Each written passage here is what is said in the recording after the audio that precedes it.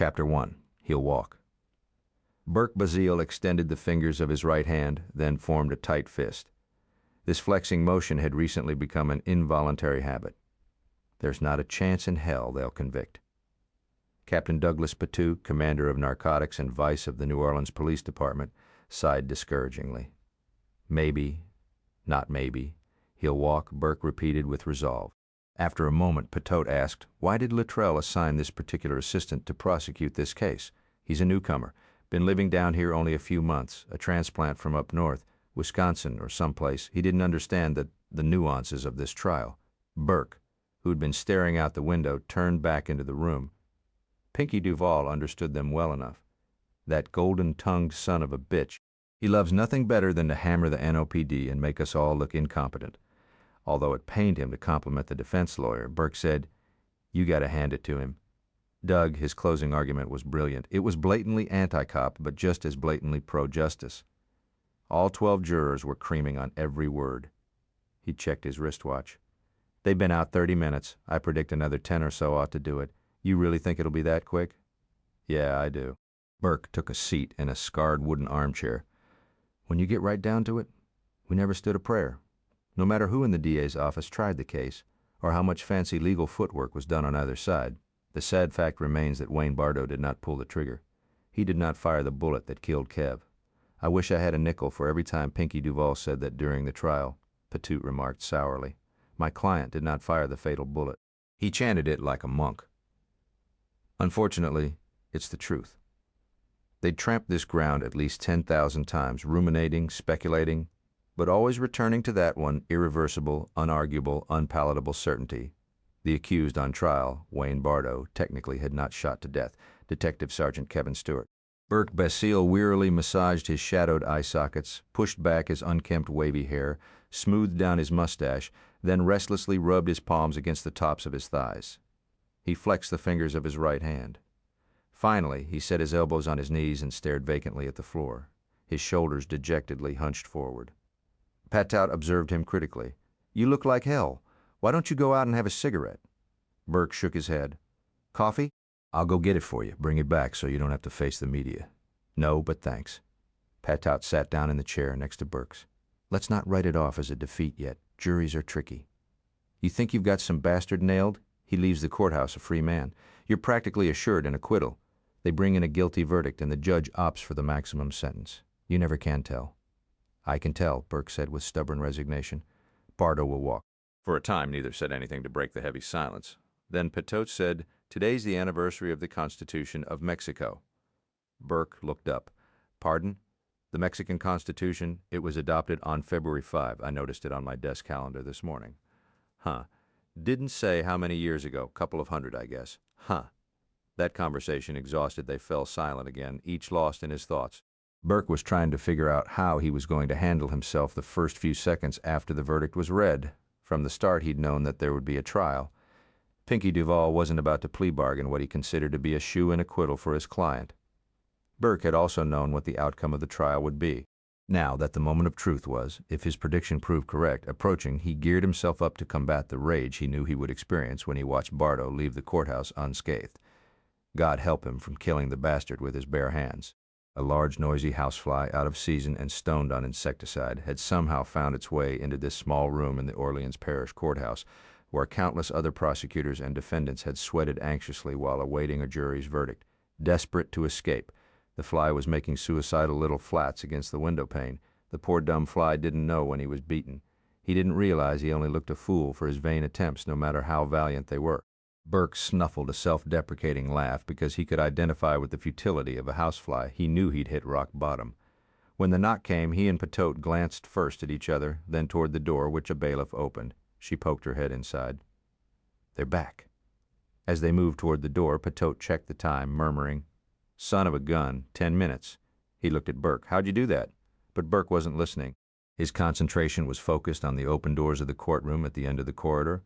Spectators and media streamed through the portal with the excitement of Romans at the Colosseum about to witness the spectacle of martyrs being devoured by lions. Kevin Stewart, husband, father, damn good cop, and best friend, had been martyred. Like many martyrs throughout history, his death was the result of betrayal. Someone Kev trusted someone who was supposed to be on his side, furthering his cause, backing him up, had turned traitor.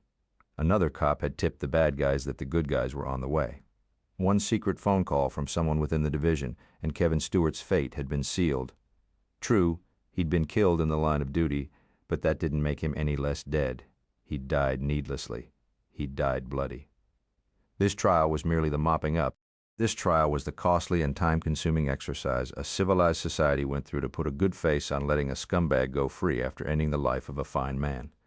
Jury selection had taken 2 weeks from the outset. The prosecutor had been intimidated and outsmarted by the defense attorney, the flamboyant Pinky Duval, who had exercised all his peremptory challenges, handpicking a perfect jury for his client with hardly any argument from the opposition. Trial itself had lasted only 4 days, but its brevity was disproportionate to the interest in its outcome. There had been no shortage of predictions. The morning following the fatal incident, the chief of police was quoted as saying, "Every officer on the force feels the loss and is taking it personally." Kevin Stewart was well respected and well liked among his fellow policemen. "We're using all the resources available to us to conduct a complete and thorough investigation into the shooting death of this distinguished officer. It should be an open and shut case." One pundit had editorialized in the Times-Picayune the day the trial commenced. "An egregious mistake on the part of the NOPD has left one of its own dead. Tragic? Definitely. But justification to pin the blame on an innocent scapegoat? This writer thinks not the DA, squandering taxpayers' money by forcing an innocent citizen to stand trial for a trumped-up charge, one designed to spare the New Orleans Police Department the public humiliation that it deserves over this incident. Voters would do well to take into account this farce when District Attorney Littrell comes up for re-election." This quote was from Pinky Duval, whose innocent citizen client, Wayne Bardo, née Bardot, had a list of prior arrests as long as the Lake Pontchartrain Causeway. Pinky Duval's involvement in any court case guaranteed extensive media coverage. Everyone in public service, every elected official wanted to hitch a ride on the bandwagon of free publicity and had used the Bardo trial as a forum for his or her particular platform, whatever that might be. Unsolicited opinions were as lavishly strewn about as colored beads during Mardi Gras. By contrast, since the night of Kev Stewart's death, Lieutenant Burke Basile had maintained a stubborn, contemptuous silence. During the pretrial hearings, through all the motions filed with the court by both sides amid the frenzied hype created by the media, nothing quotable had been attributed to the taciturn narcotics officer whose partner and best friend had died from a gunshot wound that night when a drug bust went awry. Now, as he tried to re-enter the courtroom to hear the verdict, in response to the reporter who shoved a microphone into his face and asked if he had anything to say, Burke Basile's succinct reply was, "Yeah, fuck off." Captain Patoot, recognized by reporters as someone in authority, was detained as he tried to follow Burke into the courtroom. Patoot's statements were considerably more diplomatic than those of his subordinate, but he stated unequivocally that Wayne Bardo was responsible for Stewart's death, and that justice would be served only if the jury returned a guilty verdict. Burke was already seated when Patoot rejoined him. "This can't be easy for Nancy," he remarked as he sat down. Kev Stewart's widow was seated in the same row as they, but across the center aisle. She was flanked by her parents. Leaning forward slightly, Burke caught her eye and gave her a nod of encouragement. Her return smile was weak, suggesting no more optimism than he felt. Patoot waved to her in greeting. "On the other hand, she's a trooper. Yeah, when her husband's gunned down in cold blood, you can count on Nancy to rise to the occasion." Patoot frowned at Basile's sarcasm. That was an unnecessary crack. "You know what I meant?" Burke said nothing. After a moment, with forced casualness, Patoot asked, "Will Barbara be here?" "No, I thought she might come to lend you moral support if this doesn't go our way." Burke didn't wish to expound on why his wife chose not to attend the proceedings. He said simply, "She told me to call her soon as I know." Vastly different moods emanated from the camps of the opposing sides. Burke shared Patoot's estimation that the assistant DA had done a poor job of prosecuting the case. After lamely limping through it, he now was seated at his table, bouncing the eraser end of a pencil off a blank legal tablet on which was jotted not a single notation. He was nervously jiggling his left leg and looking like he'd rather be doing just about anything else, including having a root canal. While at the defense table, Bardo and Duval seemed to be sharing a whispered joke. Both were chuckling behind their hands. Burke would be hard-pressed to say which he loathed more, the career criminal or his equally criminal attorney. When Duval was distracted by an assistant from his office and turned away to scan a sheaf of legal documents, Bardo leaned back in his chair, steepled his fingers beneath his chin, and gazed ceilingward. Burke seriously doubted the son of a bitch was praying as though he'd been beckoned by Burke's hard stare. Bardo turned his head.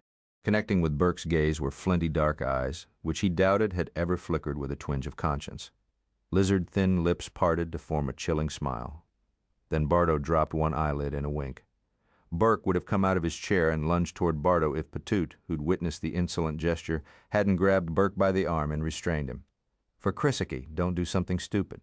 In a tense undertone, he said, "Fly off the handle and you'll be playing right into the hands of those bastards. You'll lend truth to every negative allegation they made about you during this trial. Now, if that's what you want, go ahead." Refusing to honor the reprimand even with a comeback, Burke yanked his arm free of his superior's grasp. Smug grin still in place, Bardo faced forward again. Seconds later, the court was called to order and the judge resumed the bench. In a voice as syrupy as the sap that dripped from summer honeysuckle, he admonished everyone to conduct himself in an orderly manner when the verdict was handed down. Then he asked an aide to summon the jury. 7 men and 5 women filed into the jury box. 7 men and 5 women had voted unanimously that Wayne Bardo was not guilty of the shooting death of Detective Sergeant Kevin Stewart. It was what Burke Basile had expected, but it was harder to accept than he'd imagined, and he had imagined that it would be impossible. Despite the judge's instructions, spectators failed to restrain or conceal their reactions. Nancy Stewart uttered a sharp cry, then crumpled. Her parents shielded her from the lights of the video cameras and the rapacious reporters who swarmed her. The judge thanked the jury and dismissed them. Then, as soon as court was loudly and formally adjourned, the ineffectual prosecutor quickly stuffed his blank legal pad into his new-looking attaché case and walked up the center aisle as though it had just been announced that the building was on fire. He avoided making eye contact with Burke and Patoot. Burke mentally captioned the expression on his face. "It's not my fault. You win some, you lose some. No matter what, the paycheck comes on Friday, so get over it." "Asshole," Burke muttered. Predictably, there was jubilation at the defense table, and the judge had given up trying to control it. Pinky Duval was waxing eloquent into the media microphones. Wayne Bardo was shifting from one bally loafer to the other, looking complacently bored as he shot his cuffs. His stone-studded cufflinks glittered in the TV lights. Burke noted that his olive-complexioned forehead wasn't even damp. Son of a bitch had known he had this rap licked, just as he'd beaten all the others.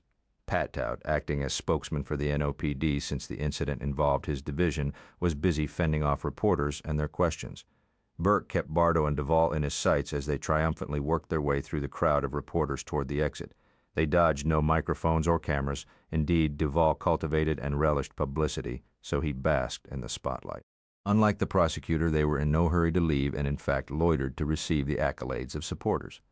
Nor did they avoid making eye contact with Burke Basile. On the contrary, each slowed down when he reached the end of the row where Burke stood, right hand flexing and releasing at his side. Each made a point of looking Burke straight in the eye. Wayne Bardo even went so far as to lean forward and whisper a hateful but indefensible fact. "I didn't shoot that cop, Basile. You did." Chapter 2, Remy. She turned and pushed a strand of hair from her forehead with the back of her gloved hand. "Hi. I wasn't expecting you." Pinky Duval strode down the aisle of the greenhouse and took her in his arms, kissing her hard. "I won." She returned his smile. "So I gathered. Another acquittal. Congratulations." "Thank you, but this one was hardly a challenge." His expansive grin belied his humility. A less brilliant lawyer would have been challenged. Pleased by her praise, his grin widened. "I'm going to the office to make a few calls, but when I come back I'll be bringing the party with me." Roman had everyone on standby. In fact, I noticed the catering vans arriving when I came in. Their butler, Roman, and the entire household staff had been on alert since the trial began. The parties Pinky hosted to celebrate his legal victories contributed to his notoriety as much as the flashy diamond ring he wore on the small finger of his right hand, from which he'd derived his nickname. His post-trial bashes were as much anticipated as the trials themselves and were well documented in the media. Sometimes Remy suspected jurors of voting for an acquittal just so they could experience firsthand one of Pinky Duval's famous fetes. "Is there anything I can do?" Of course there wasn't, and she knew that before asking. "Just show up looking as gorgeous as always," he told her, sliding his hands down her back and giving her another kiss. After releasing her, he wiped at the smear of dirt on her forehead. "What are you doing out here anyway? You know, I don't like a lot of traffic in here." "There hasn't been a lot of traffic, only me. I brought a fern from the house because it didn't look healthy and I thought it could use some TLC. Don't worry, I didn't touch anything. I shouldn't." The greenhouse was Pinky's domain. Horticulture was his hobby, but he took it seriously and was as much a stickler for neatness and precision in the greenhouse as in his law practice and in every other area of his life. He took a moment now to survey proudly the rows of plants he had cultivated. Few of his friends, and even fewer of his enemies, knew that among Pinky Duval's other passions were his orchids, in which he specialized. Extreme measures were taken to maintain the delicate balance of the environment inside the greenhouse. There was even a special enclosure within the greenhouse to house the equipment that monitored and controlled the climate. He'd done an exhaustive study of the topic and attended the World Orchid Congress every 3 years. He knew the precise light, humidity, and temperature conditions in which each particular group flourished. Cattleyas, Lilias, Cymbidiums, Oncidiums, Pinky nurtured them with the attention of a neonatal ICU nurse, providing each with proper potting, drainage, and aeration. In return, he expected his plants to be exemplary and extraordinary, as though they didn't want to disappoint their master. They were, ordinarily. But now he frowned as he moved toward a grouping of plants labeled Oncidium verrucosum. The stalks were heavy with blossoms, although they weren't as profuse as some of their neighbors. "I've been pampering these nanas for weeks. What's the matter with them? This is a very poor showing. Maybe they haven't had time to. They've had plenty of time. Sometimes when they're inferior plants, that's all there is to it." Pinky calmly picked up one of the pots and dropped it to the floor. It broke upon impact with the stone tiles, creating a mess of fern roots, shattered crockery, and bent pedicels. Another soon joined the first. "Pinky, don't." Remy crouched down and cradled one of the tender plants in her hand. "Leave it alone," he said with detachment, even as he sent another of the plants to its doom. He didn't spare a single one. Soon the entire group lay in shambles on the tiles. He stepped on one of the stalks and ground the blossoms beneath his heel. They were ruining the appearance of the greenhouse. Remy, upset over the waste, began scooping up the plants. Pinky said, "Don't bother with that. I'll send one of the gardeners in to clean up." He left with her promise that she would leave soon and start getting dressed for the party. But she didn't leave immediately. Instead, she stayed to sweep up the debris herself, being careful to put away everything she had used and leaving the greenhouse in pristine condition. The paved stone path leading to the house meandered through the lawn. Carefully tended flower beds were sheltered by a canopy of moss-draped live oaks. The trees had been there for centuries before the house was built. The original building dated back to the early 19th century. Remy entered through one of the back doors and took the rear stairs, avoiding the kitchen, butler's pantry, and dining room, where she could hear the caterer issuing terse orders to her corps of assistants. By the time Pinky and his guests began arriving, everything would be ready, and the food and beverage service would be seamless. Remy barely had allowed herself enough time to dress, but preparations had been made to speed up the process. A maid had already drawn her bath and was there awaiting further instructions. Together they discussed what Remy would wear, and after having laid everything out, the maid left her alone to bathe, which she did quickly, knowing that she would need extra time with her hair and makeup. Pinky expected her to look her best for his parties. 50 minutes later, she was putting on the finishing touches at her vanity table when she heard him enter the master suite. "Is that you? It sure as hell better not be anyone else." Leaving her dressing room, she joined him in the bedroom and thanked him when he whistled appreciatively. "Can I fix you a drink?" "Please." He began removing his clothes. By the time she'd poured him a scotch, he was down to his skin. At 55, Pinky was impressively fit. He kept his body hard and compact with rigorous daily workouts and deep muscle massages by a masseur he kept on retainer. He was proud of the physique he'd maintained despite his fondness for exceptional wines and New Orleans' notable cuisine, including its famous desserts like bread pudding with whiskey sauce and creamy pralines chock full of pecans. Kissing Remy's cheek, he took the highball glass she offered and sipped the expensive scotch. "I brought you a present, and you've exercised enormous restraint by not mentioning it, although I know you saw it. I thought you should choose the time to give it to me," she said demurely. "Besides, how was I to know it was for me?" Chuckling, he handed her the gift-wrapped box. "What's the occasion?" "I don't need an occasion to give my beautiful wife a gift." She untied the black satin bow and carefully removed the gold foil paper. Again Pinky laughed softly. "What?" she asked. "Most women tear into packages with unbridled greed. I like to save her a gift." He stroked her cheek. "Because you didn't receive many when you were a little girl. Not until you came along. Inside the gift wrap was a black velvet jewelry box, and inside that, lying on white satin, was a platinum chain on which was suspended an emerald-cut aquamarine surrounded by baguette diamonds. "It's beautiful," Remy whispered. "It caught my fancy because the stone is the same color as your eyes." Setting his drink on the nightstand, he lifted the pendant from the box and turned her around. "I think you can dispense with this for one night," he said, as he unfastened the cross she always wore. He replaced it with the new pendant, then propelled her toward the 18th century cheval glass that had once dominated the Parisian boudoir of a doomed French noblewoman. Critically, he assessed her reflection from over her shoulder. Nice, but not yet perfect. This dress looks wrong now. Black would be much better, something low-cut. So the stone lies directly against your skin. He unzipped her dress and pushed it off her shoulders. Then he unhooked her brassiere and pulled it away. With the stone now nestling in her cleavage, Remy averted her eyes from the mirror and crossed her arms over her chest. Pinky turned her to face him and pushed her arms aside. As he gazed at her, his eyes turned dark, his breath rushed over her skin. "I knew it," he said in a rough voice. "That's the perfect setting for that stone." He pulled her toward the bed, ignoring her mild protests. "Pinky, I'm already dressed. That's what bidets are for." He pushed her back onto the pillows, then followed her down. Always potent, Pinky's sex drive was never as strong as following a successful trial. This evening he was particularly urgent. It was over in a matter of minutes. Remy still had on her shoes and stockings, but her hair and makeup had suffered his aggressive lovemaking. He rolled off her and reached for his drink, finishing it as he left the bed. Whistling softly, he crossed the bedroom and went into his separate dressing area. Remy turned onto her side and stacked her hands beneath her cheek. She dreaded beginning the dressing procedure all over again. In fact, given a choice, she would go to sleep where she lay and skip the party altogether. She had started out the day feeling tired, and the lethargy was still weighing her down. However, the last thing she wanted was for Pinky to notice her lack of energy, which she'd been hiding from him for weeks. She forced herself to get up. She was filling her tub with another bath when he emerged from his dressing room, freshly showered and shaved, dressed in an impeccably tailored black suit. He looked at her with surprise. "I thought you'd be ready." She raised her hands helplessly. "It's easier to start over than try and repair. Besides, I don't like using a bidet." He pulled her close and gave her a teasing kiss. "Maybe I left you in that convent school a semester too long. You developed some awfully prissy habits. You don't mind if I'm a little late making an appearance, do you?" He gave her fanny a pat, then released her. "You'll be ravishing and well worth the wait." At the door, he added, "Remember to wear something sexy, black, and low-cut." Remy lingered in her second bath. Downstairs, she could hear the musicians tuning their instruments. Before long, the guests would start to arrive. Until the wee hours, they would gorge themselves on rich food and strong drink. There would be music, laughter, dancing, flirtation, and talk, talk, talk. Just the thought of it made her sigh wearily. Would anyone notice if the mistress of the house decided to stay in her room and skip the party? Pinky would.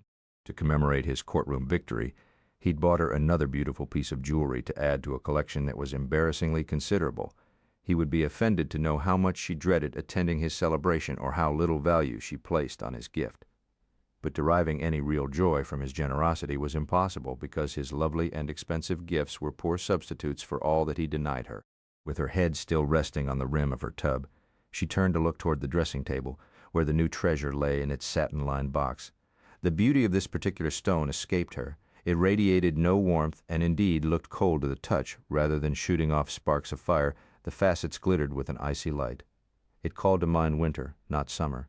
It didn't make her feel happy and fulfilled, but hollow and empty. Silently, Pinky Duval's wife began to cry. Chapter 3. Pinky made much ado over Remy when she came downstairs. Possessively taking her arm, he announced that the party could officially begin now that she had joined it. He guided her through the crowd, introducing her to the guests she didn't know, including the bedazzled Bardo trial jurors. Many of the guests were infamous for their association with scandal, crime, or combinations thereof. Some were rumored to belong to the Metropolitan Crime Commission, but since the membership of that by-invitation-only group of blue bloods was secret, no one could be sure. The group's unlimited funds were exceeded only by their unlimited power. Some of the guests were politicos who wielded self-serving influence over voters. There were movers and shakers among the Nouveau's riches, while others hailed from established old-moneyed families who exercised despotic control over local society. A few had connections with organized crime. All were Pinky's friends, associates, and former clients. All had come to pay him homage. Remy endured the fawning of her husband's guests for the same reason they fawned over her, to remain in his good graces. The new pendant was admired and envied, and to Remy's embarrassment, so was the chest on which it reposed. She was reluctant to be the center of so much attention and hated being ogled by sly men whose sly wives scrutinized her with barely concealed disdain and jealousy. Seemingly unaware of their insincerity, Pinky put her on display like a living trophy. Remy sensed that behind their phony smiles, his friends were inspecting her for the first signs of tarnishing and asking themselves, who would have thought such an unlikely pairing would have lasted this long? Eventually, the conversation turned to the trial, and she was asked her opinion of the verdict. Pinky gives 100% to every trial, she replied. I wasn't in the least surprised that his client was acquitted. But you must admit, my dear, that this one was easy to predict. The remark was tinged with condescension and came from a society maven whose turkey waddle neck dripped diamonds. Pinky spoke for Remy, countering the woman's comment. Outcome of a trial is never predictable. This one could just as easily have gone the other way. Any time you get a policeman on the witness stand, you'd better be on your toes. Please, Pinky, one of the men in the group scoffed. A policeman's credibility in the courtroom was destroyed forever when Mark Foreman testified at the O.J. Simpson trial. Pinky shook his head in disagreement. Granted, Foreman did that prosecution more harm than good. But Burke Basil is a different animal altogether. We searched his past for something that would discredit him. His record was impeccable. Until the night he shot his own man. One of the guests chortled. He whacked Pinky on the shoulder. You really raked him over the coals on the witness stand. Too bad the judge refused to let the trial be televised, another guest remarked. The public would have seen live coverage of cop meltdown. Another said, it wouldn't have surprised me if the jury had stopped the trial during Basil's testimony and asked if they couldn't close up shop and go home right then. We're talking about a man's death, Remy blurted. She considered their joking and laughter obscene. Regardless of the outcome of the trial, Mr. Stewart would not have been shot if Bardo hadn't used him as a human shield. Isn't that right? The laughter died a sudden death, and all eyes turned to her. Technically, my dear. That's precisely right, Pinky replied. We acknowledged in court that Mr. Bardo was holding the wounded officer against him when he was shot. But I wouldn't go so far as to say that Stewart was being used as a shield. What happened was a tragic accident, but that doesn't warrant sending an innocent man to prison. Remy had never been invited to attend a trial and see Pinky in action, but she was well acquainted with the facts of this case because she'd followed the media coverage. Narcotics officers Stewart and Basil had been the first of their unit to arrive at a warehouse where it was suspected that drugs were being manufactured and distributed. Those inside the warehouse had been alerted that a raid was imminent. When Stewart and Basil approached the building, they were fired upon. Without waiting for backup, Stewart had charged into the warehouse, exchanging gunfire with and killing a man named Toot Jenkins. Toot Jenkins lay dead. Stewart was badly wounded. His bulletproof vest had deflected potentially fatal shots, but he'd been hit in the thigh, the bullet narrowly missing his femoral artery. Another bullet had shattered his ulna. The doctor testified at trial that Stewart was probably in shock, but that he would have recovered from those wounds, Remy said. They were serious, but not life-threatening. But your husband destroyed the doctor's credibility. Pinky held up a hand as though to say that he didn't need anyone to come to his rescue, particularly since the one challenging him was his own wife. Put yourself in Mr. Bardo's place, darling, he said. One man lay dead, another was wounded and bleeding. Mr. Bardo reasoned correctly that he had inadvertently walked into a very dangerous situation. He thought that perhaps the men outside weren't police officers as they claimed, but were in fact Mr. Jenkins's business rivals impersonating officers. Toot Jenkins had been dealing with an Asian gang. These gang members can be extremely clever, you know. Officer Stewart was red-haired and freckled. He could hardly be mistaken for an Asian. One of the guests chuckled and said, Touché, Pinky? Too bad for the D.A. Remy wasn't arguing his case. Pinky laughed along with the others at the mild put-down, but perhaps only Remy noticed that his laughter was forced. His eyes moved over her. Remy in a court of law? I hardly think so. Her talents lie elsewhere. As he said that, he ran his fingertip across her low neckline. Everyone else laughed, but a hot flush of humiliation and anger surged through her. Excuse me, I haven't eaten anything yet. She turned away from the group. She had an opinion on what had happened the night Stewart died, but it wouldn't be prudent to air it in front of Pinky and his friends. They were celebrating his client's acquittal, not his innocence, which weren't necessarily one and the same. She didn't believe for a moment that Wayne Bardo had been confused when gunfire erupted. He had known exactly what he was doing when he lifted the wounded policeman off the floor of the warehouse and used him as a shield when he went through the dark, open doorway, drawing fire from any other law enforcement agents who might have taken cover outside the building. Unfortunately, Burke Basil had excellent reflexes, and he was an expert marksman. Believing he was firing at an assailant, he'd gone for a headshot, and his aim had been true. Jury's verdict had laid all the blame for Stewart's death at his feet. Making good her lie about being hungry, she went into the formal dining room where, as she had expected, the buffet was a gourmand's delight. Sterling silver chafing dishes were brimming with steaming crawfish étouffée, red beans and rice, and barbecued shrimp steeping in a sauce so fiery that the aroma alone caused her eyes to tear. Raw oysters on the half-shell lay upon trays of ice. A chef was carving slices of ham and roast beef off enormous slabs of meat. There were deviled eggs and deviled crab, along with salads and side dishes and sausages, breads and desserts to suit every palate. The sight and smell of so much rich food didn't pique Remy's appetite, but rather made her slightly queasy. Glancing around, she saw that Pinky was now conversing with some of the recently dismissed jurors. They appeared to be enthralled by whatever he was saying, and he loved having an audience, so he wouldn't miss her for a while. Unnoticed, she slipped through a French door into the relative quiet and seclusion of the backyard. The air was cold enough to make vapor of her breath, but the chill actually felt good against her exposed skin. She moved along the pathway that led to the gazebo. The lacy wrought iron structure with the onion-shaped dome roof was located in a far corner of the property.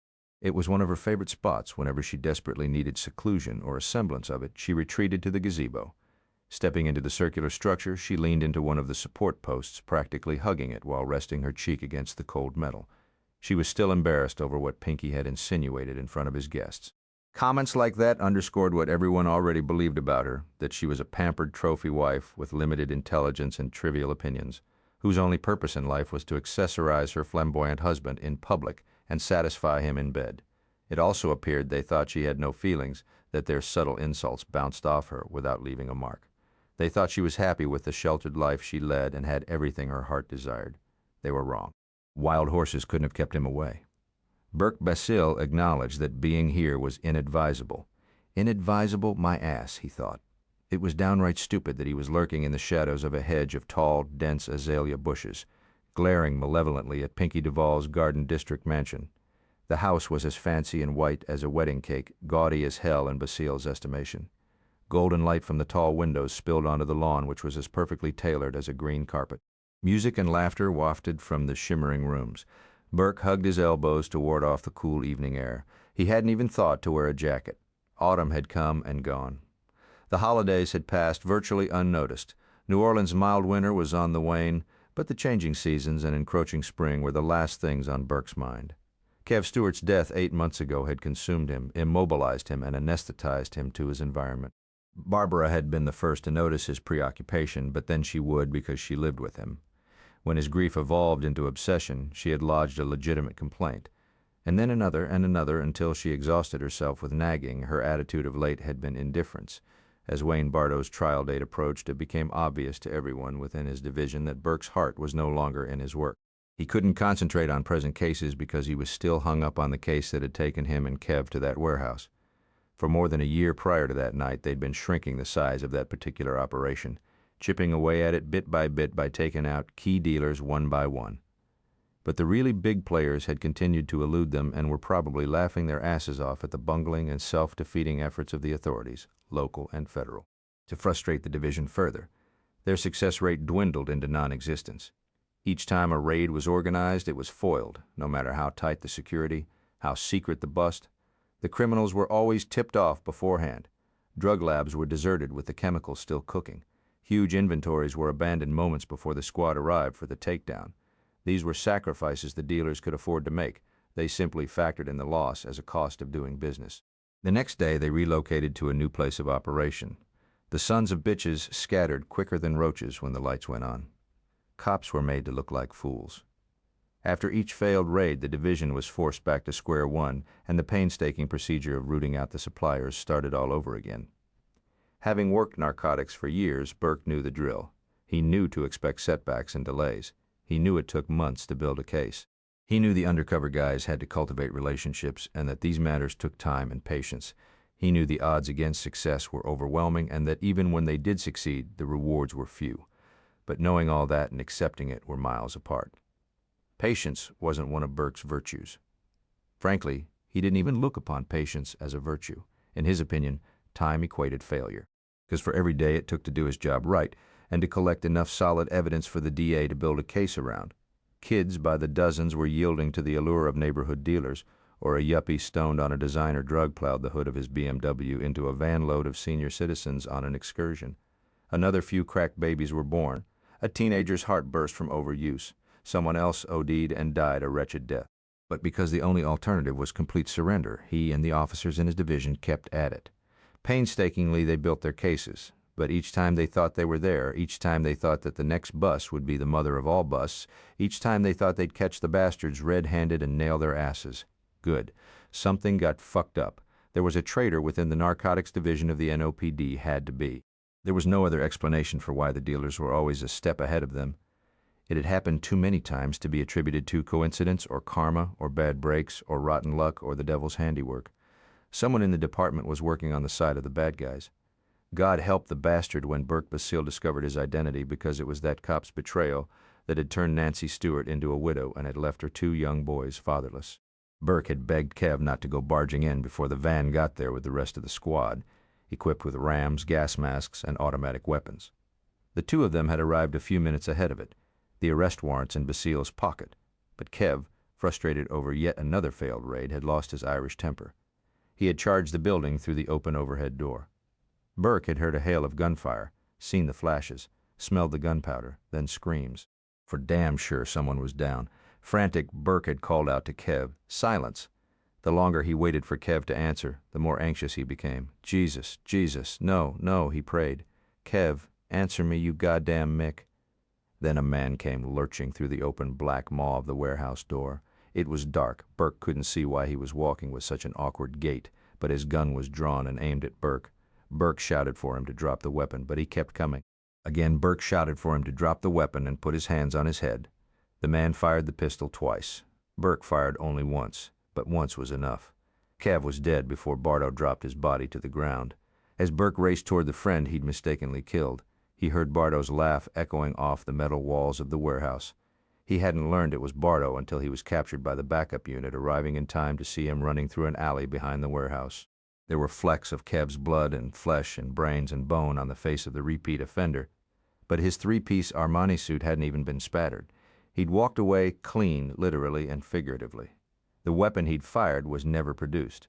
In those few intervening minutes, Bardo had successfully disposed of it, refuting Basile's claim that Bardo had fired a weapon, nor was it ever explained to the court what business Bardo was conducting in the drug lab with Toot Jenkins. Pinky Duval argued that Bardo's presence in the lab was irrelevant to what had transpired, and that it might only serve to prejudice the jury against his client. No shit, Einstein, Burke remembered thinking. It was supposed to prejudice the jury against Bardo. On that question, the judge had ruled in the defendant's favor. No mystery there, Duval contributed heavily to the elections of judges. Candidates with the most money backing their campaigns usually won, and then went soft on the lawyers who helped put them on the bench. Duval had most of them in his pocket, and that wasn't the only dirty pool.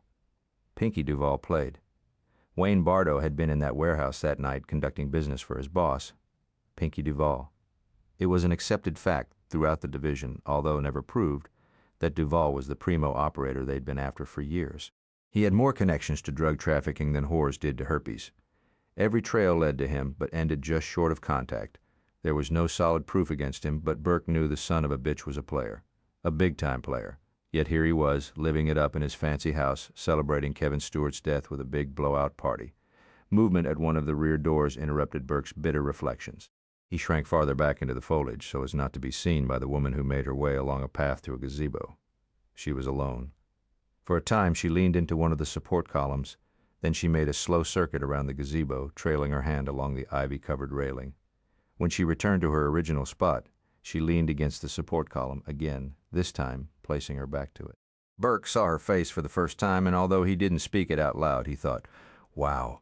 Her black hair looked iridescent in the cool, bluish light, while that same moonlight made her skin appear as pale and translucent as alabaster.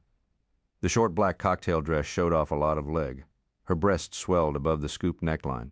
Burke immediately pegged her as one of the expensive whores who worked the classy hotel bars where conventineers from out of town were eager to spend huge sums of money for an hour or two of carnality, with what they were promised was a genuine, hot-blooded Creole gal. Burke smiled grimly. He bet this one was higher priced than most. She had a look about her that said, I'm expensive and worth every penny.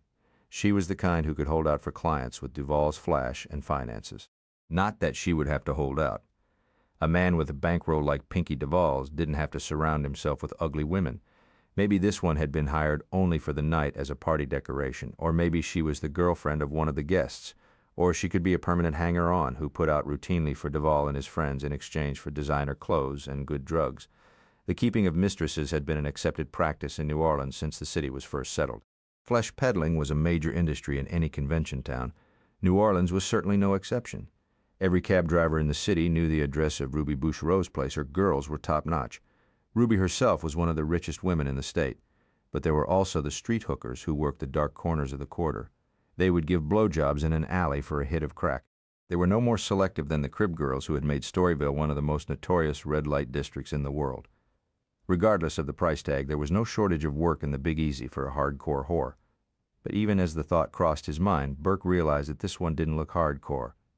Since drug dealing and prostitution often cross lines with each other, he'd learned a lot from watching these girls. He could size one up and know immediately if she was going to succumb to the life, or if she possessed the killer instincts to survive. He wouldn't put his money on this one to make it. She was classy, all right. But she didn't look rapacious and calculating. She looked sad. Still unaware that she was being watched, she relaxed her head against the ornate ironwork and closed her eyes.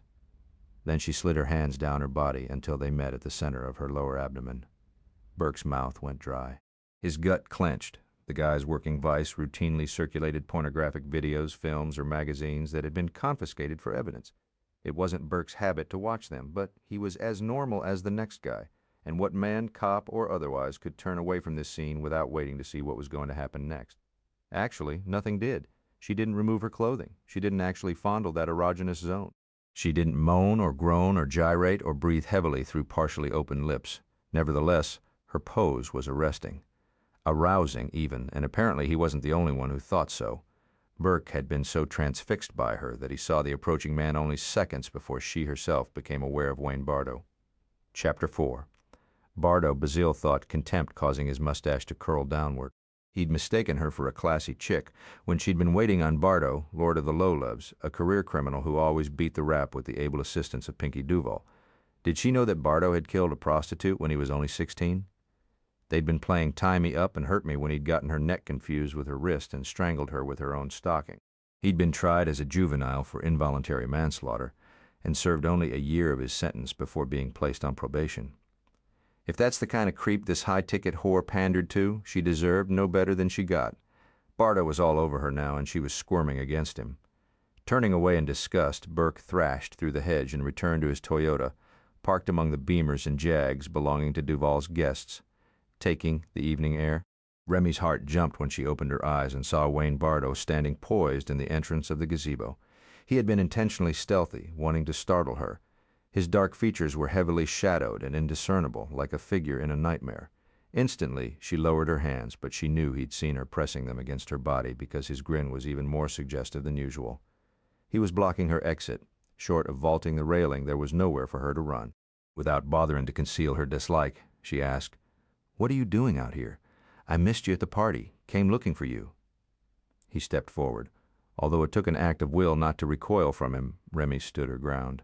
When he was only inches from her, he gave her an insulting once-over, his eyes lingering on her chest. Lowering his voice to a confidential level, he said, "And here you are." Bardo was handsome in the way of a silent movie idol. His black hair was combed straight back from a wide forehead and steep widow's peak. He had a smooth, olive complexion. He was trim and lean and flashily dressed. But from the day Remy met him, she had mistrusted his suave manner and was put off by the smoldering intensity he affected. Even before Pinky was retained to represent him in the Stewart case, they had been associates, so Bardo was a frequent visitor to the house. Remy treated him with cool politeness, but avoided having any close contact. His smoky stares gave her the creeps. On those rare occasions when she was caught alone with him, usually by his cagey design, he never failed to say something suggestive, his smirk loaded with innuendo.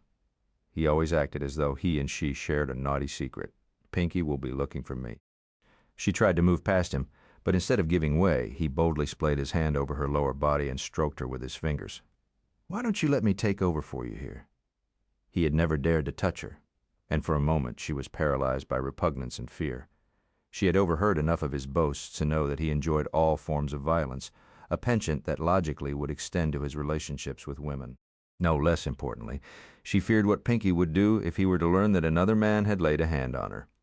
Bardo's boldness tonight was probably due to his delusions of invincibility following his acquittal, and possibly to the alcohol she smelled on his breath. His excitement would only be fanned if she showed any fear. Instead, in a harsh and distinct voice, she told him to remove his hand, stretching wider his reptilian grin. He ground his palm more firmly against her. "Or what, Mrs. Duval?" Pushing the words between clenched teeth, she said, "If you don't take your hand off me—" He was fucking you, wasn't he? Unable to stand his touch another second, she shoved his hand away. "Leave me alone." This time, when she made to go past him, he roughly took her by the shoulders and backed her against the support column. "That's why you were late for the party, right? Pinky was screwing his brains out. If you belonged to me, that's what I'd do, day and night." All the time, I'd be at you, one way or another. Lewdly, he rubbed his pelvis against her. "You think Pinky is good? Until you had me, you don't know from good, Mrs. Duval." He stuck out his tongue and wagged it obscenely, then dragged it across her neck. "It's only a matter of time, you know. I'm going to have you." She swallowed her nausea and pushed against him with all her strength. She couldn't have physically overpowered him. He allowed her to push him away. When he stepped back, he was laughing at her attempts to stave him off. "If you come near me again—" "You'll what?" "Well, speak up, Mrs. Duval. What'll you do?" He placed his hand above her head on the column and leaned into her. His voice was taunting. "You'll what? Tattletale to Pinky?" He shook his head. "I don't think so. If you told your husband I'd come on to you, he might blame you instead of me. He trusts me. See? And you do have a way of advertising the merchandise." He reached for her breast, but she slapped his hand aside. "I won't bother telling Pinky. I'll handle you myself." "Handle me?" he mocked.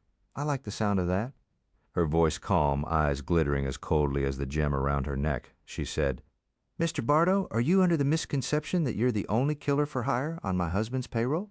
For a fleeting moment, his arrogant grin faltered and his dark eyes lost some of their gleam. Using that momentary lapse in his self-confidence, Remy pushed him aside, and this time successfully escaped him. She walked quickly and purposefully up the pathway back to the house, hoping that Wayne Bardo couldn't see how unstable her knees were, because despite her boast in a toss-up situation between her and Bardo, she wasn't sure whom Pinky would believe. Barbara was already asleep when Burke got home. He undressed in the dark, not wanting to awaken her. But when he got into bed beside her, she rolled toward him. "Where have you been?" "Sorry, I woke you up." "It's late, isn't it? A little after midnight?" "Where have you been?" she repeated. "Working. You told me Doug had given you the rest of the week off." He did. He wished she would leave it there, but he sensed her unspoken demand for an explanation.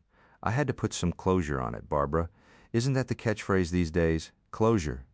She gave a little huff of disapproval. "For God's sake, Burke. Kev Stewart's been dead for months. The verdict is in on Bardo's trial. I know all that. So get over it," she snapped. "It's not that easy. It's not easy, but you're making it harder than it has to be." A dozen sharp retorts sprang to mind, but he held them back. He and Barbara had plowed this row countless times. He didn't want to plow it again tonight. Their arguments always left him feeling like he'd been wrung out and hung up to dry. He couldn't take another defeat today.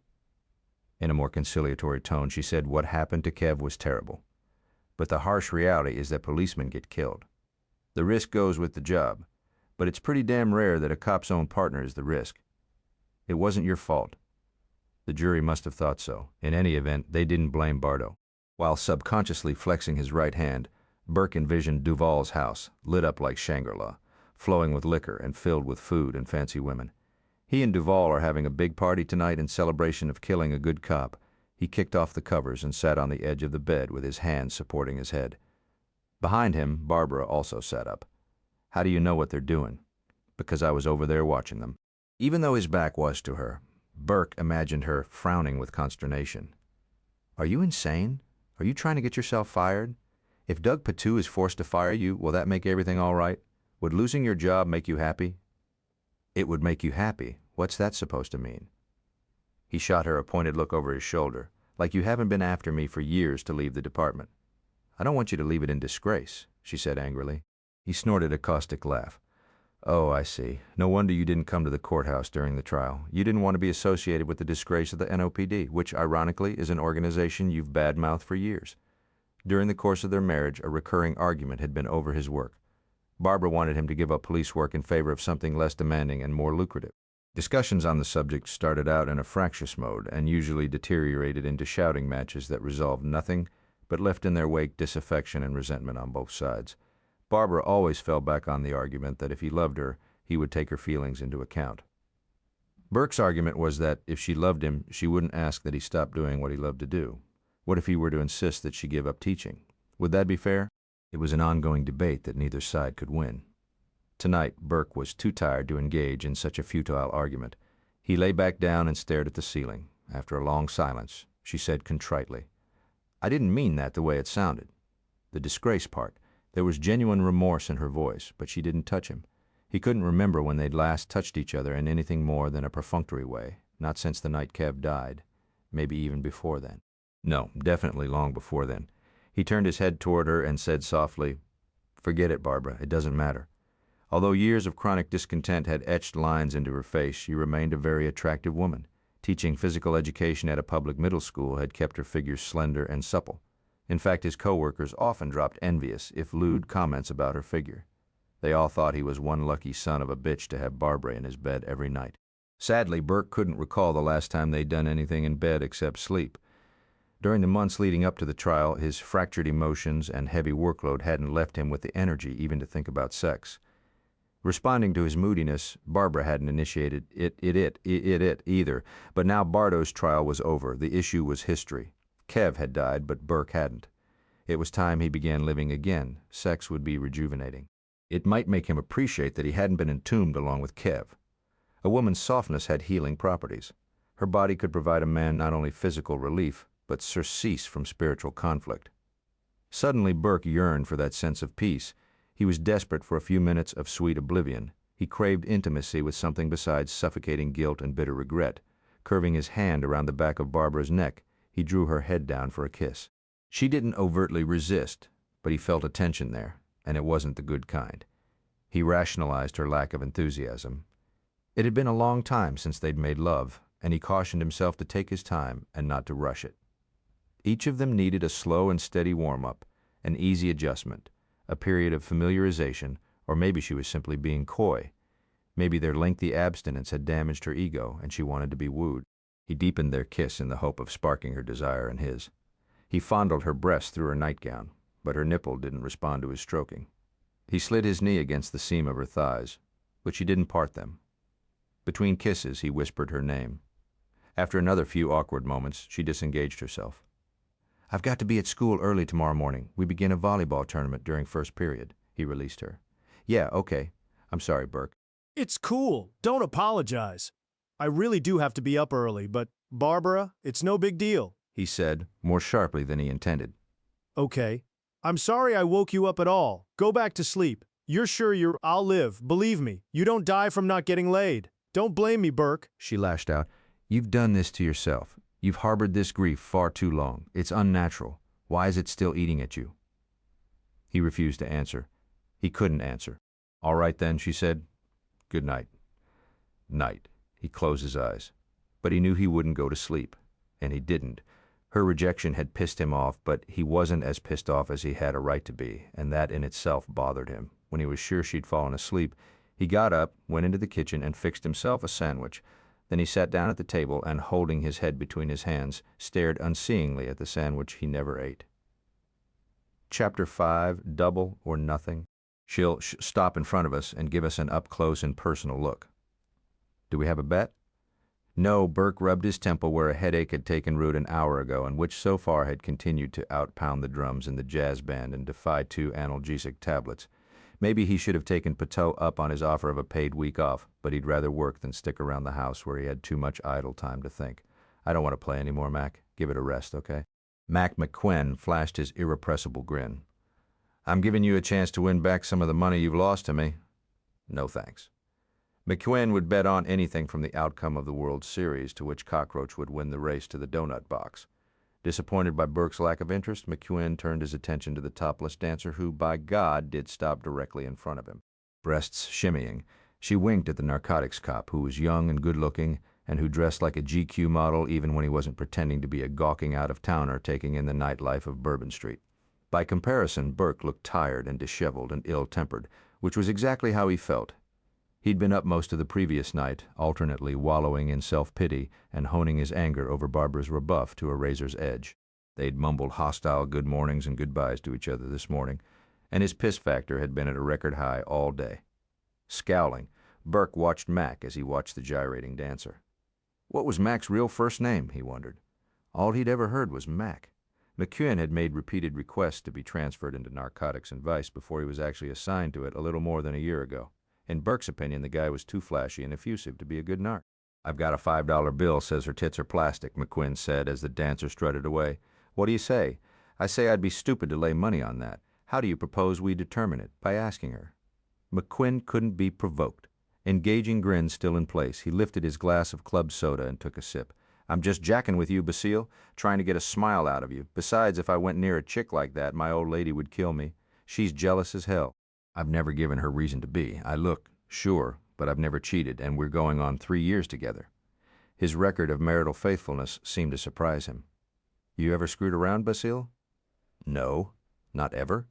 No. Geez, that's impressive. All the women you meet, and you've been married a long time, right? How long? Long enough? Happily? Are you a wannabe marriage counselor, or what? Don't get pissed, Max said, sounding wounded. I was only asking. Well, don't ask. We're here to work, not to ogle the dancers, and not to discuss our private lives. A good way to get killed is to stop thinking about the job, and our guy just came in, Max said, interrupting. He was still looking at Burke, still smiling. Maybe he was a better cop than Burke gave him credit for. He's moving this way, ugly yellow sport coat. Burke didn't turn around, but he felt the familiar adrenaline rush he experienced before every arrest. An undercover cop had been buying from this guy for months. His name was Roland Satchel. He was a nickel bag dealer, but only quality stuff, and there appeared to be no shortage of his supply. It was believed his drug trade was more for the thrill than for the income it provided. He owned a legitimate business, a handbag factory that produced designer knockoffs that sold to discount stores. Satchel's turf wasn't the streets, but the trendy clubs. He liked to rub elbows with celebrities, professional jocks, and their groupies. He enjoyed the good life and moved in a circle of acquaintances that availed themselves of it. Narcotics was operating under the theory that if they could bring Satchel in even on a petty charge, he might hand over Duvall. The undercover cop working the case had supplied them with information during a secret meeting that morning. Satchel is ambitious and greedy. He's all the time grumbling about the boss, and since he's the boss at his factory, I figure he's referring to the boss of his drug business. I think Satchel would hand the boss to us if we offered him a deal. Has he given you a name? Burke had asked. Never. Just the boss. But I'd wager my left nut it's Duvall, Max said. Pettot asked. You're sure Satchel would go for a deal? He's got a kid who plays football, the undercover cop explained. Satchel's crazy about him, bragging always. He's going to LSU next year, and naturally Satchel wants to see him play. It would be hard for him to make the games if he's doing time, even for a chicken shit dealing rap. Burke hated the whole concept of making deals with people who broke the law. It was a cop-out in the strictest meaning of the term. Satchel would come back to haunt them. As soon as he was free, he'd get right back into business. But Burke wanted Duvall. He was willing to sacrifice a sleazoid like Satchel in exchange for Duvall. They had concluded the meeting with the narc, telling them that this club was one of Satchel's favorite haunts, which stood to reason since the dancing girls were gorgeous and the crowd upscale, and since one of Pinky Duvall's dummy corporations owned it. Out of the corner of his eye, Burke saw Satchel pause to light a cigarette while watching the featured dancer massage her crotch against a vertical brass pole. He seemed totally captivated by her act. After the dancer's simulated orgasm, he applauded enthusiastically, then moved on, wending his way through the smoky room, glad-handing and calling out greetings, seemingly in search of someone whom he ultimately found occupying a table in a dim corner. His first customer of the evening was a well-dressed yuppie who was lean to the point of emaciation. His quick motions and darting eyes made him look long overdue for a snort of coke. Satchel signaled a cocktail waitress and ordered a round of drinks. "Damn!" McEwen exclaimed, coming to his feet. She was something else, wasn't she? I've never seen anything like that. There's something about a shaved pussy that drives me crazy. I got to go to the can. He left the table he'd been sharing with Burke and headed for the restroom at the rear of the club. Burke also came to his feet and pretended to review the tab the chesty cocktail waitress had handed him. When McEwen reached the door that led to the restroom, he dropped a matchbook and bent down to pick it up. Burke saw the yuppie pass Satchel what appeared to be a folded bill, with a card-sharp sleight of hand. Satchel slid his palm over the money while reaching into the pocket of the yellow sport coat with the other. Burke hurdled several tables and was across the room before the band's next drumbeat. Pistol drawn, he shouted for Satchel to freeze. McQuinn was already there, the barrel of his pistol resting on the patch of skin behind the yuppie's right ear. Two other cops from the division posing as drunken Shriners had been waiting for a signal. They burst through the door leading to the rest room and assisted in the arrest. As he was read his rights, the anorexic yuppie was trembling and weeping and blubbering that he couldn't go to jail. Man, he'd fucking freak out in jail. As Satchel was handcuffed and relieved of the small handgun he was carrying in an ankle holster, he viciously cursed the arresting officers and asked what the fuck they thought they were doing. Obviously, they didn't know who they were fucking with. Then he demanded to speak to his lawyer, Pinky Duval. 10-1 the bastard beats us uptown, McEwen said as he and Burke left the club. That's a safe bet, Mac, Lieutenant Basile. It's good to see you again so soon. You wouldn't have the pleasure, Duval, if you didn't have criminal friends coming out your ass, Burke shot back. As Mac had guessed, the lawyer was already at the department by the time they arrived. A loyal employee of the club must have immediately notified him that Satchel had been caught red-handed in a drug transaction, still carrying a chip on your shoulder over the outcome of Wayne Bardot's trial. Burke would have liked nothing better than to ram his fist into Duval's handsome, smug face and rearrange his expensive smile. Although it was nearing midnight, when one would expect him to look a little rumpled and fresh from bed, the lawyer was wearing a three-piece suit and a stiff white shirt. He smelled of shaving cream. Not a single silver hair was out of place. Sensing a potential for trouble, Doug Patou stepped between them. I'll take Mr. Duval in to see his client. Burke, they're waiting for you. He nodded toward an interrogation room where, through the glass, Burke could see the arrested yuppie puffing on a cigarette like it was the last one ever to be rolled. What's his name? Burke asked. Raymond. Patou consulted the label on the file before handing it to Burke. Hahn, priors, possession, misdemeanor. He was given probation. As Burke turned and moved toward the room, Duval said, instead of arresting him, "Why didn't you just shoot him, Basil?" Knowing Duval was trying to goad him into doing something he could file assault charges for, Burke kept moving and didn't stop until he was in the relative safety of the interrogation room, with the door firmly closed and serving as a barrier between him and the lawyer. He watched Patou escort Duval into a similar room where Satchel was waiting. Duval would advise Satchel to say nothing, which he wouldn't. But there would be a time when they had Satchel to themselves. Hopefully they could wear him down. And by this time tomorrow night it would be Duval they were locking behind bars. Mac McCune had already grilled Raymond Hahn. So had the cops in the Shriners' fezzes before taking his turn. Burke poured himself a cup of tepid, rancid coffee, pulled out a chair for himself, and moved it close to the arrested man. "Talk to me, Ray." Raising his cuffed hands, the undercover officer took a long drag off his rapidly shrinking cigarette. "It's iffy." His eyes darted about the room, briefly lighting on all the somber faces staring at him. "He didn't have a lot on him, right?" he asked, addressing one of the Shriners. "Couple of ounces. They're stripping down his car, but looks like it's going to be clean, so it won't be any big deal," Hahn continued. "Duval will plead him out of a long sentence. Not much threat, so there's not much for us to bargain with. Can you take these off now?" One of the officers stepped forward to remove the hand restraints. "Thanks." Raymond Hahn massaged circulation back into his wrists. "Scared me shitless when you charged across that room, gun drawn," he said to Basile. Hahn still looked edgy. Burke figured he was in reality a cokehead, and that's why he was so convincing to dealers. "Since this morning, we've talked to several of Satchel's former customers who are doing time," Burke told him. "They're willing to testify against him in exchange for early parole. Those raps, added to delays in trial dates, could keep Satchel out of commission for a long time. Say, long enough for his son to graduate LSU without his seeing a single game except maybe on TV. "It might work," Hahn said, gnawing on a nub of a fingernail, "but I don't know. He's a turkey with an ego big as Dallas, but he's no fool. And for all his complaining about the boss, I figure he's scared of him. Besides, he could be out on bail while all these delays are taking place." Patout came in. "Surprise, surprise. Mr. Duval has advised his client to keep his mouth shut. Hope you've got something solid for us, Ray." Before the undercover officer could respond, Burke said, "Know what I'm thinking." Slowly he came to his feet, rubbing the spot on his temple that was still throbbing. "I'm thinking we were stupid to bust Satchel over a nickel bag sale. We should have held out until we could raid his factory and warehouse." "He doesn't do his drug trade out of there," Hahn said. "I've tried to buy from him there. He refused. He makes a point of keeping his two businesses separate. A lesson he learned from Duval," Mac remarked dryly. "Besides, we've gone that route and got nowhere," Patout reminded Burke. "We've got no probable cause to raid what appears to be a legitimate business. No judge would grant us a warrant. All I'm saying is, we blow another bust, We'll never nail Duval, if it is Duval. It's Duval, Burke said tightly. All the more reason for us to keep our asses covered. I know that, Doug, but literal won't touch a case unless we've got solid evidence. To back it up, Burke shouted. I've got it, okay? God knows I've heard the sermon often enough. I just don't want another major fuck-up. Patot fired back. This department can't afford one, and neither can you. Patot's shout reverberated around a sudden and uncomfortable silence. The other officers averted their eyes from the two who were arguing. Come on, y'all, Mac mumbled. Stay cool. It was well known, especially to Burke, that Patot favored him over other officers in the division. Not only because he considered Burke a good cop, but because the two had started out friends. They'd gone through the academy in the same class.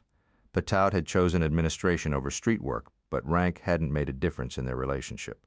Until recently, the circumstances surrounding Kev Stewart's death had placed a strain on their friendship. Burke felt it, but he also understood where it was coming from. Doug had to answer to his superiors for the conduct and performance of each of the officers under his command. Being the go-between was difficult at any time, but especially when he was trying to protect the reputation of an officer who was also a friend. Burke realized that Doug didn't want his career sacrificed to that one dreadful mistake.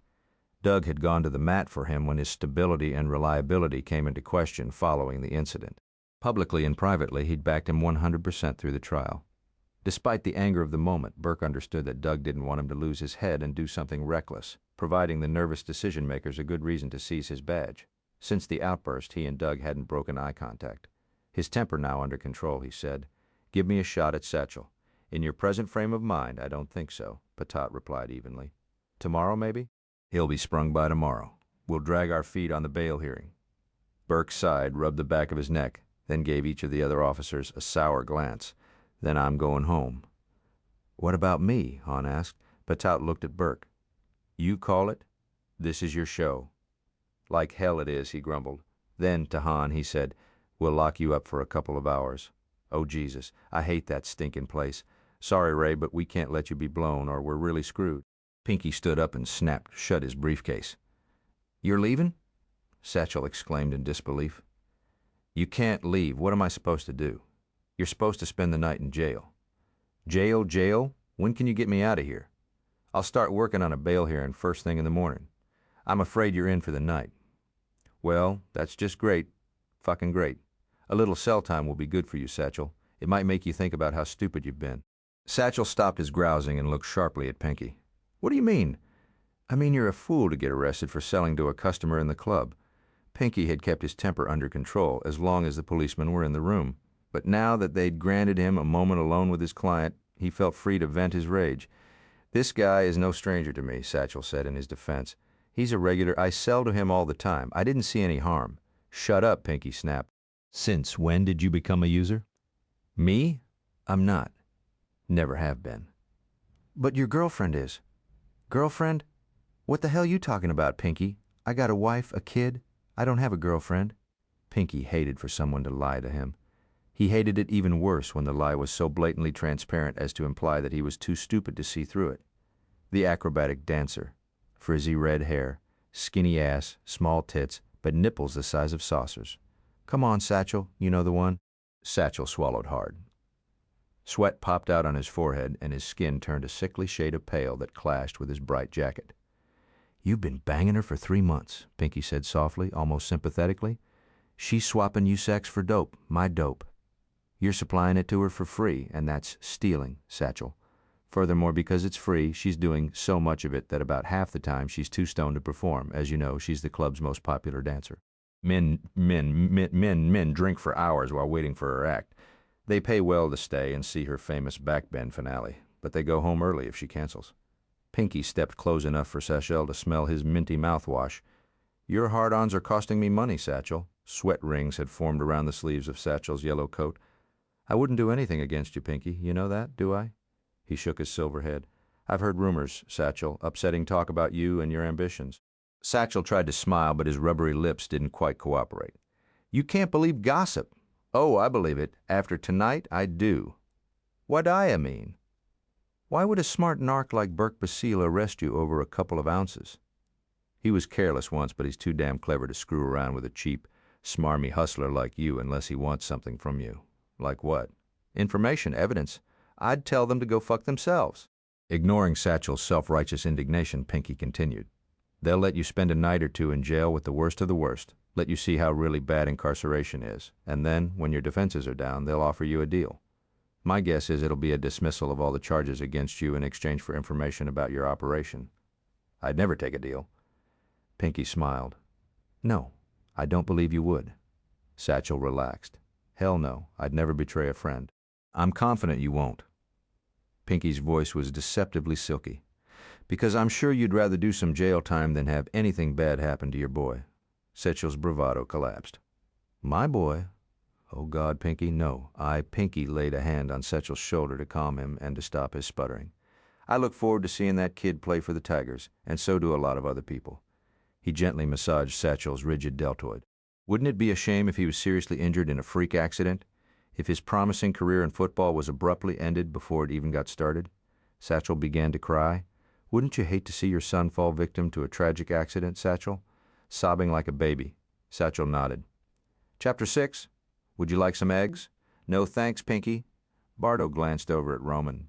But I'll take a cup of coffee. After returning home from the police station, Pinky realized he was ravenous. He'd awakened the butler and asked him to prepare a breakfast. Rather than being disgruntled, Roman was happy to oblige. Having been saved from death row instilled a lot of loyalty. Roman carried a carafe of fresh coffee and another cup and saucer to the kitchen table. Will you be needing anything else, Mr. Duvall? No, thank you, Roman. Good night. Over the rim of his china cup. Bardo watched the old gentleman as he went down the hall toward his quarters. Not too many niggers like that left in the world. I wouldn't let him hear you say that, Pinky remarked, as he broke the yolk on one of his sunny side-ups. When he caught his wife in bed with another man, Roman took an axe to both of them. No shit? Bardo was obviously impressed. Pinky came straight to the point of the unscheduled meeting. We're going to have trouble with Basile. Duh. Pinky's fork halted halfway to his mouth. He looked up at Bardo and was pleased to see that the other man correctly read the meaning behind his dangerous expression. Sorry, Bardo mumbled. Didn't mean to sound like a smartass. It's just, I'd already figured we weren't finished with that Boy Scout yet. I thought we could take care of him in good time, but I've changed my mind. I don't think we should wait. Why? What's up? Pinky told him about Satchel's arrest. I think it's time we sent Mr. Basile a message. Okay. A clear message that if he meddles with us, he's begging for trouble. Bad trouble. What do you want me to do? Pinky? At the sound of Remy's voice, both men looked toward the open doorway where she was standing, wrapped in a robe, her hair tousled, eyes sleepy. I didn't hear you come in. I've been back a while.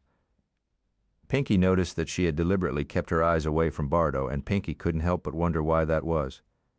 Mr. Bardo and I had some business to discuss. At this hour? Urgent business. I see. Go back to bed.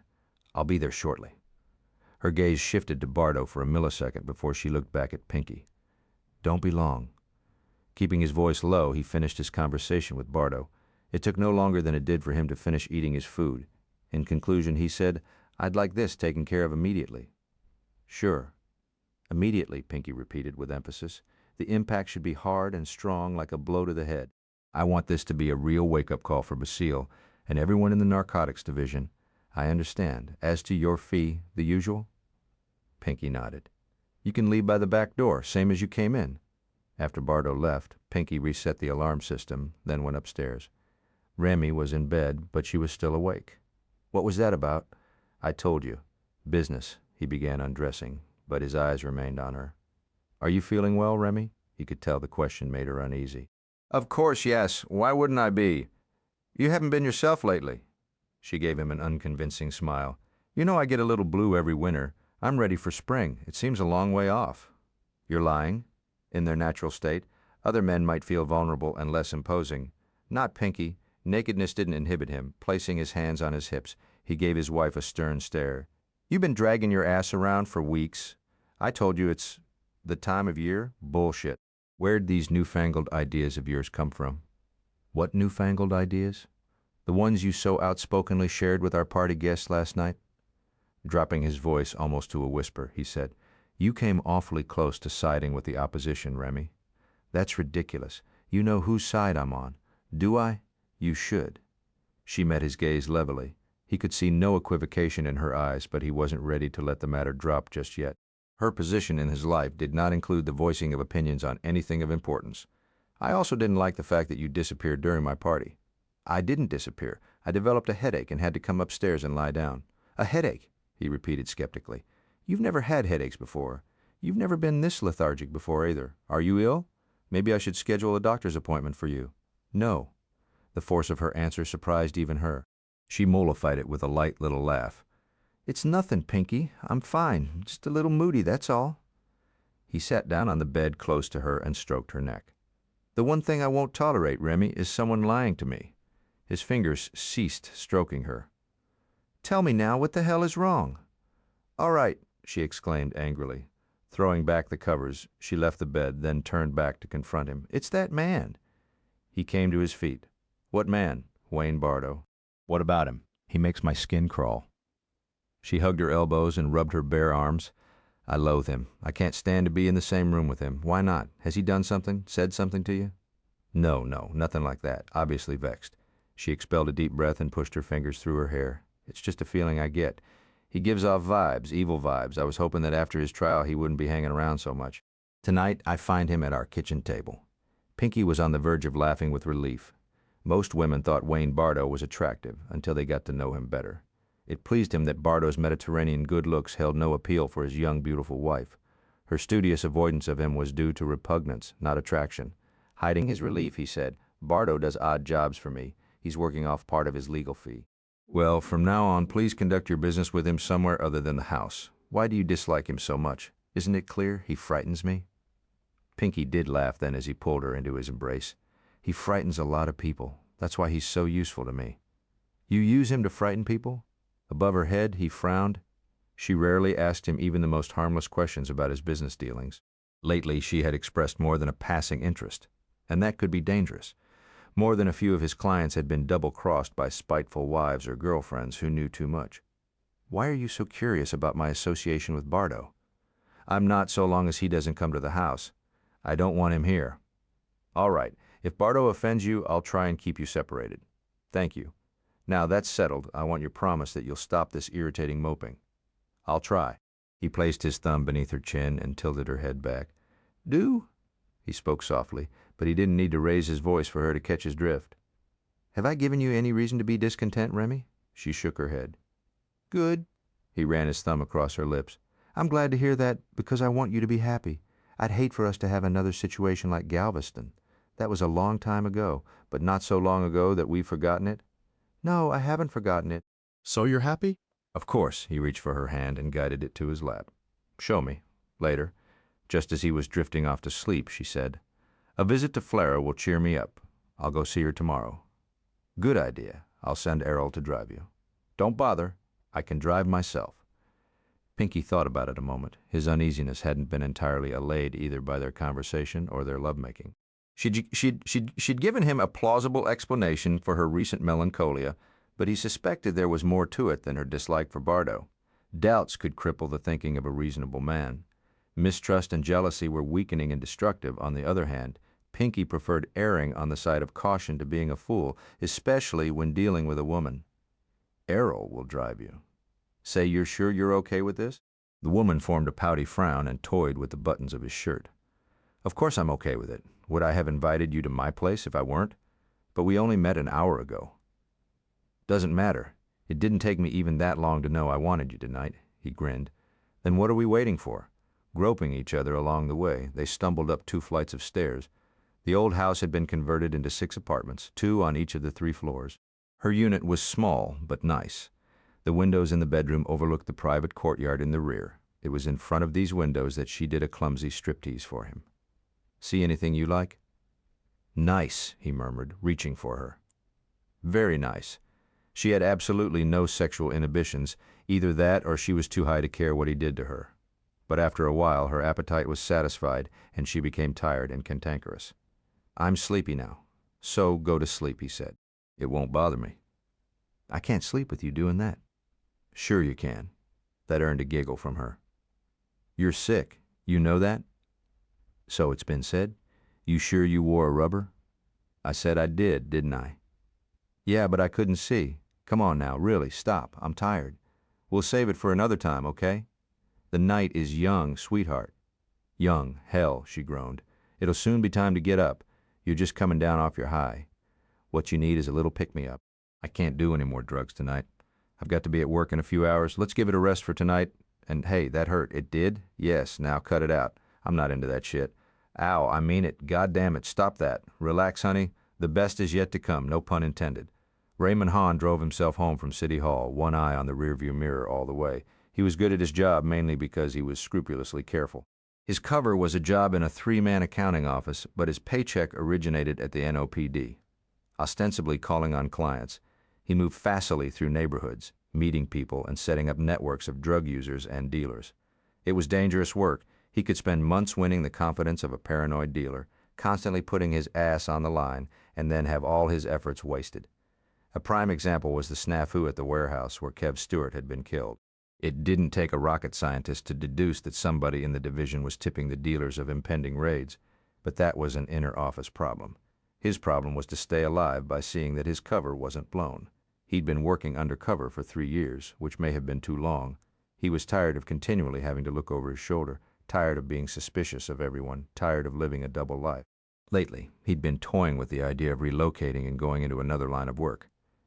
There was one major drawback. No other occupation would give him easy access to drugs. That was a bonus to his present job, and no small consideration whenever he thought of leaving it. After making sure that nobody had followed him home, he unlocked the door of his apartment and slipped inside, then secured all the deadbolts. Every time it was necessary for him to be arrested and jailed, it gave him the shakes. He played his part so well that sometimes even he was fooled into thinking that the make-believe was real. He and Burke Basile were on the same team. Nevertheless, the guy scared the hell out of him. It was frightening to think what Basile would do if he learned about his habit. He wouldn't want to get on Basile's bad side. The guy was all business. So straight as an arrow, in fact, that he hadn't endeared himself to other cops of the NOPD. Taking graft was the accepted modus operandi. It was the rule, not the exception. Some cops figured that in a crime-crazy society it made sense to look away from petty malfeasances and to get tough only on crimes that were a threat to human life. Burke Basile saw it differently. A law was a law. It was either right or wrong, legal or illegal, period. He didn't preach, he didn't have to. His silent reproach was effective enough to make cops on the take mistrustful of him. Now that Kev Stewart was dead, the only other officer Basile could regard as a friend and drinking buddy was Doug Patu, and being the boss's friend didn't win him any favors among his colleagues either. Not that Basile seemed to mind being out of the fraternal loop in that respect. Hahn thought he and Basile were somewhat alike. He worked alone, and he liked it that way, just as he suspected Basile did. He doubted Basile ever cried over his unpopularity. Hahn undressed in the dark. His girlfriend got pissed if he woke her up after she'd fallen asleep. She resented his staying out late and leaving her alone when he went carousing. She thought he was an accountant and didn't understand his penchant for nightclubbing even on weeknights. Their schedules often clashed, but actually the less they saw of each other, the better they got along. Their relationship was based almost strictly on convenience. When she invited him to move in with her, it was more convenient for him to accept than to come up with a reason to decline. Besides, they liked the same drugs. They bonded best when they got stoned together. The rest of the time, they were more or less compatible, but not what you could call intimate except when they had sex. He knew his main appeal was the drugs he brought home to her, but that didn't bother him. He even suspected her of cheating on him, but since he had to be out nearly every night, he couldn't really blame her. He just hoped she didn't contract a sexually transmitted disease. The public service announcements on TV warned against relationships such as theirs, but hell, his odds for getting whacked by a drug dealer he had set up were far greater than his dying of AIDS. He slid in beside her and was grateful that she didn't stir. He didn't want a scene. Not after everything he'd been through tonight, including a couple hours in jail. What a freaking zoo. He'd been locked in a cell with 2 redneck brothers covered in homemade tattoos who'd opened up a third brother's scalp with a can opener during a family dispute. Their other cellmate was a transvestite who cowered in the corner and wept in fear of the abusive rednecks. He'd cried so hard over their insults that his fake eyelashes had come unglued, and that had brought on another crying jag, which had prompted more shouted invectives. Raymond never had been a good sleeper, but tonight he found it particularly difficult to relax and shut off his skittering thoughts. After a while, he sat up thinking that a joint might help relax him. He reached across his sleeping girlfriend and switched on the nightstand lamp. What he saw barely registered before he sensed movement behind him. Raymond Hahn died with a silent scream on his lips. Chapter 7. Burke knew something was up the moment he reported for work. The men lurking around the coffee machine mumbled good mornings as he approached, but no one made eye contact, and by the time he had poured his coffee, they had scattered. At his desk, he shrugged off his jacket but hadn't even had time to hang it on the coat rack when Patot opened the door to his office and called him in. Burke left his jacket on his desk but carried his coffee with him. "What's going on?" Patot closed the door to give them privacy. "Sit down." "I don't want to sit down. I want to know what the hell's going on." "Raymond Hahn is dead." Burke sat down. He and his girlfriend were found in their bed this morning. Burke took a sip of coffee. "Am I to assume he didn't die of accidental or natural causes?" "They were murdered." Patot went on to explain that the woman worked as a teller at a branch bank. She clocked in by 6:30 in order to open up the drive-through window at 7. When she didn't show up and hadn't called in sick, a coworker went to check, expecting to find her hungover or stoned. She'd failed one random drug test, but had been given another chance on the promise she would get counseling for substance abuse. Coworker found the apartment door unlocked. She went inside. It was a mess. "Don't spare me the details," Burke said irritably. "I'm not going to faint." "Well, the woman from the bank did. The girl sustained several stab wounds. Initial coroner's report is that only one of those wounds could have been fatal. The killer took his time and enjoyed killing her. It appears she'd also been sodomized, but whether before or after she died hasn't yet been established. Hahn was luckier, if you could call it that. He had only one wound in the side of his neck, but it was well placed. The killer knew where to stick him for a quick and silent kill." Burke left his chair, took his coffee with him to the third-story window, and stared out of it while sipping coffee from his personal mug, which was decorated with multicolored seahorses. Barbara had bought the souvenir mug on a rare vacation to Florida. He didn't remember how long ago that had been eons. At least it seemed that long ago. He could no longer imagine doing something as carefree as going on a trip to the beach and shopping for silly souvenirs. Any frivolity in his life had died the night he shot and killed Kev Stewart. Clues? The crime unit is on it, but so far it looks clean. Something might turn up an autopsy.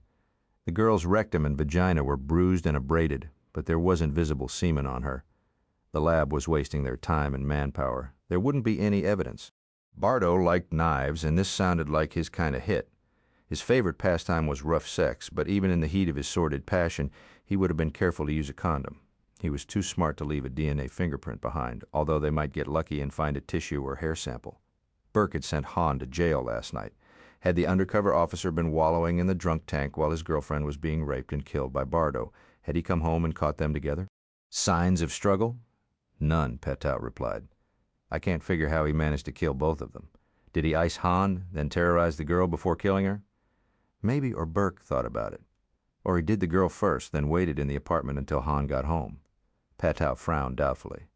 Hahn was undressed and in bed when he got hit.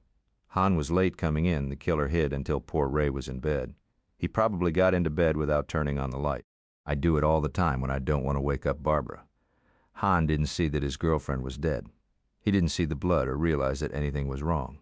Burke gripped the coffee mug tighter. That sounds like him. Who? Bardo? Bardo would have thought it was funny that his victim locked him in instead of out. Why would you think it was Bardo? We arrested Hahn and Satchel. Duval shows up here in the middle of the night. We know that Satchel is on Duval's secret payroll. Bardo is his hired gun. Our undercover man gets hit. Figure it out. It can't be a coincidence. Of course it can't, Patot exclaimed. Burke came around to face him, but Patot continued before he could say anything. You know as well as I do that Hahn was a junkie. It appears the woman was too. The hit could have been over a drug deal gone south. It could have been a love triangle. It could have been that Duval knew Ray was ours and wanted to put him out of commission while at the same time teaching us a sound lesson. All right, it could, Patot conceded, coming to his feet. But I don't want you to take this personally, like it only happened to you. The whole division will feel shitty about it. We're a team, Burke. We've got to work together. We can't let a few setbacks send us spinning out of control. We must continue to work methodically. This managerial bullshit speech was uncharacteristic of Doug. He usually reserved the textbook pep talks for when he addressed the entire group. In private, he and Burke were more candid with each other. What else? Burke asked. What do you mean? I mean, there's more, isn't there? What is it you're dreading to tell me? Patot rubbed the back of his neck. He was a slender man with a high, smooth forehead and a receding hairline. This morning he seemed years older than he was. You're too smart for your own good. Yeah, I get that all the time, Burke said impatiently. What? Satchel declined our deal. Give me 15 minutes with him. It won't do any good, Burke. He turned it down before we even laid out the terms. He left absolutely no room for negotiation. He's going to risk a trial? No, he's going to enter a guilty plea to all charges. Son of a bitch, Burke swore. Duval got to him. That would be my guess. Yeah, Jesus, is the guy immortal? He barked a caustic laugh. He beats us at every turn. Duval doesn't play fair. We abide by the rules. Burke gnawed the inside of his jaw, muttering, maybe it's time we didn't. Come again? Nothing. Say, Doug, I gotta get out of here. Burke, catch you later. He slammed the door behind him, grabbed his jacket as he sailed past his desk and headed for the exit, nearly colliding with Mac McEwen. Hey, Basil, I've been looking everywhere for you. We need to talk. Not now. He wasn't in the mood for McQuinn. Right now, he couldn't stomach McQuinn's unflagging optimism and irritating, inexhaustible energy without even slowing down, he said. Later, Mac. Hello, Burke. Come in. Nancy Stewart motioned him inside her suburban house. After hearing about Hahn and Satchel, it was masochistic to come here today. But after driving around for hours, stewing and cursing, Burke didn't know what else to do with himself. He was supposed to be taking the week off anyway, so why not piss away the whole day? The Stewart's house was a brick structure with painted wood trim. The lawn wasn't as well kept as it had been when Kev was alive. He had enjoyed yard work and boasted that his St. Augustine was the greenest grass on the block. Burke noticed that a shutter on one of the front windows was sagging. The entry hall rug needed shampooing, and one of the light bulbs in the vaulted ceiling had burned out. One day soon, he needed to spend a day off helping Nancy with some maintenance and repairs. Come on back into the kitchen, she said over her shoulder as she led him down the central hall. I've started supper. We're eating early. It's open house at school tonight. Would you like something to drink? Coffee if you've got it. Do you mind instant? He did, but he shook his head. The kitchen was cluttered and homey. Hanging in a prominent spot was a calendar marking carpool days, dental appointments, and the open house at school tonight. Reminder notes and class pictures of the two boys were stuck to the refrigerator with magnets shaped like ketchup bottles and mustard jars. A cookie jar in the shape of a teddy bear smiled at him from the countertop. Following his gaze to it, Nancy offered him some. They're store-bought. I don't bake much anymore. No thanks, he said. The coffee's fine. She returned to her mixing bowl where she was crumbling saltine crackers into ground beef. Chopped green peppers and onion were waiting to be added along with a can of tomato sauce. Meatloaf? He asked. How'd you know? My mom made it often enough. Your mom? She looked at him with puzzlement. You know, Burke, I think that's the first time I've ever heard you mention your family, in all the years I've known you. He shrugged. I worried about reprisals, you know, that sort of thing. So I purposefully don't talk much about them. Anyway, it's not much of a family anymore. My dad worked for the railroad. When I was in third grade, he got crushed between an engine and a freight car. So my mom was a working single parent before it came into vogue. She was a telephone company employee until she died of cancer a few years ago. Now it's just me and my kid brother. He lives in Shreveport, has a wife, a couple of kids. He smiled wryly. Mom must have known 36 ways to stretch a pound of ground meat. I can identify. How are the boys? Fine. He sipped the coffee, which tasted worse than expected. Are they doing okay at school? The last report cards were good. Besides grades, knowing that he was referring to their psychological well-being, she hesitated. They're okay, considering. Well, that's good. He toyed with the salt and pepper shakers on the table, placing them side by side, separating them, pushing them back together. It's been warm lately. I'd like to think that means the end of winter. But we still might get a freeze. Yeah, as late as March. Lately, this lame attempt at conversation seemed the best they could do. They avoided talking about anything substantive or important, which was strange since the roughest times were behind them. He'd been the one to bring her the news of Kev's death. Doug Patoot had volunteered to carry out the unpleasant task, but Burke had insisted that the responsibility fell to him. He'd been there to support Nancy when she collapsed after hearing the news, and he'd remained a fixture at her side throughout the funeral procedure.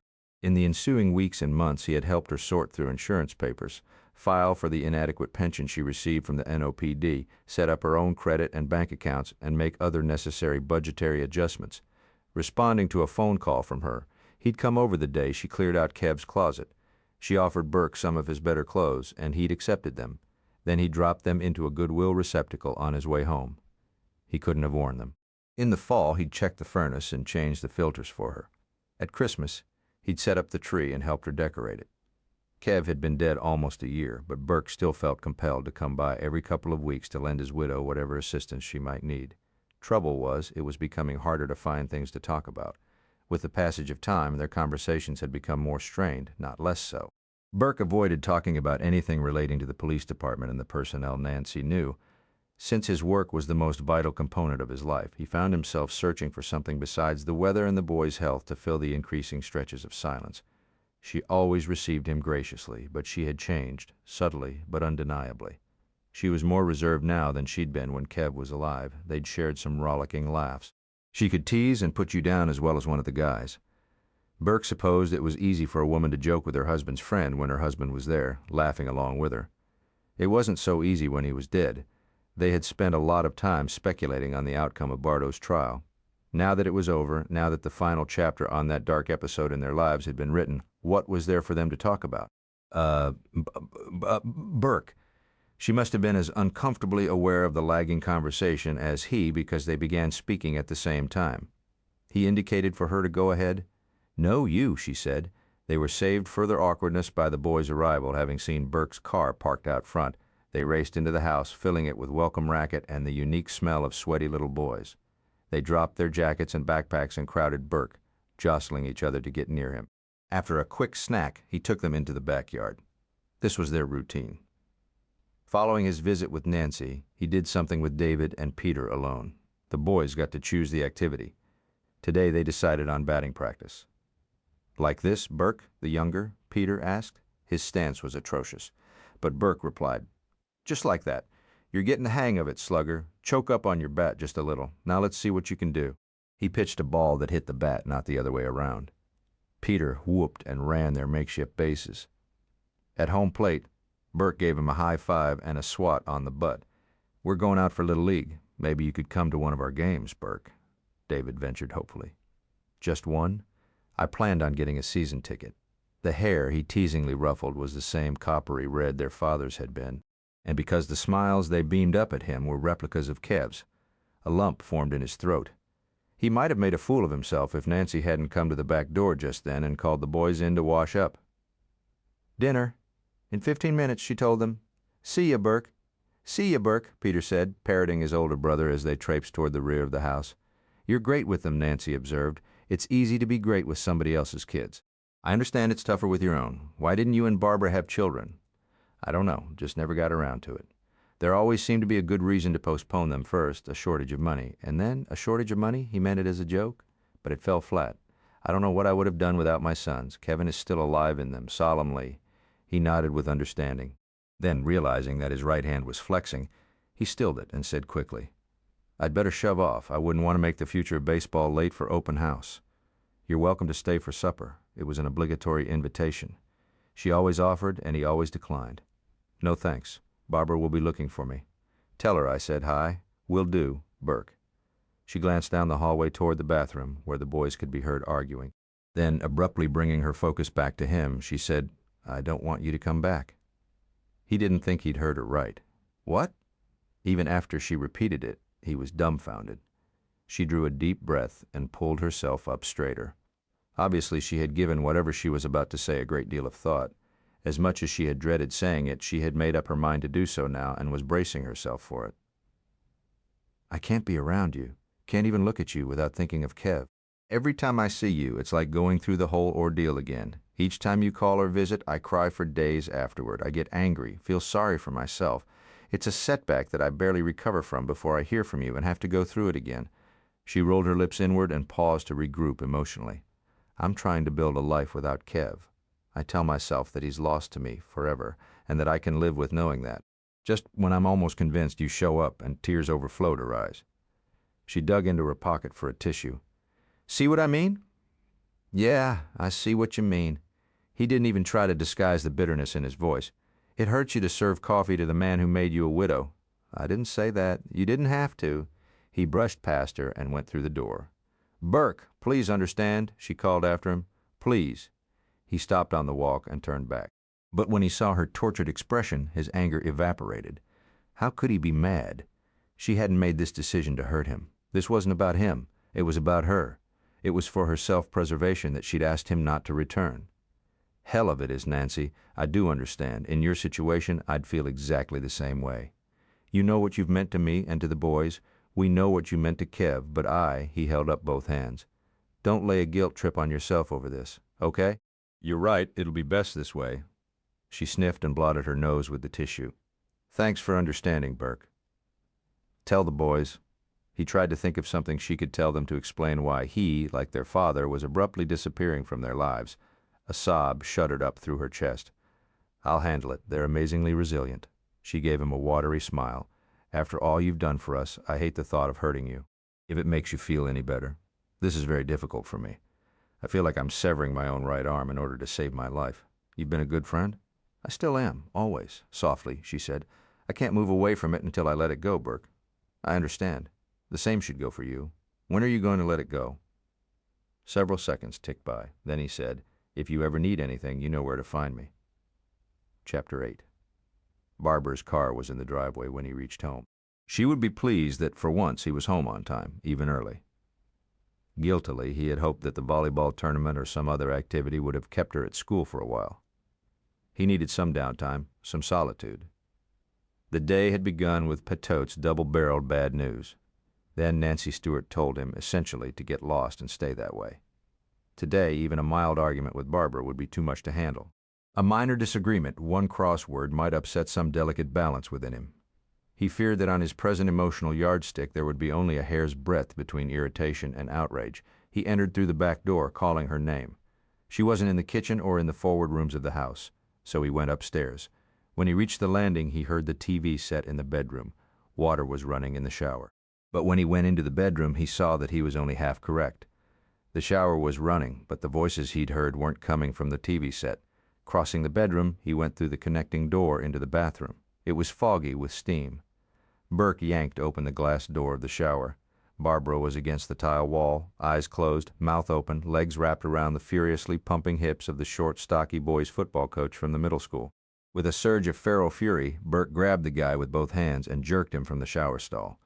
The coach lost his footing on the slippery, soapy tile and would have fallen had Burke not been holding him by the neck. Barbara uttered a sharp scream, then clamped her hands over her mouth as she watched her husband slam her lover against the bathroom wall several times before starting to pummel him with his fists. Working like pistons, they hammered into the man's flesh, making slapping sounds against his wet skin. He was younger than Burke by 15 years, well-muscled and perfectly conditioned, but Burke had the element of surprise on his side. Even so, he didn't fight with any particular stratagem. He was maddened by a need to cause pain, to spread some of the suffering around, to make this rutting son of a bitch hurt as much as he was hurting. There was satisfaction in the crunch of cartilage and the splitting of skin and the giving of soft tissue against his ramming fists. He had reduced the guy to a quivering, blubbering, begging mass before delivering the coup de grace. He kneed him in the balls with the impetus of a locomotive, which caused the coach to scream in agony and slide down the wall to the floor, where he lay cradling his injured manhood between his hands and weeping. His battered face streamed mucus and blood and tears. Breathing hard, Burke bent over the sink after washing his hands and sluicing his face with cold water. He came upright and saw Barbara's reflection in the foggy mirror over the basin. She had put on a robe exhibiting some semblance of shame, but she hadn't shown any concern for her wounded lover, which surprised Burke. Didn't she care for him at all? Maybe not. Maybe she'd taken a lover just to get his attention, and maybe he was flattering himself. Feel better now? She asked, heavy on the sarcasm. No, Burke replied honestly as he dried his face with a hand towel. Not much. Are you going to work me over too? He turned away from the sink and looked at her, wondering when she had turned so snide and unapproachable. Had she always been that way, or had years of dissatisfaction and unhappiness made her into the bitter woman confronting him now? Either way, he hardly recognized her as the bride he'd started a life with. He didn't know this woman at all, and he saw nothing there that he cared to know. I'm not even going to honor that question with an answer. You've abused me, Burke? Just not with your fists. Whatever. He stepped around her and went into the bedroom, where he reached beneath the bed for his suitcase, into which he began emptying his bureau drawers. What are you doing? Isn't it obvious? Don't think for 1 minute that you can file for divorce on the grounds of adultery. Our problems began long before you started wallbanging other men in our shower. Yes, she spat, and he isn't the first. I'm not interested. After cramming a few items from the closet into the suitcase, he latched it. Where are you going? I haven't the faintest. But I know where I can find you, don't I?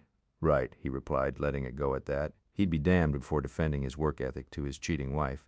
As for filing, be my guest, Barbara. I won't contest any charges you lay on me. Say I'm a sorry provider, a brute. Say I'm queer. I couldn't care less." He glanced around to see if there was anything he'd overlooked, and it saddened him to realize how easily and quickly he had packed. They hadn't lived together in these rooms. They had merely resided. He was walking away with nothing personal. He had packed only the bare essentials that could have belonged to anyone. He was leaving behind nothing of value to him, not even Barbara. He wasn't even certain the building would still be there, but he found it squatting between similar buildings, all stubbornly withstanding the encroachment of development around them. The escalating tourist trade was rapidly destroying the uniqueness of New Orleans, which was the attraction that caused tourists to flock to the city in the first place. It was a paradox that defied logic. Burke would have hated to find this building destroyed because, for all its signs of aging, it had character. Like a dowager who clung to fashions of decades past, it wore its age with dignity and an admirable air of defiance. A section of the ironwork was missing off the second-story balcony. The front brick walkway was buckled, weeds sprouted from cracks in the mortar, but there was an element of pride in the pot of pansies on each side of the gate which squeaked when Burke pushed it open. The first door on his left was designated as belonging to the building manager. Burke rang the bell. The man who answered wasn't the landlord he remembered from years before, but this one and the one in his memory were virtually interchangeable. The apartment behind the stooped elderly gentleman was a stifling 90 degrees and smelled of a cat box. In fact, he was holding a large tabby in one arm as he peered curiously at Burke through the rheumy eyes of a lifetime alcoholic. "Do you have a vacancy?" Only thing required for leasing an apartment was a $100 bill to cover the first week's rent. "That includes a change of towels on the third day," he was told by the landlord, who shuffled up the stairs in his slippers to show Burke the corner apartment on the second floor. Basically, it was one room. A shabby curtain was a nod toward privacy for the commode and tub. The bed was a double that dipped in the middle. The kitchen amounted to a sink, a narrow shelf, a refrigerator not much larger than a mailbox, and a two-burner hot plate that the landlord believed was in working order. "I won't be doing much cooking," Burke assured him as he accepted the key. A black and white TV set chained to the wall was about the only amenity that had been added since he had rented here nearly 20 years ago after leaving his hometown of Shreveport to accept a job with the NOPD. Before he could find more suitable lodging, he had leased a temporary room in this building and wound up staying 18 months. His recollections of it were hazy. He hadn't spent much time in the apartment, because he was at the station nearly every waking hour, learning from the veterans, volunteering for overtime, and catching up on the paper shuffling that was the scourge of policemen around the world. He'd been a young crusader then, committed to ridding the world of crime and criminals. Tonight, a less idealistic Burke Basile drew a hot bath in the antique claw-footed tub and climbed into it with an uncapped bottle of Jack Daniels Black. He drank straight from the bottle, watching dispassionately as a cockroach the size of his thumb scuttled across the water-stained wallpaper. When a guy catches his wife in flagrante delicto with another man, the first order of business, after beating the shit out of the other man and buying a bottle of whiskey, which he intends to drink from until it's empty, is to reassure himself that he can still get it up. So, with his free hand, he brought himself erect. Closing his eyes, he tried to replace the image of Barbara fucking the football coach with a fantasy that would sustain his erection long enough for him to enjoy it and bring him to an ego-restoring climax. In an instant there she was in his mind's eye, the whore in Duval's gazebo. He rubbed every bad thought from his mind and focused on the woman in the snug-fitting black dress, her hair as dark and glossy as a raven's wing, her breasts kissed by moonlight. Her face was indistinct. In his mind, he brought it closer. She gazed back at him with sultry eyes. She spoke his name. She stroked him with a soft hand. An even softer mouth caressed him. Her tongue, he came cursing blasphemously through bared teeth. It left him feeling weak and dizzy and slightly disoriented. But that could be as much from the hot water and whiskey as the sexual release. It was comforting to know that he was still a functioning male, but on an emotional level he felt only marginally better. Well on his way to being good and drunk, he climbed out of the tub and, wrapping one of two thin towels around his middle, sat down on the edge of the bed to reflect on his future. He supposed he should be contacting a divorce lawyer, freezing bank accounts, canceling credit cards, all the things people do for spite and self-protection when their marriage becomes a statistic, but he lacked the wherewithal to enter that kind of legal fray. Let Barbara have it all, whatever the hell she wanted from the spoils of their life together. He'd salvaged all he needed, a few changes of clothes, his badge, his 9mm. He reached across his pile of discarded clothes on the bed and picked up the pistol, weighing it in his hand. It was from this gun that he'd fired the bullet that had killed Kevin Stewart. His personal life was for shit. So was his career. He no longer nursed illusions about valor and duty. Only fools believed in that crap. Those standards were outdated and didn't apply to contemporary society. When he enrolled in the police academy, he had fancied himself a knight, but the Round Table was history before he even began. Burke Basile was a pariah, an embarrassment to the narcotics division for shooting one of his own men, then for demanding justice when no one else seemed to give a damn. Wayne Bardo was free to kill again, and he had Duval was ensconced in his ivory tower with his servants and his rich friends and their expensive whores. Meanwhile, Burke Basile's expressions of sympathy were being rebuffed, and his wife was screwing younger men in his own house. Again, he hefted the pistol in his palm. He wouldn't be the first cop dejected over the futility of his work. To eat a bullet. How long before he'd be missed? Who would miss him? Patout? Mac? Possibly. Or secretly. Maybe they'd be glad he had solved their problem for them. When he began to stink up this horrible little room, when the landlord's cat began scratching at the door, they'd find him. Who would be surprised that he'd taken his own life? He had destroyed his marriage, they'd say. Gossip would get around that he had caught his old lady, the one with the great body, doing the wild thing with another man in Basile's own shower. Poor schmuck.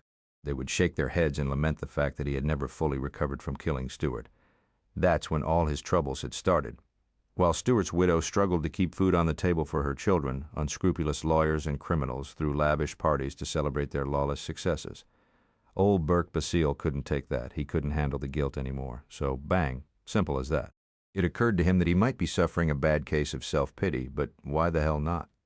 Wasn't he entitled to a little self-analysis and regret? He'd been deeply wounded by Nancy Stewart's decision, although he admitted it was the right one for her. She was holding on to her life with both hands. Eventually, the pain of Kev's death would abate. She would meet someone else and remarry. She didn't blame him for the accident, but his visits were bound to stoke her most painful memories.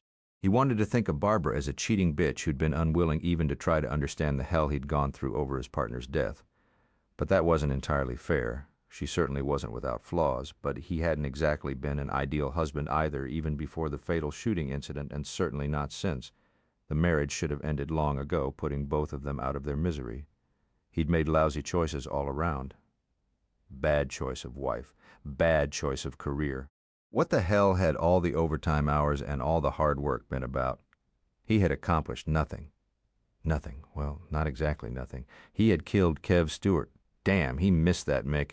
He still missed Kev's quiet logic and his stupid jokes and his unshakable sense of right and wrong. He even missed his bursts of temper. Kev wouldn't have minded dying in the line of duty. Actually, that was probably how he would have preferred to go. What he wouldn't be able to tolerate was that his death had gone unavenged. The criminals responsible for it had gone unpunished by the system of law that Kev had dedicated himself to uphold. Kevin Stewart would have had a hard time accepting that, and that was the thought that sobered Burke Basile like a cold shower. He set the bottle of Jack Daniels on the rickety nightstand, and alongside it, his pistol. Removing the towel from around his waist, he stretched out on the lumpy bed and stacked his hands beneath his head. For hours he lay there, staring at the ceiling and thinking.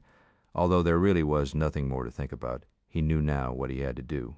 He knew who he had to kill, and it wasn't himself. When he finally fell asleep, he slept as he hadn't for months, deeply and dreamlessly. Chapter 9. Quitting? Quitting, Burke repeated. For a moment, Patout was speechless. Just like that, for Chris' sake? Why? It's not just like that, Doug. And you know why. Because of Kev, primarily, and Duval, and Bardo, and Sekel. Shall I go on? How can you do this? Patout left his chair and began to pace the area behind his desk. If you quit a job you love because of them, they win. You're making it too damn easy on them. You're giving them control over your life. It might look that way, but it's not. I wish my reasons were that simple and clear-cut. Patout stopped pacing and gave him a sharp look. There's more? Barbara and I have split. Patout gazed down at the floor for several seconds, then looked at Burke with regret. I'm sorry. Is this a trial separation? No, it's for good. Geez, I sensed that you two were having problems, but didn't know that things had unraveled that completely. Neither did I, Burke admitted, until last night. I won't bore you with the details, but take my word for it that we reached the point of no return. I moved out and told her to file for divorce on the grounds of her choosing. The marriage is kaput. I'm sorry, Patout said again. He wasn't any more sorry than Burke that his bad marriage had finally ended. The real regret was in the timing, Burke said. I'm fine with it, really. It had been coming for a long time. As for the other, the job, that's been coming for a long time, too. I'm burned out, Doug. In my present frame of mind, I'm no good to you. Bullshit. You're the best man in the division. Thanks. But this is the right thing for me to do. Look, we've just come off a disappointing trial. You're upset about you and Barbara. Not a good time to be making a career decision. Take a week off. Burke was shaking his head before Patot finished. That's not what this is about. A week off would be like using a Band-Aid when I need open-heart surgery. So maybe a desk job for a while, Patot suggested. Work in an advisory position, something that would relieve the pressure a bit. Sorry, Doug, my mind's made up.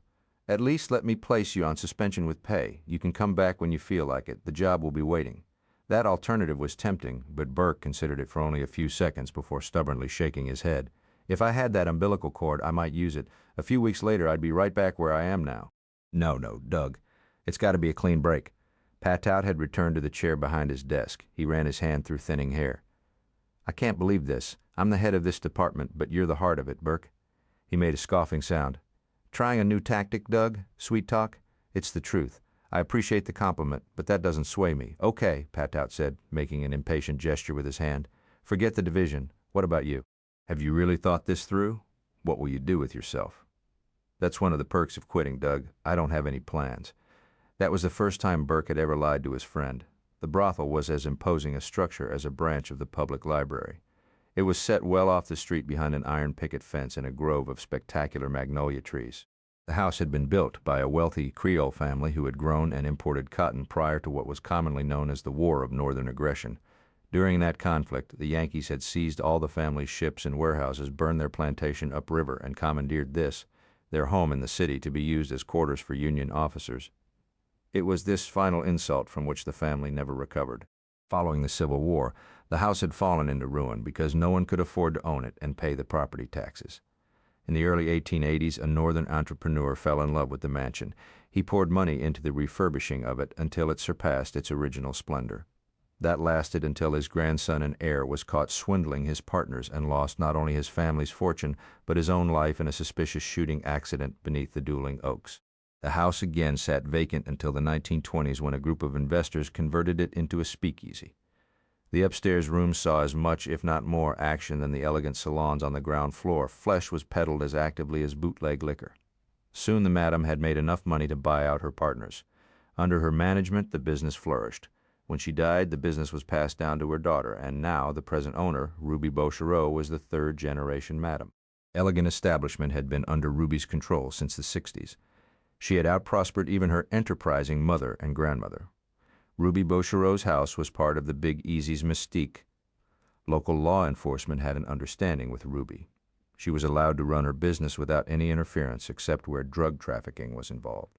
Occasionally, one or more of Ruby's girls saw a way to make a little extra cash on the side while promising a client heightened sensitivity and staying power with the help of a controlled substance.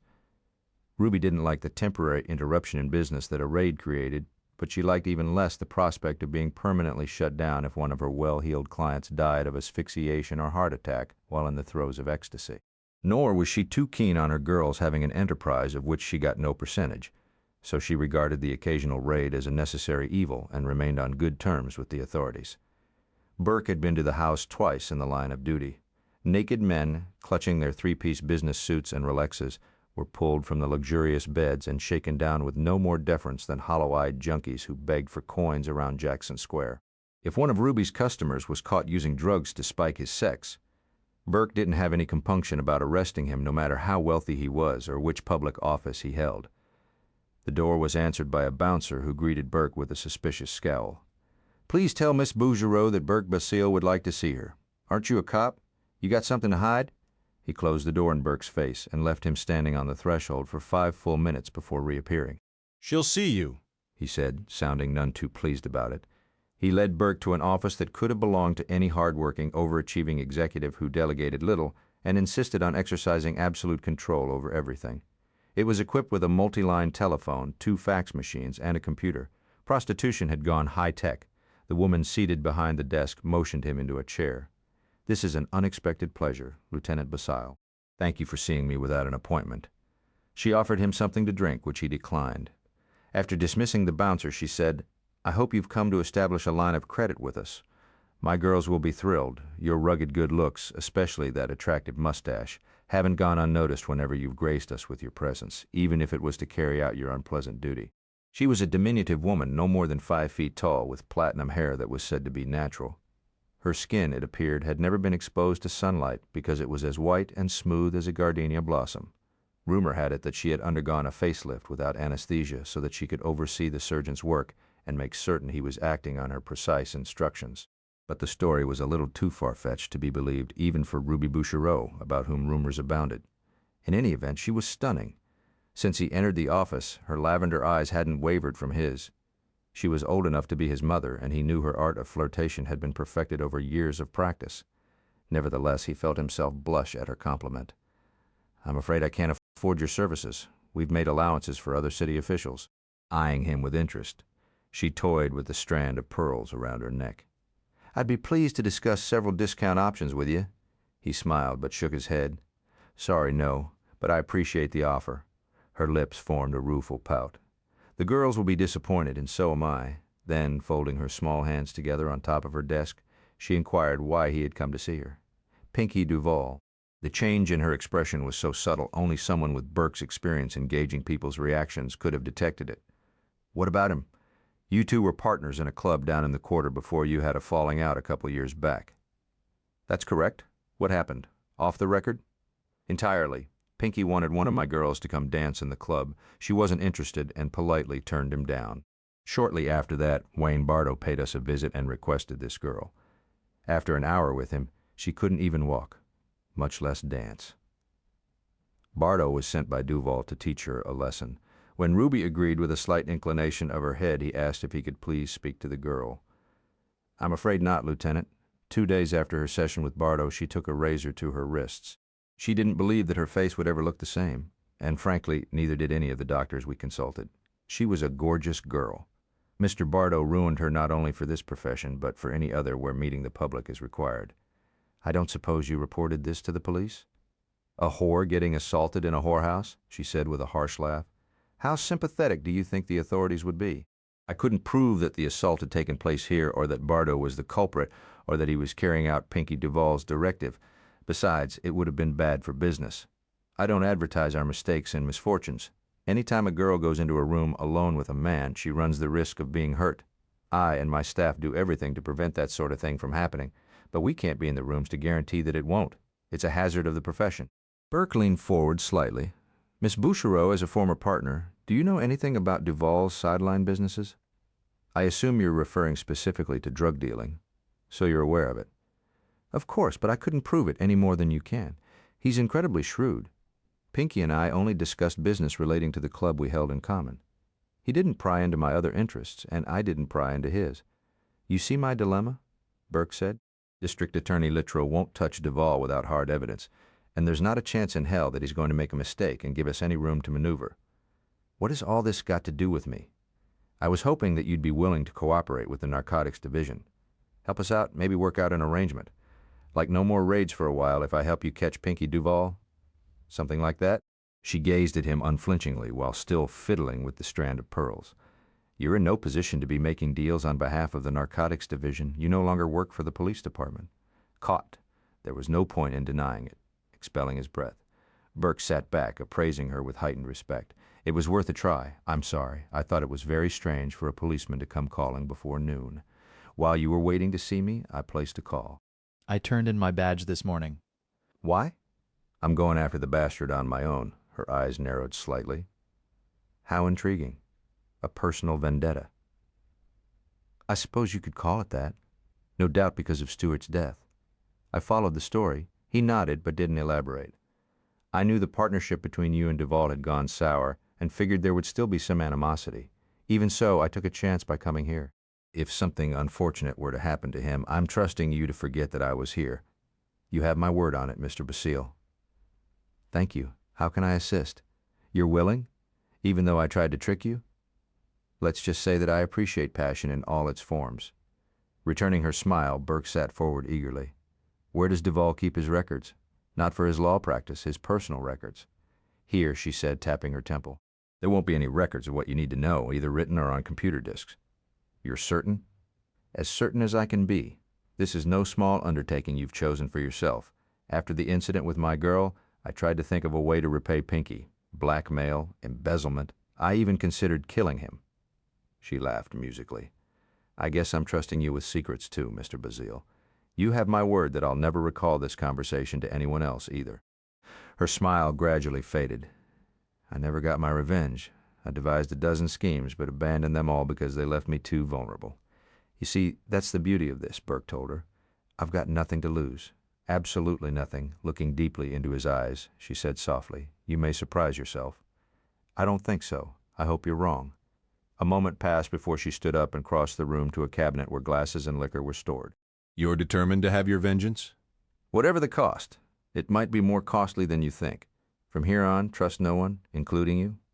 He meant it teasingly, but she responded seriously. Including me, Pinky keeps his former clients indebted to him. When they fall behind on their payments, he lets them work off their fees. Since he deals with criminals of all types, I can't stress to you enough how deadly he can be. I'm aware of the danger. Burke had resolved last night that he was going for broke. He didn't care if he lived or died as long as he took Duval and Bardo with him. Nevertheless, he would be a fool to dismiss the madam's advice. She poured 2 shots of bourbon and brought one to him, which he accepted and thanked her for, even though he'd declined to drink earlier. Thoughtfully, she sipped from her tumbler. She tapped her fingernail against the crystal as she held it to her lips. There might be a way, Mr. Basile? Pinky's one Achilles heel is his Remy. Burke tossed back his shot. The whiskey stung his throat, his eyes. He coughed. What's a Remy? Chapter 10. Remy, I don't think I need remind you that this makes the 3rd episode this semester. No, Sister Beatrice. I'm all too aware of my sister's infractions. She smoothed her skirt, an unconscious gesture of contrition held over from her days at the academy. I agree that Flara's behavior is unacceptable. Not only are we responsible for our girls' educations, the nun continued, but for their spiritual harmony and emotional stability. Here at Blessed Heart, we take very seriously the responsibility of guiding our students in every area of their lives. It's because of those high standards that Flora is enrolled here. Yet she seems determined to break the rules which are in place for her safety as well as to instill self-discipline. If something like this happens again, we will be forced to expel her. I understand, Remy said, feeling soundly chastised herself, although it had been 12 years since she graduated from Blessed Heart Academy. The few lectures she'd received for disobedience or poor performance were embedded in her memory. For all the benevolence of their profession, the boarding school's administrators knew how to magnify a minor infraction until it seemed a cardinal sin. May I see my sister alone now, please? Sister Beatrice stood. Certainly, you may have use of the office for 15 minutes. Please give my regards to Mr. Duval and thank him on behalf of the faculty for his latest endowment. His generosity never ceases. God will bless it, I'll tell him. As Sister Beatrice moved past, she paused and laid her hand on Remy's arm. How are you, Remy? Very well. Happy. Certainly. The nun had taught Remy English literature before becoming principal of the school. She could be stern when required, but she was as kind as she was strict. Her life and her career had been devoted to education, but she might have been equally as successful as a psychologist or a detective. With unsettling perception, she peered deeply into Remy's eyes. I still think of you often, Remy, and when I do, I pray for you. Thank you, sister. Sometimes I question. She let the thought trail off without vocalizing it, saying instead, I love all the young ladies God places in my charge, but I'm human. Every now and then one comes along who touches my heart in a special way. You can't be surprised to know that you were one of those select few, Remy. I doubt I hid my partiality from anyone, especially you. I sensed your love. Yes, I'm still grateful for the attention you gave me when I needed it most. I wanted very much for you to be happy. I would hate to think that your life hasn't been all that you hoped it would be. If I seem a little out of sorts today, it's because I'm upset by Flara's latest stunt. Sister Beatrice studied her face a moment longer, then patted her arm before releasing it. Don't worry too much about Flora. Your sister is a delightful girl, a bit more headstrong and impulsive than you, or simply more courageous. Perhaps, the nun said with a small laugh. You came to us much later than she did. You had seen more of the world. What I had seen of it didn't hold much allure for me, Sister Beatrice smiled sympathetically. Flora regards that lack of exposure a curse, not a blessing. Her problem isn't disobedience so much as curiosity. She feels constrained. After a slight hesitation, she added, as much as I'd hate losing her, it might be time for you to consider moving her into another school where she'll have interaction with other young people and get a better feel for what the world is like. I'll think about it. Sister Beatrice withdrew slowly, gracefully, and silently, except for the whispering of her habit and the clacking of her rosary beads. In contrast, Flara flounced in and slammed the door closed. Her expression mutinous, she threw herself into the chair facing Remy's and glared hard at her older sister. "Well, are they kicking me out, I hope? No such luck for you?" Flara's resentment lasted only another few seconds before her hauteur collapsed and her eyes filled with tears. "Remy, I can't stand it in here any longer. Is that why you and 3 of your friends sneaked out? We didn't get very far." A policeman had seen the girls, recognized them as too young to be out walking past midnight, picked them up in his patrol car and returned them to the school. "Where were you off to?" Remy asked. "The French Quarter. At that time of night? Don't you see what an irresponsible and crazy thing that was to do, Flara? The Quarter isn't safe." "I wouldn't know. I never get to go. Pinky and I take you there all the time. You've eaten in the finest restaurants, shopped in the best boutiques. With you and Pinky. Big deal. It's not the same as going with a group of friends." Remy conceded that her sister had a point, and her tone softened. "No, I'm sure it's not." Noticing the change in her sister, Flara looked across at her. "Did you ever sneak out?" "Once," Remy admitted with a mischievous smile. "2 of us, but we didn't get caught. We sneaked back in before we were discovered missing." "If you confessed to Sister Bea today, she'd probably make you do penance." "Probably." Remy laughed. "Actually, I wasn't so scared of her finding out as I was that Pinky would hear of it." "How old were you? 17? Thereabouts? You got married when you were 17? The day after graduation? You're so lucky," Flara grumbled, her chin resting on her chest, "to have a man fall so madly in love with you that he couldn't wait for you any longer. All my friends think it's the most wildly romantic story they've ever heard. How he became your guardian, paid for your schooling here, then married you right away. At the time, it had seemed romantic to Remy, too. Pinky had been like a knight in armor who rescued her and Flara from a squalid life and certain doom. It seemed like a lifetime ago. To be exact, her lifetime one day. You'll have a man fall madly in love with you," Remy assured her. Of the 2, Flara was prettier. Her animated eyes were the vivid light green of springtime buds. Her hair was dark and glossy like Remy's, but Flara's natural curls were unruly and extravagant. Since they'd had different fathers, neither of which was known to them, and since their mother had no family that claimed her, it was anyone's guess where this curly gene had originated. Flara's young body was lithe and slender and athletic, but gently rounded where it should be. The tailored school uniform couldn't completely hide the female form beneath it. That's why Remy shuddered to think of her innocent sister walking the streets of the Vieux Carré late at night, where she would be prey for rowdy tourists, drunken collegiates, and countless miscreants with depravity on their minds. "Who'll have a chance of falling in love with me when I'm locked up in here?"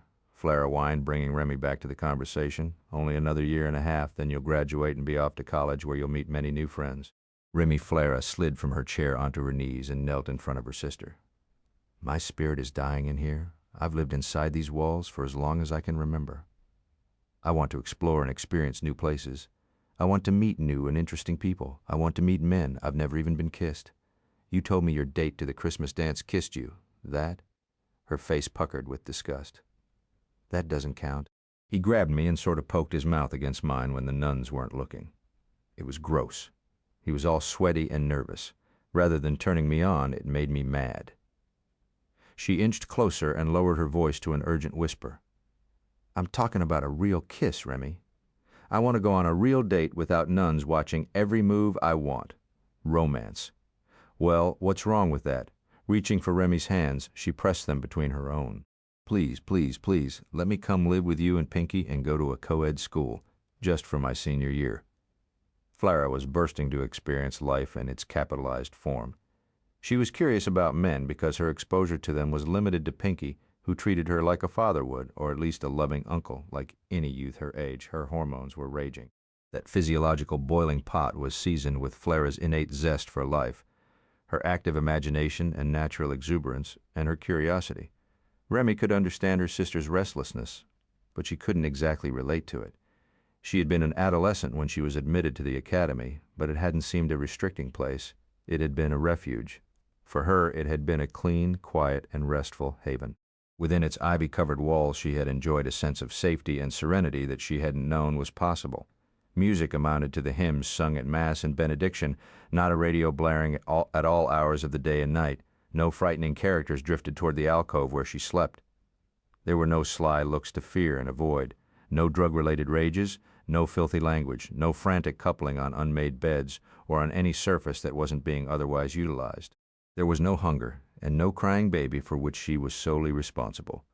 Remy gave one of Flara's springy curls an affectionate tug, her heart swelling with love for that sickly crying baby who had depended on her for everything, food, caring love, and protection when she was little more than a baby herself. Despite that stunting first year, Flara had grown into an incredibly intelligent and beautiful young woman. Remy had protected her from harm when she was a newborn, and she would continue to protect her until her dying breath. "I'll speak to Pinky about it." "Promise?" "I promise to speak with him," Remy emphasized.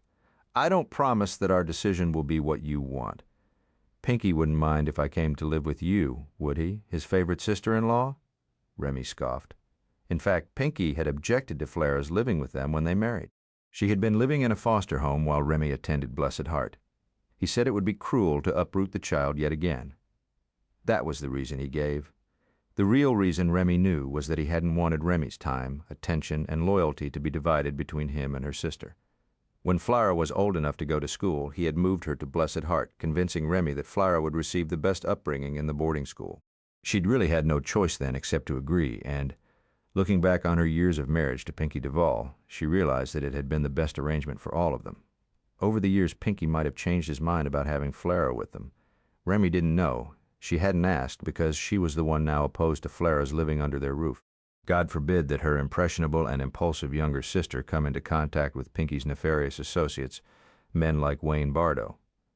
Granting Flara's request was out of the question, but she couldn't tell the girl that without having a battle on her hands, nor could she tell her the reasons why she opposed it, or discuss with her matters that she wouldn't understand. She couldn't talk to Flara about Galveston for the time being. Remy remained non-committal. "A lot will depend on how you conduct yourself for the remainder of this semester. Will you behave yourself?" The 16-year-old took that as a definite maybe. She leaped to her feet and executed a graceful pirouette. "I promise on my maidenhead." "Flara, don't freak, that's all that's going on with my maidenhead. What about Mardi Gras? What about it? Last year you said that maybe this year I could come to your party." "That's right, I said maybe. I'll bring it up with Pinky, Flara. You're hardly in a position to be asking for favors." "But you'll ask him," the girl insisted.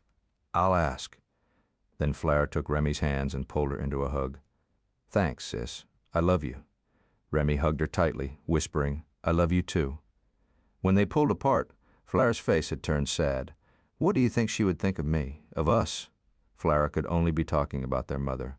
"Who knows? I don't think about her at all," Remy lied. "Neither do I," Flara was lying too. Naturally, they thought about the woman who had given them away without a smidgen of regret.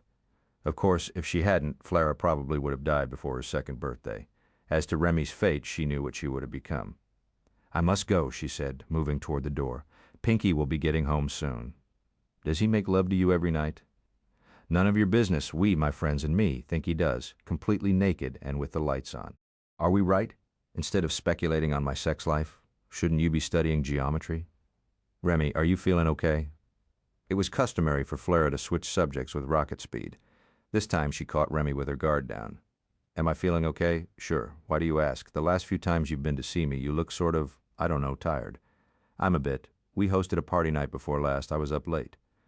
Scrubbing off Bardo's touch, she added to herself, "If you're sick, don't lie to me." "I'm not sick." Flara's eyes brightened and her voice dropped to a hush. "Could you be pregnant?" "No, I'm not pregnant." "Damn. I thought maybe—" She pulled her lower lip through her teeth. "You don't have cancer or something, do you, Remy?" "No, of course not, Flara. I swear there's nothing wrong with me.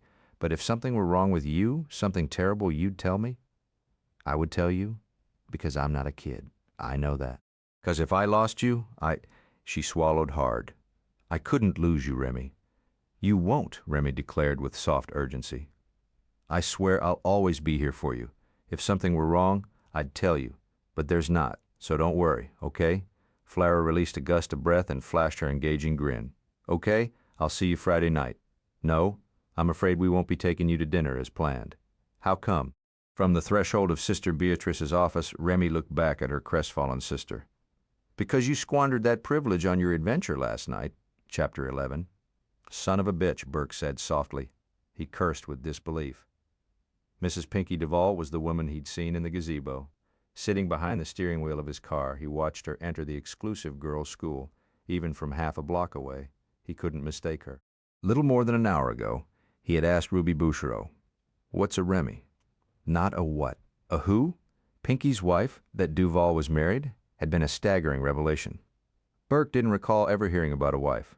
Marital bliss just wasn't in his mental character profile of the flamboyant defense attorney.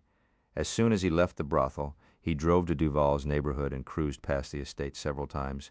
He didn't really expect to see anything, but he got lucky. While he was making a turnaround down the street, a limousine came from the rear of the property and drove right past him. Since it was business hours, he assumed that Duval was either in court or at his law office downtown, was the lady of the house in the limo. He had followed it here to Blessed Heart Academy and watched with dismay as the woman he recognized alighted with the assistance of the chauffeur. Chauffeur and bodyguard, Burke thought, after Mrs. Duval went inside. The man took up his post at the gate. Burke wasn't surprised by the vigilance. Ruby Bouchereau had already told him that Duval kept an eagle eye on his wife.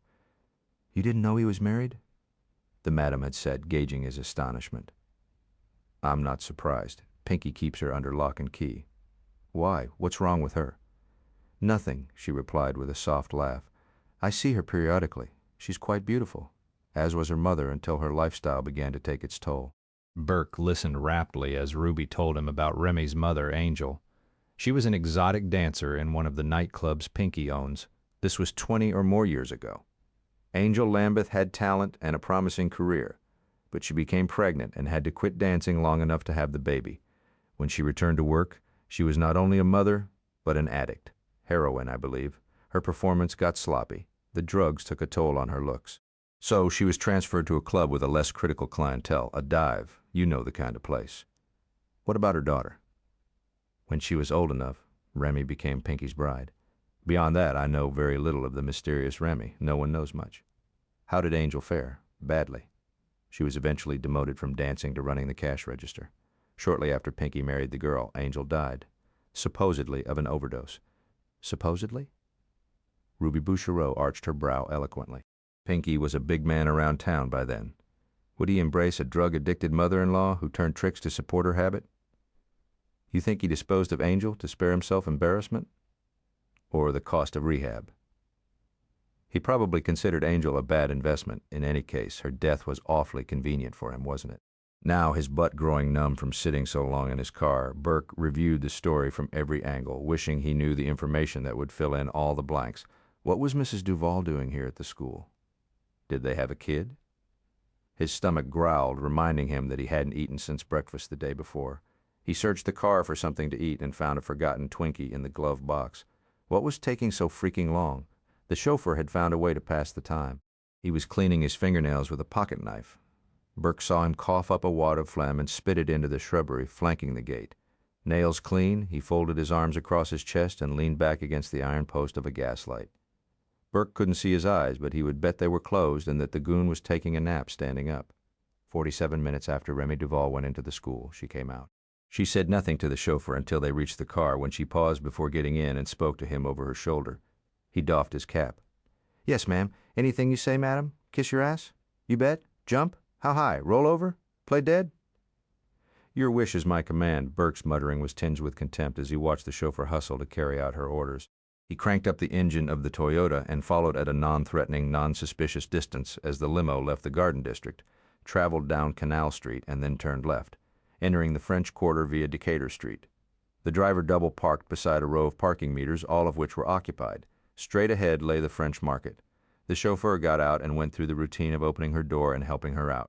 Burke whipped his Toyota into a space farther down the street, ignoring the stripes marking it as a loading zone. He reached for the duffel bag in his back seat. When he stepped out of the car a few moments later, he was wearing not a sport coat and dress shoes, but a loose rain jacket, Nikes, a baseball cap, and dark sunglasses. Placing his hands in the pockets of his jacket, he strolled down the banquette looking like an average Joe who had the afternoon off, with seemingly no purpose in mind except to shop the fresh produce of the French Market and to meander among the stalls where vendors sold everything from voodoo dolls to alligator money clips. He picked through a bin of Vidalia onions while, one row over, Remy Duval sorted through the oranges. Now, no more than 8 feet away, Burke got his first close look at her. There was no cleavage showing today, yet her two-piece suit could have been tailored for a Barbie doll. The skirt was short and snug. Its tightly nipped waistline drew attention to her breasts. His attention, anyway. Her heels were high, her earrings flashy. The diamond on her ring finger was the size of a doorknob. She looked like the girls in the Get Off magazines, except for her hair. It wasn't long and tangled. It was sleek and smooth. But there was something about the way it brushed her cheek each time she moved her head that was like an invitation to touch cherry-colored lips parted into a smile when she lifted one of the oranges to her nose and sniffed it. Except for the small gold cross around her neck, she couldn't have looked more blatantly sexual if she'd been stark naked and had "Boff Me" tattooed on her tits. Even the fruit vendor was almost too flustered to sack up the pair of oranges she selected. The chauffeur paid for her purchase, but the vendor handed her the sack, placing it in her hands with his profuse thanks. As she moved away, the bodyguard fell into step with her, his eyes sweeping right and left. Burke thanked the onion vendor, but declined to buy any. Instead, he ambled across the street, past the stand that sold African artifacts and clothing, toward the kiosk coffee bar where Mrs. Duval had taken a chair at one of the small round tables. She opened the brown paper sack and began to peel one of the oranges, her long fingernails digging into the flesh of the fruit. At the bar, Burke ordered a banana smoothie. He stood elbow to elbow with the bodyguard. The guy's forearm was bigger around than Burke's neck. He picked up Mrs. Duval's cappuccino with his beefy hand and carried it to her. He returned to the bar only long enough to get his own cup of coffee. But he didn't return to Mrs. Duval's table. He stationed himself at another one nearby while she sat alone, eating her orange section by section and sipping her cappuccino. The banana smoothie was even more obnoxious than Burke had imagined, but he drank it slowly and with feigned, drawn-out pleasure as he watched Mrs. Duval's reflection in the mirror behind the bar. She attracted attention from passers-by, but she didn't make eye contact with anyone and spoke to no one. For a woman with her looks, a rich husband, a mansion, and a chauffeur-driven limousine, she seemed to make an event out of something as simple as eating an orange. She chewed each section slowly and waited several minutes before consuming another. Burke began to wonder if she was waiting for someone to join her. Could Duval be using her as a courier for his extracurricular activities? But no one came near her, and the guard didn't appear on edge. His head was buried in a tabloid newspaper. The banana smoothie had melted into a syrupy slush that smelled like suntan lotion before Remy Duval finished her orange and wrapped the peel in a paper napkin. When she stood to dispose of it in a trash can, the chauffeur closed his tabloid and rushed over to assist. Together, they began making their way back toward the illegally parked car. "Hey, lady." Burke cursed himself for acting impulsively, but at that point he was committed. Both Mrs. Duval and her guard dog had turned back and were looking at him. The brown paper sack with the extra orange in it was still sitting on the table. He picked it up and jogged toward her. "You forgot this. It was the chauffeur who snatched the sack from him." "Thanks." Burke, ignoring him, addressed her. "No problem." He was close enough to smell an expensive floral fragrance and the essence of orange. For her hair to be so dark, her eyes were an incredibly light shade of blue, almost clear. The red lipstick had been eaten off, but her lips were rouged from the orange's acid sting. She said to him, "Thank you." Then the bodyguard stepped between them, blocking her from Burke's view, although wanting to watch her walk away. Burke turned and ambled off in the opposite direction. He waited until the limo was out of sight before returning to his car, where he sat for a long time, motionless but breathing as though he'd sprinted a mile. "And that's it?" Errol, the chauffeur, was sweating under the incisive glare that Pinky used on clients he knew were lying. "That's it, Mr. Duval. I swear. I drove her to the school. Then she asked me to take her to the market. She bought a couple of oranges and had some coffee at that little cafe across the street there. I took her to church. She was in there for half an hour, same as always. Then I brought her home." "You didn't take her anywhere else?" "No, sir. She was within your sight the entire time, except when she was inside the school?" "Yes, sir." Pinky steepled his fingers and tapped them against his lips while keeping the nervous bodyguard beneath his baleful stare. "If Mrs. Duval asked you to take her somewhere that I hadn't okayed first, you would refuse to take her and then you'd tell me, right?" "Absolutely, Mr. Duval. If she went somewhere that wasn't scheduled, if she kept an appointment that I didn't know about, you'd report it to me right away, correct?" "Right, sir. I don't understand. Because I'd hate to discover that your loyalty had shifted from me to my wife, Errol. She's a beautiful woman. I'm sure you're aware of that. Geez, Mr. Duval, I'd have to be. My wife could twist any man around her finger. She could get a man to do something for her that she knows would not meet with my approval." "Swear to God, sir?" the chauffeur exclaimed, swallowing hard. "No, sir, that would never happen. Not with me. You're the boss, nobody else." Pinky reprieved him with a wide smile. "Good. I'm glad to hear you say that, Errol. You can go now." Baffled and looking downcast, Errol slunk from the office. Pinky watched him go, thinking that he had come down on him a little harder than necessary. But that's how a man in his position instilled and maintained fear in the people who worked for him. Look at Satchel. He was now a guest of the state at Angola and would be for a while. Was fear a powerful motivator, or what? Pinky had enjoyed several private chuckles over how quickly Satchel had capitulated when his son's football aspirations were threatened. Tonight, however, he didn't feel like laughing. Something was going on with Remy, but damned if he could figure out what it was. For weeks this problem had been nagging him with the persistence of a toothache. Remy had become uncommonly withdrawn, uncommonly being the operative word, because on occasion she retreated into herself and nothing could touch her, not lavish gifts, not teasing, not sex, not threats to snap out of it. These spells were usually short-lived and she always got over them, except for that one character flaw. She was as perfect as a woman can be. But this period of despondency had lasted longer than most, and it was more profound. When he looked into her eyes, they were shuttered. When she laughed, which was rarely, it seemed forced. She was distracted when he talked to her, and vague when she talked to him. Even in bed, it seemed he couldn't touch her, no matter how tender or how forceful he was. She never refused him, but at best her performance could be described as passive. Her symptoms were those of a woman having an affair, but that was impossible. Even if she'd met another man, which was highly improbable, she couldn't rendezvous without Pinky knowing about it. He could account for how she spent every minute of her day. He doubted that Errol's loyalty had shifted. The man was too afraid of him. But even supposing Remy had managed to bribe her bodyguard or otherwise put something over on him, someone within Pinky's wide network of acquaintances would tattle on her. He had already asked the house staff about incoming and outgoing telephone calls. Besides those to and from Flara, there'd been none. No one had come to the house to see her. She'd received no packages, no personal mail rule out an affair. Then what in God's name could be the matter? She had everything a woman could want or dream of wanting. Although he reminded himself she might think differently. After they married, she had sulked when he told her that college wasn't in her future. That's when she began taking courses by correspondence and reading every goddamn book she could get her hands on. He'd indulged her quest for knowledge until it became so tiresome he forced her to ration her studies and to read only when he wasn't in the house. A few years after that, she had become obsessed with the notion of joining the workforce, at least on a part-time basis. That whim had been squelched soon enough. So was this current mood just another female passage that he must endure before she returned to normal? Or was this something more serious? On impulse, he pulled up a card from the Rolodex on his desk. "Dr. Carruth, please." After identifying himself, the call was put straight through to Remy's gynecologist. "Hello, Mr. Duval." The broad greeted him tersely, like she had better things to do than take his call. He'd heard from doctors he played golf with that she was a real ball-breaker, the scourge of the hospital. She was one of those women who seemed to work at making herself unattractive and unlikable, especially to men. Pinky had never liked her, and he knew the feeling was mutual, but Remy was her patient because he sure as hell wasn't going to give another man, any man, that kind of private access to his wife. "Are you calling on behalf of Mrs. Duval?" she asked. "There's nothing wrong, I hope." "That's what I'd like to know.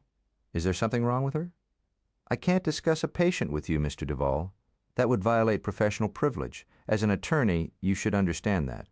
We're not talking about a patient. We're talking about my wife." "Even so. Is she ill?" "No, not exactly. If Mrs. Duval feels she needs to see me, have her call my office in the morning and set up an appointment. I'll work her in. Beyond that, it would be improper for me to carry this discussion any further. Good night." She hung up on him, goddamn dyke. Her abrupt manner made him furious. But the call had told him what he needed to know. Dr. Carruth had always talked down to him. She talked down to everybody. She'd been no different tonight. If Remy had recently been diagnosed with a serious illness, the doctor would have been much more alarmed. She would have put aside her low opinion of him to find out what symptoms he had noticed to prompt the call. Contacting the doctor had been a long shot anyway. Remy's problem wasn't health-related. It was mental, emotional. There was something weighing heavily on her mind that she wanted to hide from him. Whatever it was, he would find out. Eventually it would surface, and when it did, he would quell it.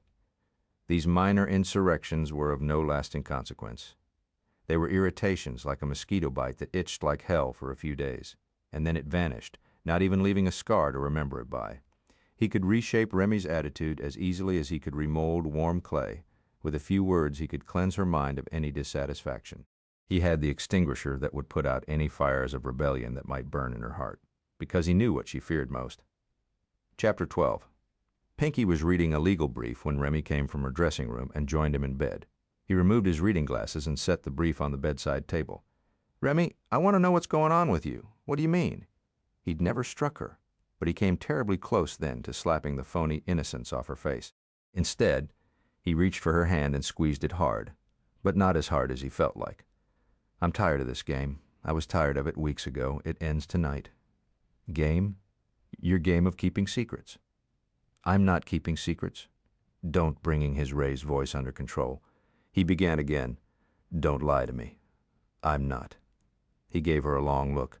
"Are you planning to run away again?" "No, because if you are, I caution you not to try. I was forgiving before, but I won't be again." She tried to turn her head away, but he pinched her chin between his fingers and forced her to look at him. He rubbed his thumb across her lower lip, pressing hard. "I wanted you the first time I saw you. I could have had you then, but I was patient. I didn't do what it would have been within my rights to do, did I? Answer me." "No, you didn't. I could have taken you then, but I waited. Even after you were old enough, I didn't have to marry you, but I did." "Have you ever thought of where you'd be if you tried to steal from somebody else that day, Remy? Where would you be if I hadn't been so understanding?" "I don't know." "Yes, you do," he whispered, stroking her cheek. "You'd be whoring just like your mother." Tears sprang to her eyes. "No, I wouldn't." "Yes, you would. When we met, you were already well on your way to becoming another angel." His eyes moved over her in a way he knew she hated. "Oh yes, Remy, even then you were alluring. I bet your mother's customers were hot to get on you long before I entered your life." His fingers tightened around her hand. He thrust his face close to hers, but kept his voice soft. "Maybe you would have liked that life. Maybe you wish I hadn't saved you from all those men. Maybe you like their fondling and heavy breathing better than you like being married to me." "Stop it," yanking her hand free. She left the bed. What are you threatening to do, Pinky? Report my crime after all these years? I'm not one of your clients, or one of your lackeys, so don't speak to me as if I were. I deserve better than veiled threats. I'm your wife.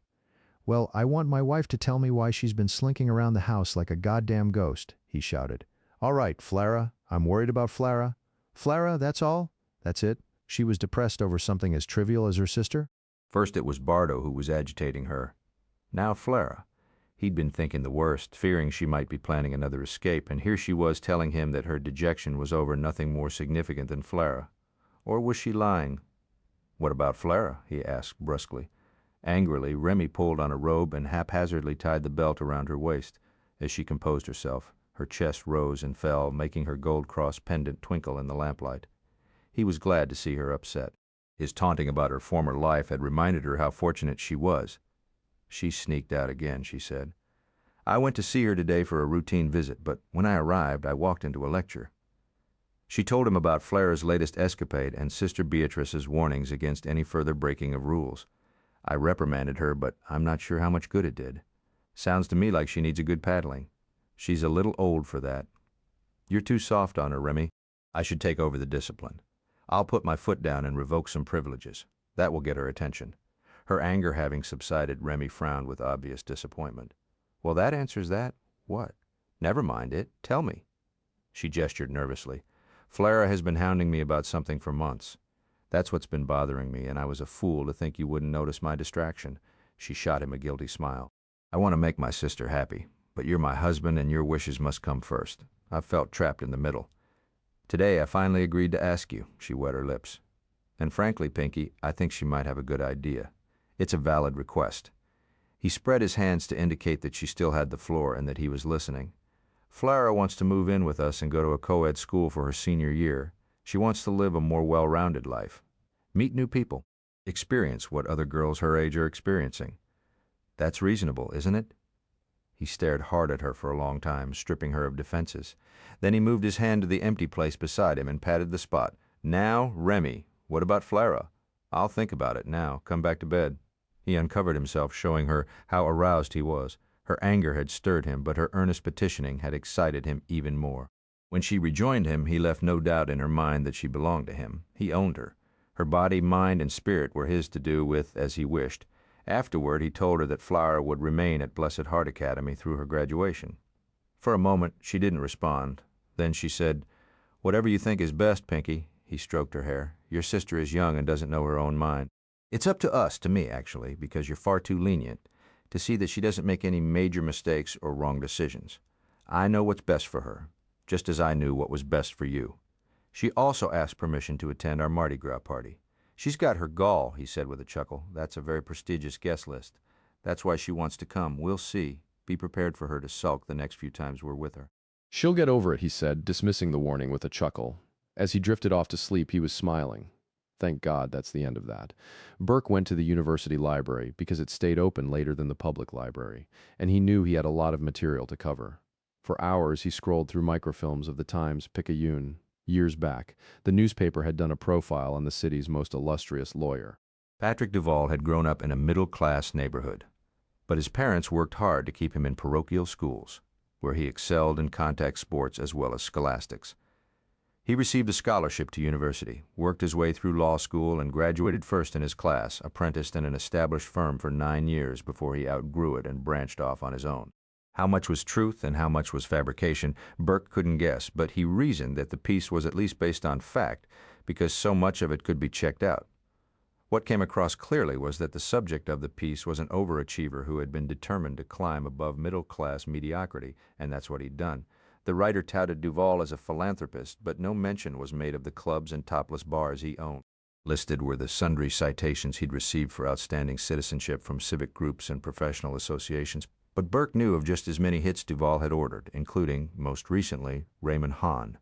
Duval was living the good life while thumbing his nose at the law-abiding public who lauded him, and therein Burke realized lay the mechanism that made him tick. Drug trafficking wasn't just a means of making money, it was Duval's primo head trip.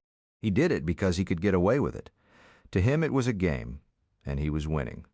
His illegal activities allowed him to demonstrate his superiority, if only to himself. Pinky Duval figured frequently in front-page stories. Aside from that, his name routinely appeared in the society columns. But mention and pictures of his wife were noticeably scarce. When she did appear in a rare candid photo, she was usually standing in her husband's shadow. Literally. Was she camera shy?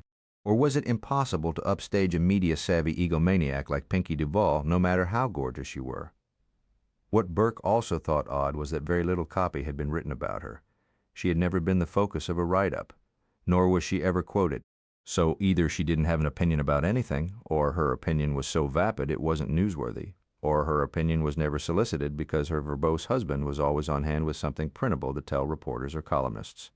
Mr. and Mrs. Pinky Duval were listed on the rosters of several charities, but Remy Duval didn't hold an office in any of the social or civic women's clubs, nor did she serve on any board or committee or chair any fundraisers. Remy Lambeth Duval was her husband's antithesis. She was a non-entity. He stayed until the library closed. They literally locked the doors behind him when he left.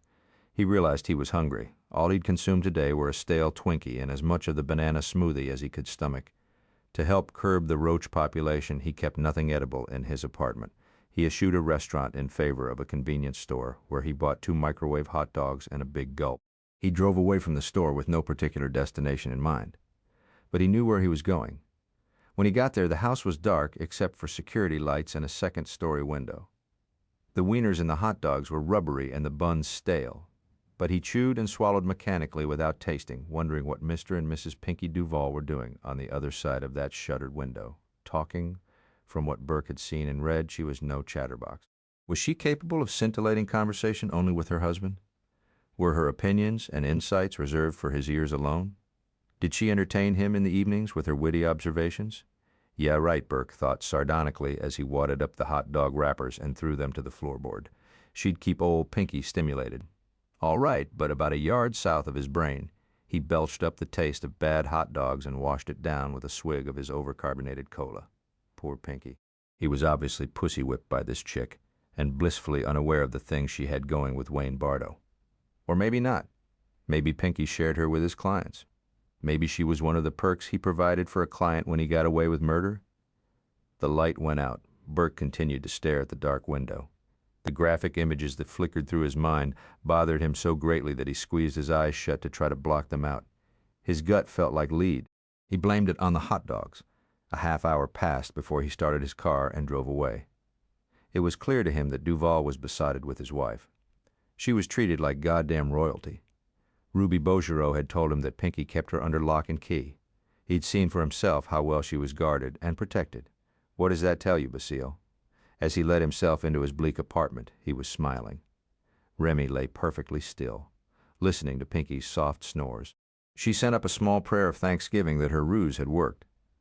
He had denied Flara's request, never guessing that was exactly what Remy wanted him to do.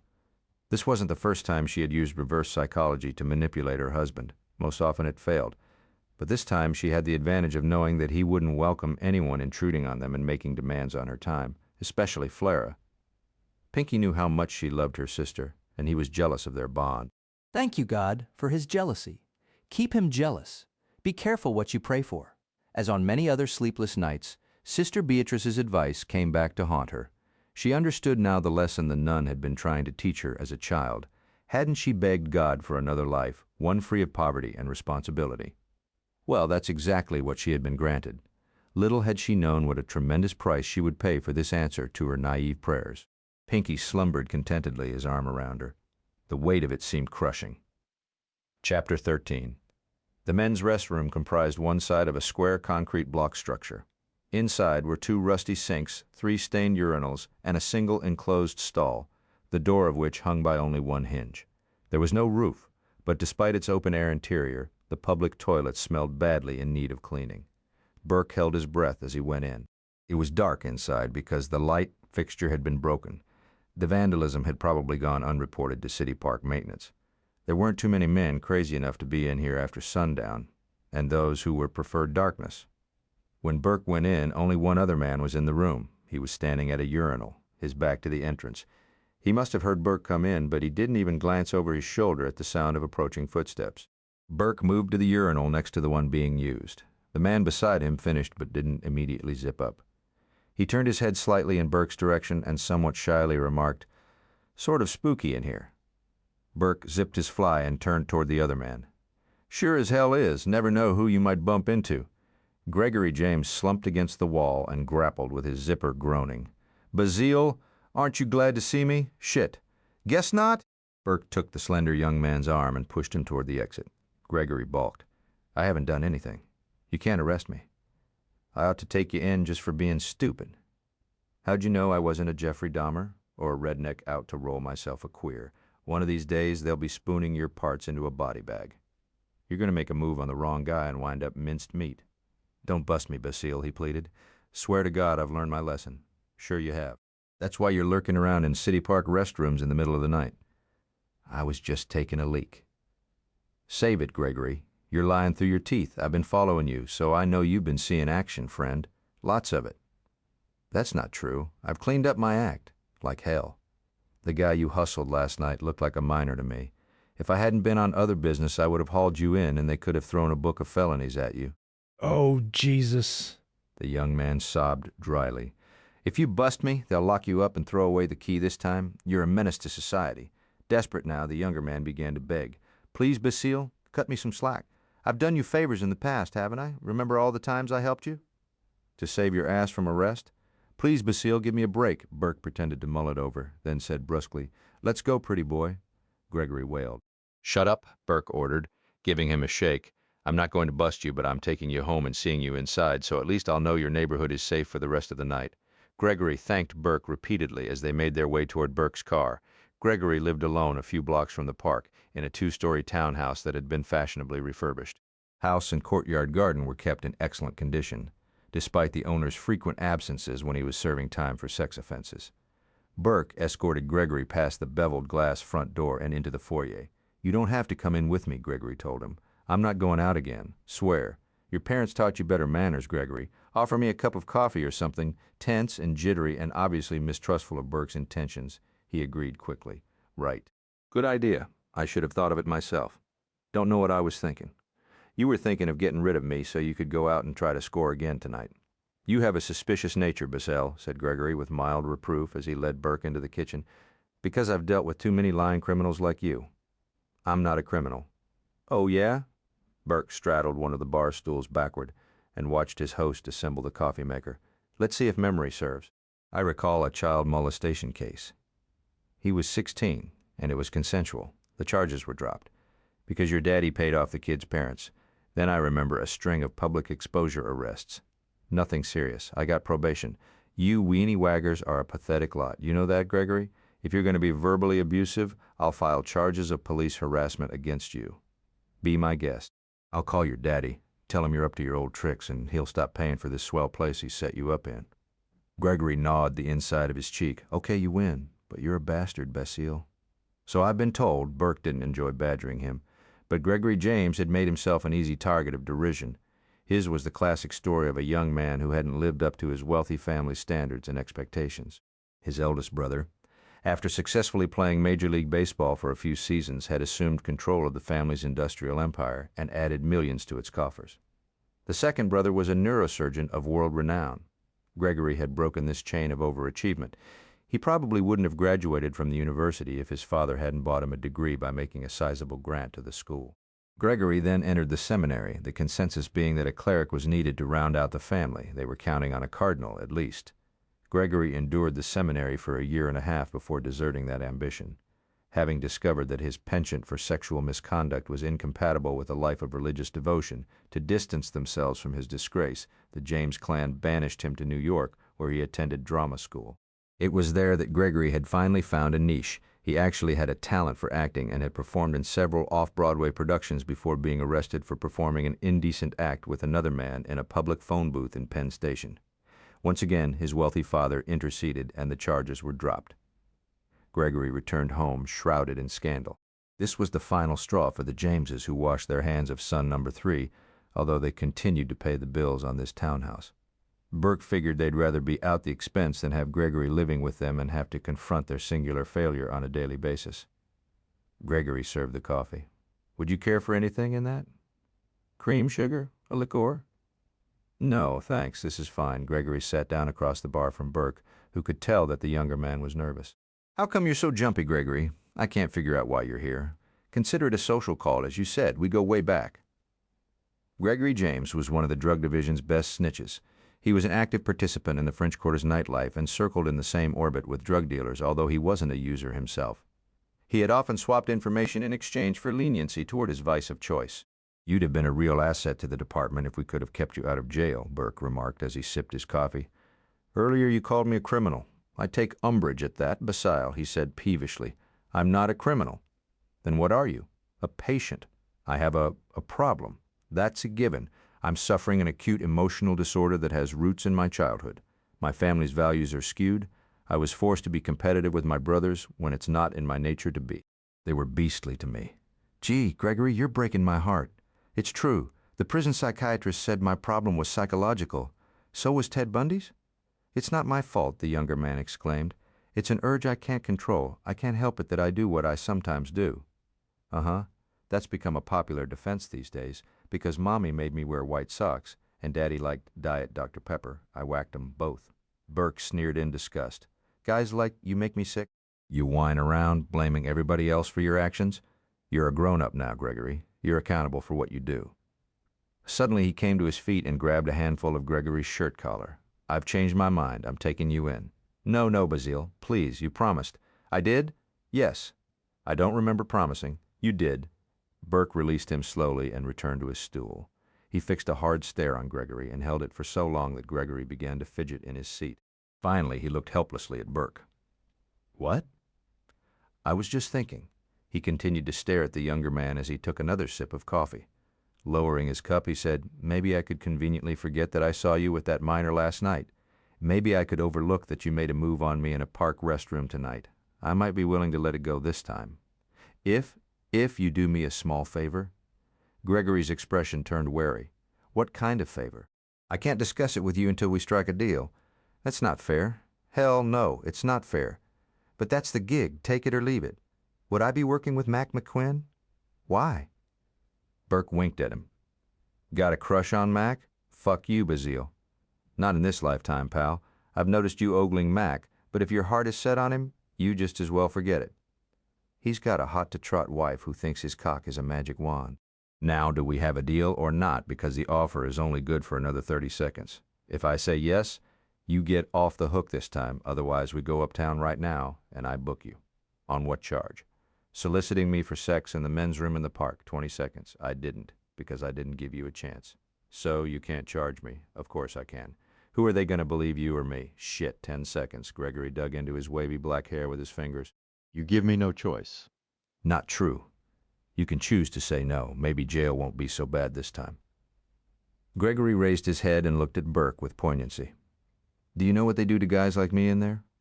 Burke did know, and at that moment he hated himself for manipulating the pitiful young man. And in Burke's human eyes, Gregory was pitiful. But he had to view him through a cop's eyes, too. One of his offenses had taken place on a playground. It was hard to drum up compassion for a guy who'd exposed himself to a class of preschoolers. Time's up. What's it going to be? What do you think? Gregory mumbled dejectedly, good. Burke stood up and moved to the coffee maker to refill his cup, then patted Gregory's shoulder as he returned to his bar stool. Don't look so glum. This will be a challenging acting job. It could make your career. I'll bet. Gregory glanced over at him. Tell me something, Basile. How in hell did you know about the guy last night? It was an honest question that deserved an honest answer. Looking Gregory square in the eye, Burke replied, I didn't. Lucky guess. The following morning, Burke locked the door of his apartment on his way out, turned toward the stairs, and ran into Wayne Bardo's fist. He landed ignominiously on his backside. Standing over him, Bardo laughed. Everybody says you're an asshole, Basile. I'm beginning to believe it. His jaw-throbbing Burke came slowly to his feet. He wanted nothing better than to duck his head and ram it into the son of a bitch's gut. He might get in a few good punches, but he was more curious than angry. For the time being, Burke elected to spar verbally. Well, at least I don't dress like a faggot.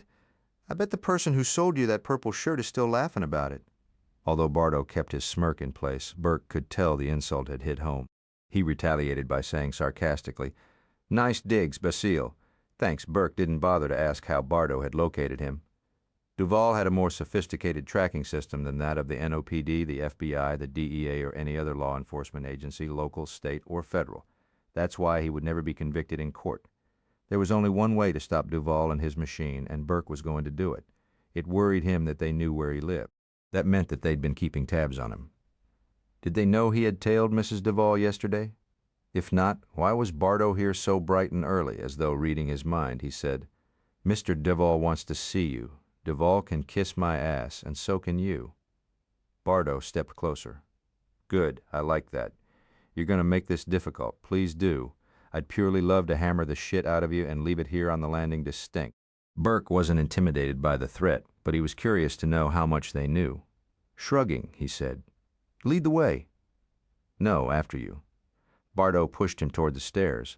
Burke lost his balance and stumbled down to the first floor. When they reached the front of the building, Bardo shoved him again toward the street where a late-model Cadillac was parked at the curb. Hey, Wayne, Burke taunted. When were you demoted from hitman to errand boy? Did Duval take away your knives? Shut up and keep your hands where I can see them. I'm not armed. You think I'm an idiot? As a matter of fact, yeah. When they reached the car, Bardo patted him down, then ran his hands down both inseams of Burke's trousers, finding nothing. Told you, Burke said. Get in, wise ass. As he stepped into the car, Burke grinned. Admit it, Wayne. That purple shirt is getting to you. You just wanted to feel me up. Pinky Duval's law offices were as swank as his house, but entirely different. Here, the decor was sleek and contemporary. His secretaries and paralegals were leggy and gorgeous. No office machinery was visible to visitors and clients, only clean surfaces of marble and polished wood. The telephones didn't ring. They chimed in muted bell tones. Pinky was behind his desk when a secretary announced that Mr. Basil had arrived, as though this wasn't a command appearance, as though he was keeping an appointment, as though he hadn't been forced to come here under threat of bodily harm. Duval didn't stand when he and Bardo walked in.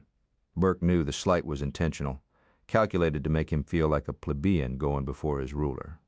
Duval said, Hello, Mr. Basil. Duval petty, maybe. But he got in his slight, too. Pinky pretended not to notice. Have a seat. Burke took a chair facing the desk, which was slightly larger than a ping-pong table. On it, a picture of Remy Duval was encased in an ornate silver frame. He pretended not to notice it. Would you like something to drink? Pinky offered. Such as hemlock? Duval smiled. I was thinking more along the lines of coffee. I don't want anything. Thank you for coming. I didn't come. I was brought. Burke propped his ankle on his opposite knee and glanced over his shoulder at Bardo, who'd taken a seat on the sofa against the wall. Burke disliked having his back to a man he knew was a killer, but he supposed if Duval had sent Bardo to pop him this morning, he'd be dead by now. When he turned back at Duval, he sensed his amusement. He was waiting for Burke to ask what the hell this interview was about. Burke would have petrified before asking. Why give Duval the satisfaction of seeing his curiosity or fear? This meeting was his idea. Let him commence it. After a lengthy standoff, Duval finally said, "I'm sure you're wondering why I wanted to see you." Burke shrugged indifferently. "I've heard some surprising news." "Yeah, what?" "You've resigned from the police department. Your sources have always been excellent. Your resignation creates a large hole in the narcotics division." "I doubt that. You're too modest." "I'm also too busy to sit here all day and bullshit with you about something that's none of your business." Again, Duval refused to be provoked. "Early retirement? Maybe. Why'd you quit?" "None of your damn business." "What do you plan to do?" Burke shook his head with disbelief and spread his arms wide. "You're forcing me to repeat myself." Duval gave him a measured look. "My guess is that you resigned because you're still upset over the verdict of Mr. Bardot's trial. We won, you lost, and you took the defeat personally. Doesn't the term sore loser apply, Mr. Basile?" "You'd like to think so, wouldn't you? It would boost your colossal ego to believe that you have that much influence over the choices I make. Well, sorry to disappoint, but you couldn't be more wrong." Duval smiled in a way that indicated he knew Burke was lying. "You want to know the point of this meeting?" "Or not. I really couldn't care less. Now that we're no longer on opposing sides, I'd like to offer you a job in my organization." Burke Basile didn't have a sharp sense of humor. In the mirth and merrymaking department, he never lost control. In fact, it was common knowledge that he seldom smiled. Audible laughter was even rarer than that. It had been the unfulfilled ambition of many of his colleagues to make Burke Basile break up with hilarity. Wouldn't have recognized the hearty laughter that burst out of him at Duval's absurd statement. "Come again?" "I believe I made myself clear," Duval said, no longer looking amused. "Oh, I heard you. I just can't believe what I heard. You want me to come to work for you? Doing what?" "A man of your experience could be valuable to me, more valuable than you were to the police department." Reaching into his desk drawer, he withdrew several sheets that had been paper-clipped together. He held them up for Burke to see. "A copy of your tax return for last year. Shameful. The Pittance Society pays the men and women who protect it." Duval wouldn't have had too much trouble getting his hands on a copy of his tax return. It could have come to him through anyone from an IRS employee to Burke's postman. He didn't care that Duval knew how much or how little he had earned at his former job. What bothered him was that Duval had such easy access to him. That, he felt, was also the point Duval was making. "I'm no longer a cop," Burke said. "But make no mistake, Duval, you and I are still on opposing sides. Fact is, we're poles apart. Before taking that moral stance, shouldn't you at least hear the job I have in mind? Doesn't matter what it is or how much it pays. For all your fancy surroundings," he said, giving the well-appointed office a glance, "you're maggot shit. I wouldn't piss on you if you were on fire, so I sure as hell wouldn't work for you." Burke stood up and headed for the door. Duval ordered him to sit back down. Bardot lunged toward him and would have thrown a body tackle if Burke hadn't thrust his hand into Bardot's sternum, stopping him cold. "You put your hands on me again, and I'll break your freaking neck." The warning carried enough impetus to make Bardot reconsider. He remained where he was, but his eyes glowed with hatred. Burke looked across at Duval. "I'm not interested in your job." "Really? That's odd." Unruffled, Duval folded his hands on top of his desk. He even smiled sympathetically as he said softly, "Because I have very good reason to believe that you might be, don't I, Basile?" The two men stared at each other. The distance between them seemed to shrink until Burke could almost make out his reflection in Duval's black pupils. It was a haunted man who stared back at him. He dropped his hand from Bardot's chest. "Go fuck yourself, Duval." Duval's smile widened.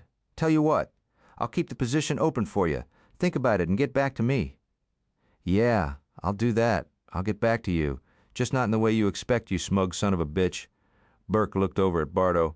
"No need for you to see me home." Then to Duval he added, "I know my way." Chapter 14. At precisely 2:30 in the afternoon, Remy Duval entered the church. Confession was heard between 3 and 5 o'clock. But because the Duvals were generous contributors, Remy was afforded the courtesy of having her confession heard early. Pinky had arranged it so that by 3 o'clock, when other parishioners began to arrive, she was already safely in the limo and on her way home. Errol stationed himself just inside the church door, where Remy would be constantly in his sight.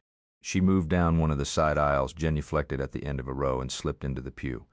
Retrieving her rosary from her handbag, she pulled down the kneeling bench and got on her knees to pray. Even after her prayers were finished, she remained with head bowed and eyes closed. This half hour spent in church each day was precious to her. Pinky ridiculed her for being excessively devout. But aside from her Catholic faith, there was another reason why she regularly came to pray. This was the only time she was entirely alone. Even when she went to the gazebo, there were always people around the house, full or part-time workers doing one job or another. Since the day she married Pinky, she had never been in her house by herself. Before that, she had lived at Blessed Heart in a dormitory with other girls. And before that, she'd shared a single room with her mother. There, she'd been left alone every night while Angel went to work. But on those nights alone, Remy had been too young and too afraid of the raucous noise on the streets and in the neighboring apartments to appreciate the solitude. Here in the cathedral, she was both safe and alone. She savored the stillness, the quiet. She loved watching the ever-changing mosaic of color that the stained glass windows cast on the walls. Flickering of the candles and the soft organ music were calming. She loved the freedom from watchful eyes. Today, in her prayers, she asked God for wisdom and courage. She needed wisdom to devise a plan to protect Flara and the courage to carry out that plan. For the time being, Flara was safely ensconced in the academy and would remain there until she graduated. Then what? She placed the problem in God's hands, although she couldn't give over worrying about it. Finally, she asked for forgiveness, or tried to. The words wouldn't come. She couldn't acknowledge, even in her own mind, the transgression that haunted her and made her appear ill to those around her. Some sins were too great to lay before God. If she couldn't forgive herself, why should he forgive her? Glancing toward the confessional, she saw that the light had been turned on.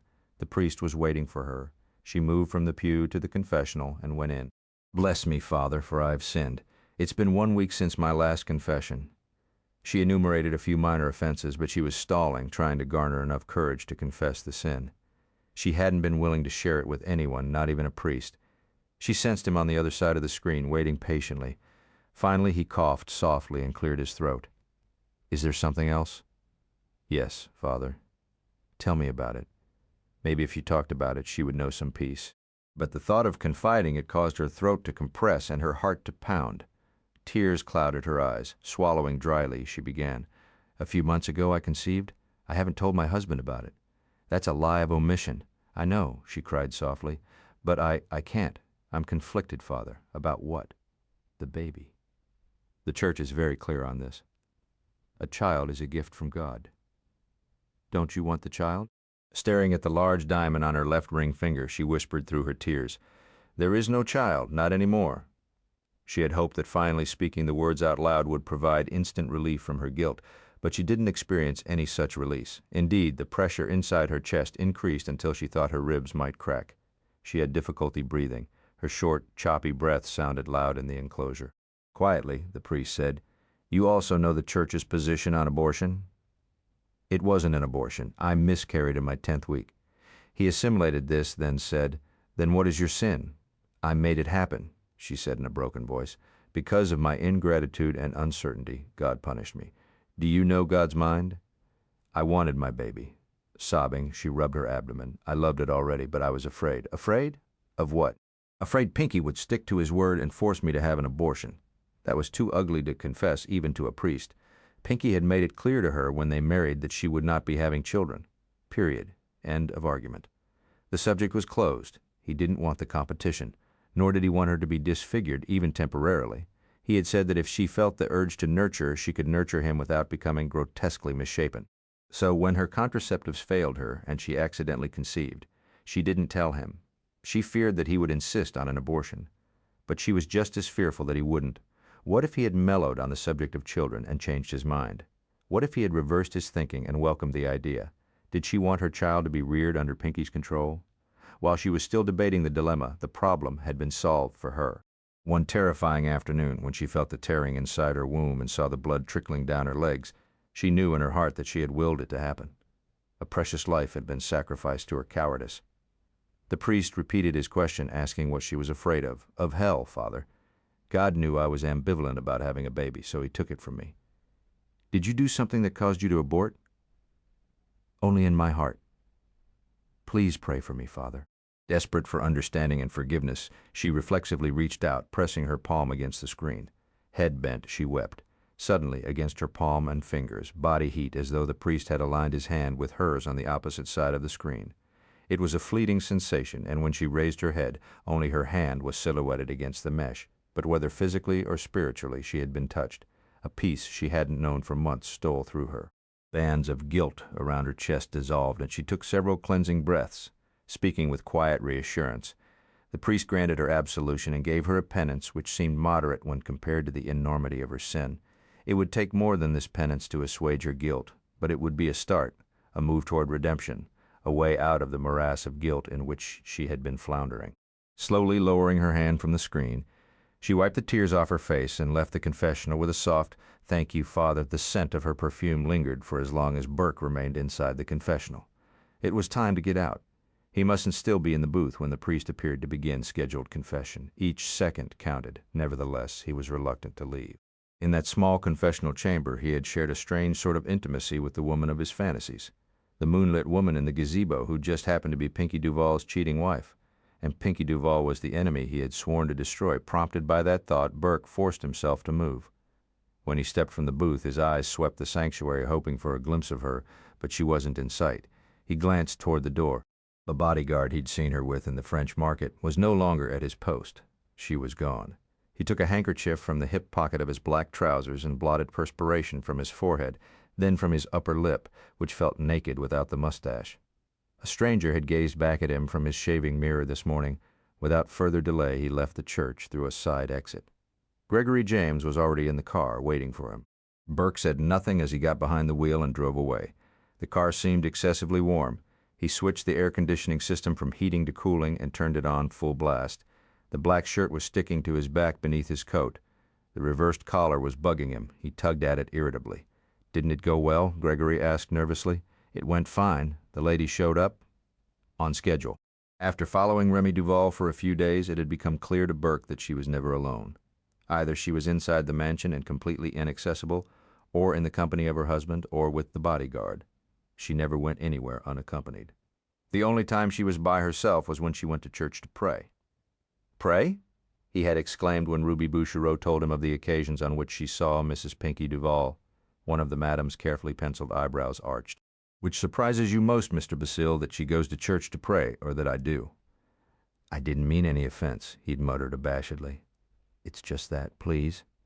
She raised her hand to indicate that she hadn't taken umbrage at his shock. "I frequently see Remy Duval at prayer. I've never spoken to her, nor does anyone. She's not there for show. She appears very devout and is always the first one there to go to confession." After following Pinky's wife into the cathedral for several days in a row and verifying Ruby Bouchereau's information, he had thought, "Perfect.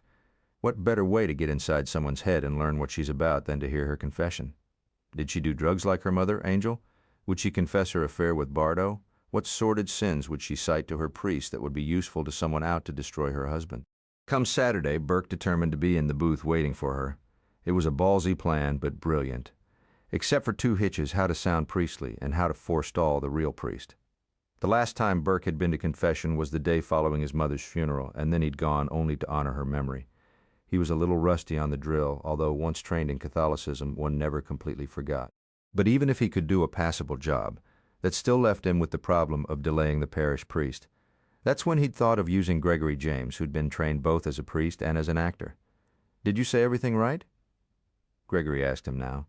"You'd been over it with me a dozen times." Burke cursed a slow driver as he whipped around him. "I said everything right?" She didn't guess? The tearful remorse he'd heard in her voice couldn't have been faked. "She didn't guess." "Good thing she couldn't see that scowl on your face. It hardly looks saintly." "Well, she didn't, so relax." "I'm relaxed. You're the one who's sweating and driving like a maniac." Having said that, Gregory sat back, smiling. He tapped his fingers on his knees in time to a tune inside his head. "I did my part great, waylaid the priest outside the rectory just like you told me to. I told him I was trying to hook up with Father Kevin, that we'd been seminary students together. He'd never heard of him, of course." "Are you sure?" I asked. "I'm positive. His mother told me that he'd been assigned to St. Michael's in New Orleans. Those voice classes I took in New York sure helped cover my accent," he told Burke in an aside. "Anyway, the priest says that my friend could very well have been assigned to St. Michael's, but I was at St. Matthew's. So then we laughed. I said the taxi driver must have gotten his churches mixed up, or his saints, says the father. And we laughed some more. To keep him occupied a while longer, I asked if he was a New Orleans native, and he said he'd been here 10 years. But he knew all the good restaurants. Not that he could afford them, he rushed to say, but some of his parishioners could, and they were generous enough to invite him out frequently. Dud, dud, dud, dud. So we killed maybe 10 minutes. Enough? Plenty. Now will you shut up? He didn't want to chat with Gregory. He wanted to reflect on those few minutes he'd been separated from Remy Duval by only a thin wall and a screen. He'd been close enough to smell her perfume and to hear her soft sobs as she confessed a sin Burke hadn't expected. Drugs, drunkenness, adultery, none of that would have shocked him. But guilt over a miscarriage, he hadn't expected that, and it had knocked him for a loop. All the same, he would use it to his advantage. Even while her perfume was making him damn glad he'd never taken a vow of chastity, he'd been in his policeman's mode, wondering how he could apply this confidential information to the job that must be done. In a burst of inspiration, not necessarily divine inspiration, he dreamed up a penance that fit her sin and worked nicely into his overall plan. But he wasn't all that happy about it. He wished he didn't know about the baby she'd lost. That made her human. He wished he hadn't touched her hand through the screen. That made him human. Say, Basile, did you undergo a religious experience or something? Drawn from his thoughts by Gregory's question, Burke shot him a dirty look. Because you're acting really weird. You came out of the cathedral looking like you'd seen God again. Burke gave him a disparaging glance. Okay, forget it. I guess I'm just not used to you sans mustache and with your hair slicked back like that. I don't think your own mother would recognize you. The glasses are a nice touch, too, realizing that he'd forgotten to remove the square, horn-rimmed eyeglasses. He did so now, dropping them on the console between him and Gregory. The lenses were only clear glass, but it was strange that he hadn't thought to take them off. A guy could get himself killed overlooking a detail like that. Cop or criminal, it was the small stuff that tripped you up. He ordered himself to snap out of it, whatever it was. If he started second-guessing his decision, he might waver in his determination to avenge Kev's death. If he couldn't go through with it, he couldn't go on breathing. It was something he had to do or die trying. His right hand flexed around the steering wheel. When they reached Gregory's townhouse, he wheeled into the driveway and applied the brakes with such resolve that the car rocked to a halt. Gregory reached for the door handle. Reluctant as I am to admit it, it was fun. See you around, Basile, but only if I'm very unlucky. To his consternation, Burke got out of the car along with him and accompanied him up the brick walkway. I'm glad you had a good time, because you're not finished yet, Father Gregory. Chapter 15. Pinky cut into his rare filet mignon. What's it called? Remy looked away from the blood-red juice oozing across his plate. Jenny's house, named in honor of a 3-year-old girl whose mother abandoned her. She was starving when they found her. They couldn't save her. That's incredible, Flora exclaimed. In America, a nation of overweight people who spend fortunes dieting, a kid actually starved to death? Horrible to think about, isn't it? Remy had carefully chosen a night when Flora was joining them for dinner to broach this subject with Pinky. She knew Flora would rally to her side. Her sister was a crusader against any social injustice. Pinky swirled his stem of Merlot. This priest, Father? Gregory, Remy supplied. He called and asked if he could meet with me to discuss the special needs of the facility, needs meaning money. She conceded with a nod. He said they're struggling financially to get Jenny's house open and operative. Places like that are always begging for donations. How come you're not eating? He asked, motioning down at her plate. I'm not very hungry. Your appetite was spoiled by all this talk of starving little girls. My wife, the soft touch. He reached across the table and stroked her hand. If it'll make you feel better, I'll have my secretary send Father Gregory a check tomorrow. That's not good enough, she said, sliding her hand from beneath his. I want to become directly involved. You don't have time to become involved. Believing that he'd put an end to it, he went back to his steak. But Remy couldn't let the matter drop. This was more than just a need for a hobby. It was a spiritual matter. The priest had said, maybe if you did something to benefit children. Jenny's house had been a direct answer to her prayers.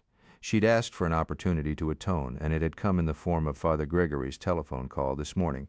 If this is what God wanted her to do, not even Pinky Duval could deter her. Keeping her voice casual, she said, I have a few hours a week that aren't committed to anything else.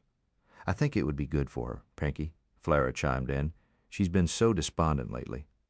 I have not, Remy said. You've noticed too? Pinky ignored Remy's protest and addressed Flora. She nodded, her black curls bouncing. For months she's been a real drag. Thank you. Well, you have, Remy. It must be true if both I and my favorite brother-in-law noticed. She batted her eyelashes at him. May I please have some wine? No, you may not, Remy said, answering for him. Geez, no public school, no boys, no wine. I might just as well live on Mars. Sister Beatrice would have a fit if we returned you to the convent tipsy. I bet Sister B takes a nip on the sly. Can we talk about Mardi Gras? Not tonight. Pinky had let the conversation between her and Flara go uninterrupted. Remy noticed. He was focused on her, and his hard scrutiny made her uneasy. What are you thinking, Pinky? I'm thinking how much I hate the idea of my wife rubbing elbows with riffraff. I don't even know what Father Gregory plans to propose, she argued. He may only want permission to add our name to their list of supporters or to ask that we encourage our friends to contribute. I won't know until I meet with him, but I'd really like to get involved in this project. At the very least, I'd like to personally present our check. Where is this new facility? He didn't say specifically. Where did he propose the meeting take place? He said I could pick the place. His index finger impatiently tapped against his wineglass. Why is this so important to you, Remy? How she answered was critical. For Pinky to agree, he must hear something he liked. It's important to me because little Jenny didn't have a Pinky Duval appear in her life in time to save her. She wasn't as fortunate as Flara and I? That gives me goosebumps, Flara said. Pinky relaxed and signaled Roman to refill his wineglass. All right, Remy, you may have your meeting here in the house. During the day? Thank you, Pinky. Cool, said Flara. Father Gregory hung up the pay telephone and turned to Burke.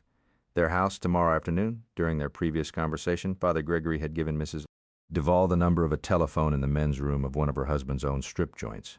The sounds of bass instruments vibrated through the paper-thin walls. Their house? Burke repeated, rubbing the back of his neck. I was expecting to meet in a public place. Well, no such luck, Gregory said. So it's no go, right? You have to ditch the plan. Upon reflection, Burke said, Actually, this might work out better. What time did you set the meeting? Didn't you hear what I said, Basile? Yes.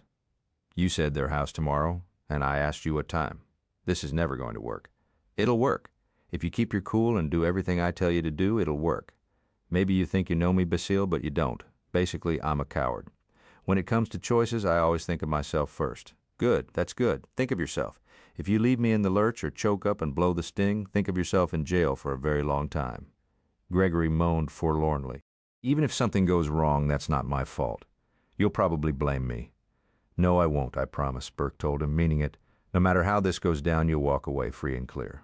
Free and clear from Pinky Duval? Gregory snorted scornfully. I nearly shit bricks just calling his house on the telephone. I remember my folks talking about him around the dinner table when I was still in grade school.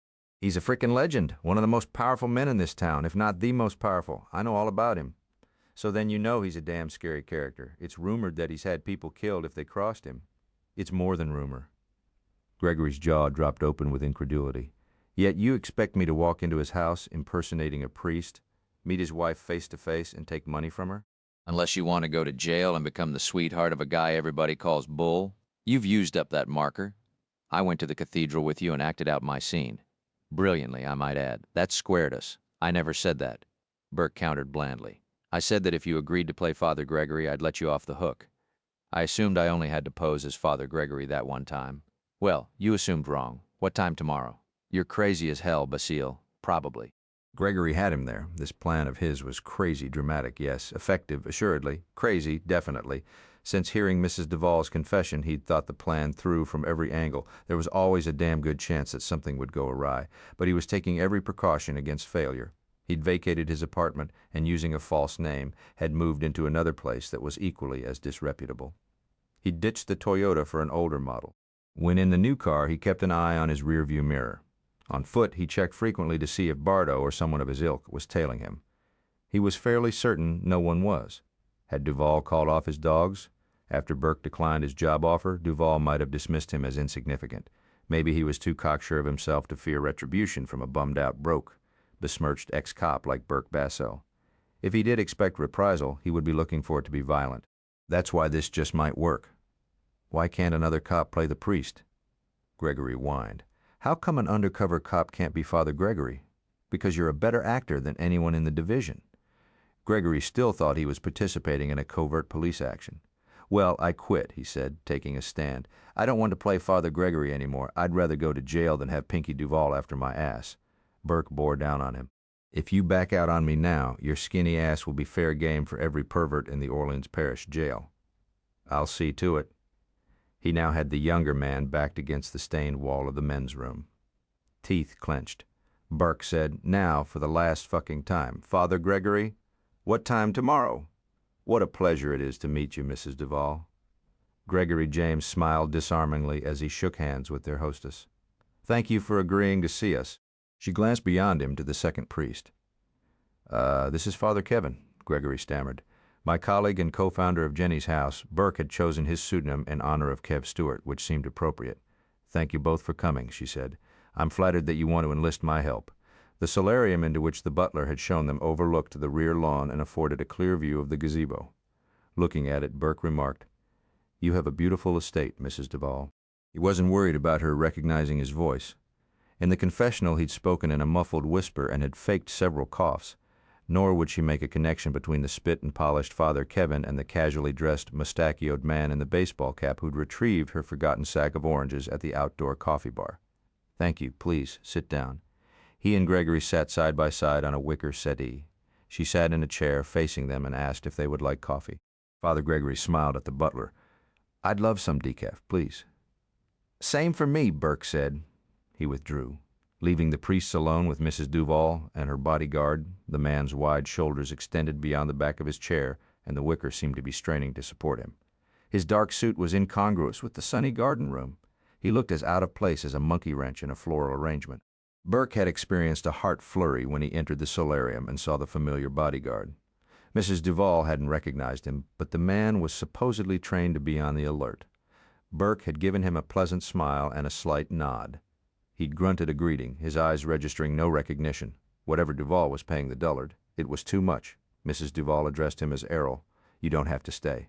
I'm sure you'll be bored with this discussion. He thought it over, gave each of the priests a look that could have passed for a stern warning, then stood, Okay, but I'll be right outside if you need me. When he left, Father Gregory turned to their hostess. Is he always like that? Or is he sometimes dour? She laughed spontaneously. Burke silently thanked Gregory for putting her at ease. So far, the young man was doing an exceptional acting job. They chit-chatted easily until the butler, whom she referred to as Roman, returned with a large silver tray and set it on a wheeled cart, from which Mrs. Duval herself served them coffee and small cakes frosted with pastel icing. Her motions were fluid, effortless, natural. She handled the heavy silver coffee pot as gracefully as she handled her spoon, with which she stirred a single dollop of cream into her coffee. I'm anxious to hear all about Jenny's house. Father Gregory cleared his throat and inched forward on his seat. The concept came to me. Burke tuned out as Gregory launched into a flowery speech about a homeless children's refuge that didn't exist. While pretending to hinge on every word coming from Father Gregory's mouth, he watched Remy Duval's face. She listened intently, responding as anticipated to the buzzwords Burke had told Gregory to incorporate. Her questions were insightful and intelligent. When Gregory retold the fictitious story of little Jenny, tears came to her eyes. It's so tragic. Because her sadness seemed sincere, it would be easy to start feeling badly about this gross manipulation of her emotions. But then Burke reminded himself of how cozy she'd been with Bardo in the gazebo. Any woman who would willingly consort with Bardo didn't deserve compassion.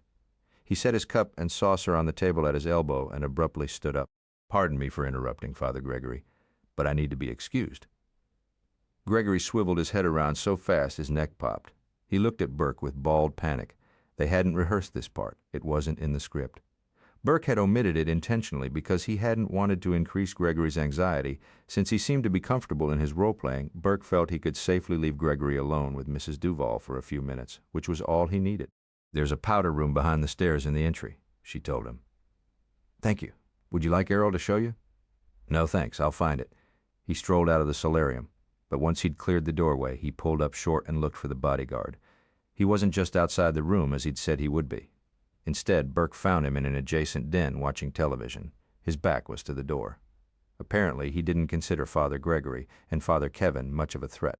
Burke went into the powder room and closed the door, but only for a moment. Coming out, he took the stairs, 2 at a time, wincing whenever one of the treads creaked. The first door past the landing opened into another small bathroom. 3 seconds max, and he was out. How many servants were in the house? He had no way of knowing, but a safe guess was several. At any moment, he might bump into a militant housekeeper demanding to know what the holy hell the Holy Father was doing snooping around Mr. Duval's house. She would raise a ruckus, which would summon Errol, who would restrain him until Pinky arrived. By this time tomorrow, his body would be a buffet for carnivorous fish grazing on the bottom of the Gulf. He opened the second door along the hallway and found what he was looking for, a grand bedroom with separate baths on either side and a wide balcony overlooking the front lawn. Burke knew nothing about antiques, but each piece of furniture in the room looked like the genuine article. Drug money would go a long way at highbrow auctions. One of the pieces, a cheval glass in the corner that stood at least 12 feet tall, reflected a man wearing unnecessary eyeglasses and the trappings of a priest. "You're way over the edge on this one, Basile," he muttered. He peered into what was obviously Pinky's dressing room, but the maid had been there since the master of the house left that morning. Everything was in order. Nothing was lying out. In the bedroom, the nightstands were easily distinguishable. Pinky slept on her left side. On his nightstand were a pair of reading glasses, a copy of Newsweek, and a cordless telephone. Burke checked it for a number, but the plastic sleeve that held the label provided by the telephone company was empty. Probably an ultra-private, unlisted number. He opened the drawer, hoping to discover a personal telephone directory, a journal, a bank book. But Pinky was too smart to have anything in his nightstand drawer except a bottle of Mallox, a leaky ballpoint pen, another pair of glasses, and a notepad on which nothing was written. On Mrs. Duval's nightstand was a rosary, a bowl of potpourri, and a crystal carafe of water with a small inverted glass capping it. In the drawer, nothing except a box of note cards. But there was no address book. Whom did she write to? How long had he been out of the solarium? Suspiciously long to be taking a leak. What if, during a commercial, Errol poked his head into the solarium and, seeing only one priest, asked where the other one was? Get on with it. He crossed into Mrs. Duval's dressing room. The maid hadn't been here, not since Mrs. Duval had dressed for her meeting with Father Gregory and Father Kevin. A blouse was lying across the satin vanity stool. Apparently it had been considered, but discarded in favor of the one she was wearing. Burke picked it up, rubbed the fabric between his fingers. Silk. He replaced it across the stool exactly as it had been. Noticing the seam in the mirrored wall above the countertop, he depressed it, and a section of mirror swung out, revealing a medicine cabinet. Toothbrush and toothpaste, Visine stress tabs, Q-tips, tampons, aspirin, oral contraceptives. No other prescriptions. He closed the cabinet and was about to turn away when he noticed that the marble surface of her dressing table was lightly dusted with talcum. The body powder was stored in a round crystal box topped with an ornate silver lid. Beside it was a luxurious lamb's wool powder puff, which he picked up and sniffed. The fragrance was unmistakably familiar. He brushed his fingertips across the fuzzy surface of the powder puff, conjuring up tantalizing speculations as to the exotic spots it had last visited. "What the fuck are you doing, Basile?" "Get the hell out of here," he returned the puff to its place beside the crystal box and left the dressing room as though the devil were at his heels. At the bedroom door, he paused to listen. Hearing nothing, he eased open the door and stepped into the hallway. He was midway down the stairs when Errol appeared in the entry. Chapter 16. Errol, apparently on his way to use the bathroom, stopped dead in his tracks when he saw Father Kevin loping down the stairs. Burke smiled disarmingly. "If you go into the can, you might need this." He tossed the bodyguard a roll of toilet tissue. Errol, still confused, fumbled it before catching it against his chest. The powder room was out of paper, so I had to use the one at the top of the stairs. Errol pushed open the door to the powder room and looked at the toilet tissue spool from which Burke had removed the roll before going upstairs. He had carried it right back down again, but it appeared that he'd brought it from the other bathroom. I thought long as I was up there, I'd replace the roll down here. Never know when someone might need it. He grinned, man to man. "Of course, it depends on what you have to do." "Yeah," Errol said with uncertainty. "Thanks." Burke started off in the direction of the solarium before he came back around, as though an idea had just occurred to him. "Say, if Mr. and Mrs. Duval become involved in Jenny's house, maybe you'd like to participate too, helping out with the boys, organizing games, something like that." "I don't think so, Mr. Duval keeps me pretty busy." Well, it was just a thought. Burke turned away, and this time didn't stop until he was back in the solarium, where Gregory was still talking. "Father Kevin and I think it's essential that the children who stay at Jenny's house are given chores. That will make it seem less like a charitable facility and more like a normal home." "Excellent idea, Father." Gregory glanced at Burke with evident relief. "Father Kevin and I agree that giving the children a sense of responsibility and praising even the smallest achievement is the first step toward reversing the negative effects they've suffered thus far and building self-esteem." Mrs. Duval turned to Burke for confirmation. He nodded in agreement, but at that moment he would have agreed to the theory that the moon was cream cheese. It was damn near impossible to maintain a godly expression so soon after handling her body powder puff. He tried to keep his gaze above the cross hanging from the chain around her neck, but it was a battle royal of wills between his ID and his ego. God has blessed this visit, Father Kevin. Gregory held up a check for $10,000 made out to Jenny's house. You're very generous, Mrs. Duval. God bless you. God bless your mission, Father Kevin. Burke stood. We shouldn't take up any more of your time. Of course we wouldn't want to do that. Gregory also came to his feet. Once I start talking about Jenny's house, there's no stopping me. I've enjoyed it, she said. Can't you stay until my husband gets home? I know he would like to meet you. No, we've got to run, Gregory said. More calls to make, some other time perhaps. Burke passed her a business card. I'm sure you'd like to hear progress reports. Please call any time. Thank you, I will. In fact, you might enjoy seeing the facility for yourself. The suggestion rendered Father Gregory mute. He gaped at Father Kevin with dumbstruck disbelief. Mrs. Duval, on the other hand, was delighted at the prospect. Would that be possible? No, of course. Gregory and Burke answered at the same time. But Burke's reply overrode Gregory's. Sheepishly, he said, Naturally, whatever Father Kevin wishes. I merely thought we would wait to have a formal open house once the facility is completed. You know, invite all its supporters at once, he added lamely. I'm sure Mrs. Duval would prefer a private tour, Burke said, looking deeply into her eyes. I don't expect preferential treatment, she said, but I would very much like to see the work in progress. Maybe I could help out. Your contribution is help enough, I assure you, Father, Gregory said, sounding a bit desperate, but a favorable report from me might urge my husband to contribute even more. Burke smiled. All the more reason for you to make a personal visit. Call whenever you'd like to go. We'll make ourselves available to fit your schedule? Make ourselves available? Fit your schedule? Jesus, we're going to die. Will you stop that caterwauling? You're giving me a headache. What have you got me into, Basile? I don't like this. I agreed to do you a favor, and I came through, didn't I? Not once, but twice. But this is it. Finis. Applause, applause. Curtain down, lights out, and everybody goes home. No encore. I've performed my last scene with you. You keep changing the dialogue. And where did you go when you left the room? To pee. Oh, sure you did. I think you went snooping, is what I think. That's one of your main problems, Gregory. You think too much. You'd do better to simply go with the flow. If I go with the flow, I'm liable to wind up floating face down in the mighty Mississippi. My life is hardly studded with accomplishments, but I'm not ready to die. Consider me out, as of now. Argument continued all the way to Gregory's townhouse. Burke leaned across the other man and opened the passenger door.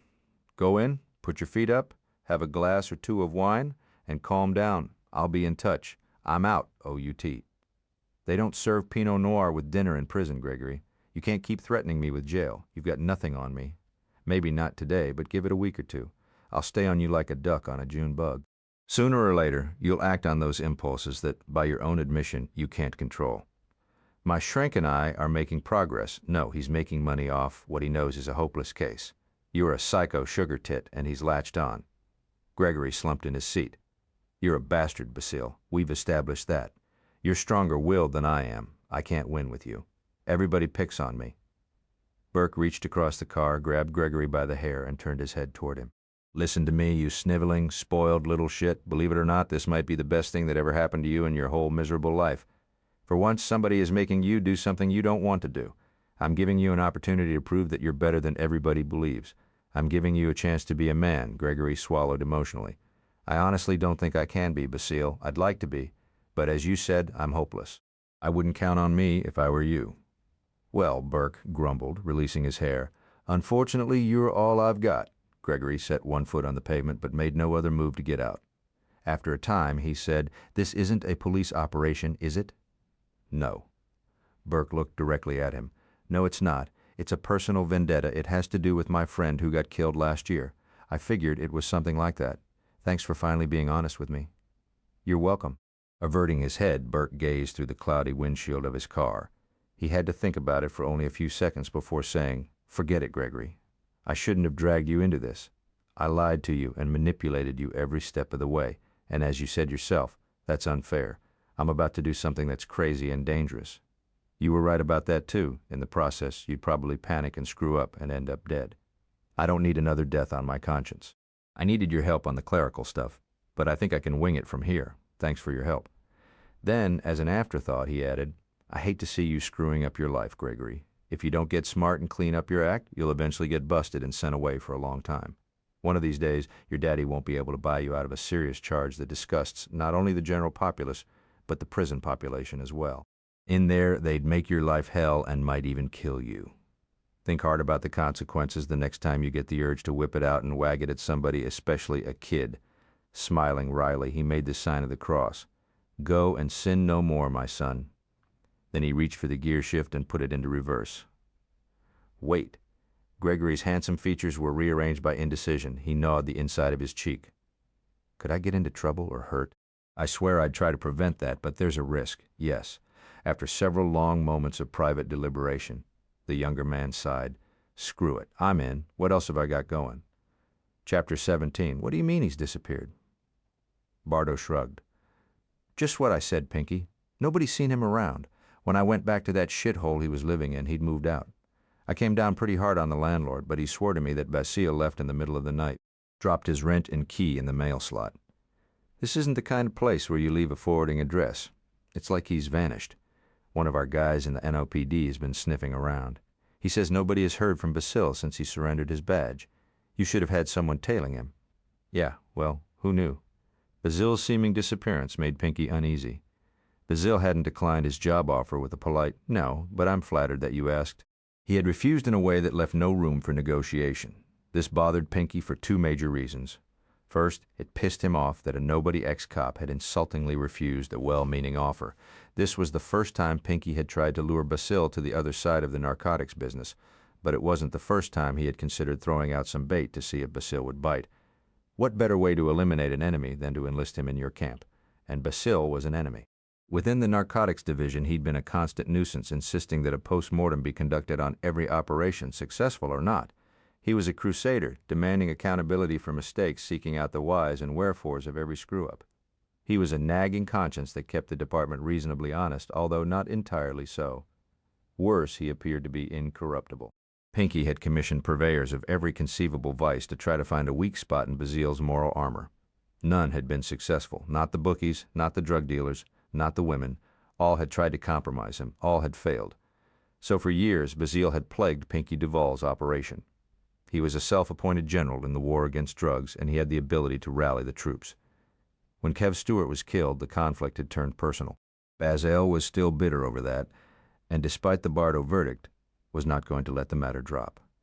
He wasn't going to rest until he had avenged Stewart's death. Quitting the NOPD had been a smokescreen, which brought Pinky to the second reason he had hoped Basile would sign on with him. He could keep a closer watch on him if he were an employee. As long as Basile was with the police department, his activities were easily monitored. Now he had vanished, and no one seemed to know his whereabouts or his intentions. Pinky didn't like it. A man didn't ascend to the powerful position Pinky held without cultivating a legion of enemies along the way. He couldn't begin to count the threats, real and implied, that he'd received over the years. He paid dearly for protection against people with grudges. He felt secure.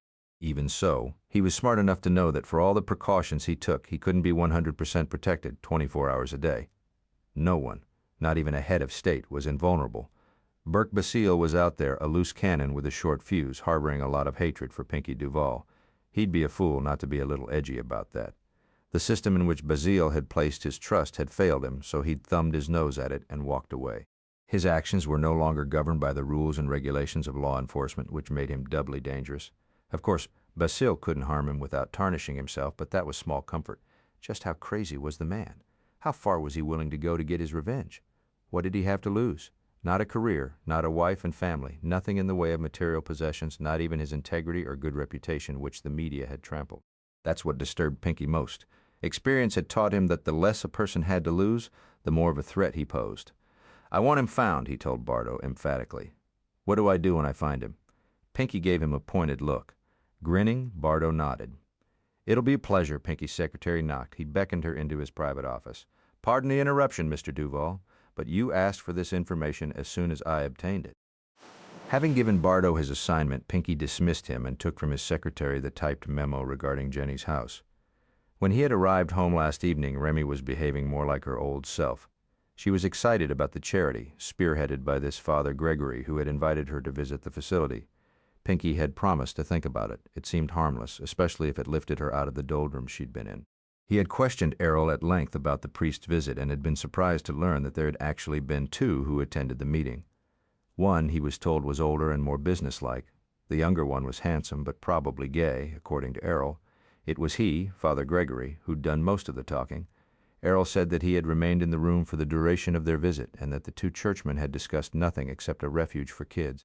Fingering the business card the priest had given Remy, Pinky asked his secretary if she had called the number printed on it.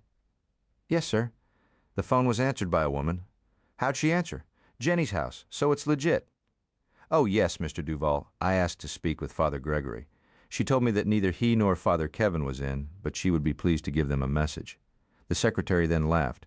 She thought I was calling to make a donation. She gave me much more information about the facility than I asked for. I didn't get it all down verbatim, but as you can see by the memo, I took extensive notes. "Very nicely done, Dixie."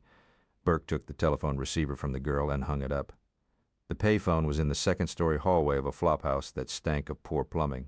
It was worth $40. Although he had paid her beforehand, Dixie followed him into the room he was renting by the day under an assumed name. She climbed onto the bed, digging the stiletto heels of her white patent boots into the stained bedspread. When she smiled, he could see her chaw of apple green gum stuck between her molars. "You really think I sounded like a nun type? Could have fooled me. Drink? You bet." Burke fished a canned soft drink from the styrofoam ice chest. The room didn't come with a refrigerator, and passed it to her. "When you said drink, I thought you meant, nope, you're below legal drinking age." Finding that very funny, she popped the top on the drink and sipped the fizz that spewed out. "Did you mean what you said?" "About what?" "I sounded like a nun. Maybe I missed my calling. Maybe. But when you think about it, I'm sort of like a nun." Burke raised his eyebrows skeptically. She propped herself up on her elbows, a position that thrust her breasts almost out of the black lace demi-bra beneath her open denim jacket. "I'm serious. Nuns don't wear red vinyl miniskirts and heavy perfumed Dixie." Her gardenia scent was her trademark. When Vice went looking for her, they sniffed her out, literally, in this small room where no doubt 1,000 sordid transactions had taken place. The sweet fragrance was as thick as a gumbo and slightly nauseating. Nuns serve their fellow man. Isn't that what I do? I think the distinction lies in the manner in which you serve. Well, sure, if you're going to get technical. She slurped her drink. "You Catholic, Basile? Raised that way. Hard to imagine you praying and stuff." "It's been a long time," he murmured. It had been a sure bet that Pinky would check out Jenny's house, especially if his wife had asked permission to visit it. Working under that hypothesis, Burke had paid a starving artist $20 to sketch a phony logo for the bogus children's refuge. He then went to a self-service print shop and made up a dozen business cards with the logo and the number of the pay telephone across the hall from his room. He'd left one of those cards with Mrs. Duval. Earlier today, he'd gone in search of a secretary and had bumped into Dixie. She was a good whore and an even better snitch. The former he had no personal knowledge of, but he had bought information from her several times, and it had always proven to be valid. She'd been working the streets since she was 13. It was a marvel to Burke that she'd lived to the ripe old age of 17. "You know, I hardly recognized you this morning," she observed as she rolled the cold can across her heavily rouged lips. "When did you lose the mustache? Few days ago? How come?" "Felt like it." "You working undercover now?" "You could say that. The bitch on the phone said she was from Pinky Duval's office." "What gives? You don't need to know." "Geez, Basile, you're a hard man to draw out." "I guess I don't feel like talking, Dixie." He stretched out on the bed beside her and wadded the flat pillow beneath his head. She rolled toward him and placed her thigh over his. "Fine and dandy with me, honey. We don't have to talk." Her hand slid down his chest to his belt buckle and began to unfasten it. He covered her hand. "That's not what I meant. You've already earned your $40, and I'm on a tight budget." She thought about it for a second or two. Then she ran her long fingernail along his recently shaved upper lip. "What the hell, I'll throw it in for free." "Thanks, but not this time. How come? Are you the last remaining faithful married man?" "Not anymore." "You're not faithful anymore?" "I'm not married anymore." "Then what's the problem? Come on, Basile. I've had other cops. Dozens of them. You're the last holdout, and I've got a reputation to uphold. Can you honestly say you haven't thought about boffing me?" He smiled at her. "Dixie, you're a knockout. I'm sure boffing you is one of life's greatest pleasures, but I could have a daughter your age." "What's age got to do with it?" "Right now, everything. I'm tired and need some sleep. It's the middle of the day. I was up late last night. All the more reason for you to relax and enjoy. I'll do the work." Her hand wandered back to his belt buckle. Again he stopped her. "Not this time." She expelled a green apple-scented breath of disappointment. "Okay," she said grudgingly. But could I just lie here with you for a while and rest? His glance moved from the rosy pout of her lips to the breast spilling from the lace brassiere cups. I don't think I'd get much rest, she grinned impishly. So I do turn you on. Scram, Dixie. Let me take a nap in peace. He gave her an affectionate push, and she scooted off the bed. Oh well, I gave it my best shot. At the door, she stood with one hand on her hip, the other on the doorknob. If you're screwing around with Pinky Duval, you're asking for trouble. I know. Good guys like you are few and far between, Basile. Take care of yourself, okay? You too, Dixie. Just as she opened the door, the payphone in the hallway rang. Basile came off the bed like a rocket. Answer it, he told Dixie, pushing her across the hallway ahead of him, same as before. The prostitute sounded like a trained secretary when she picked up the telephone on the third ring. Good afternoon, Jenny's house.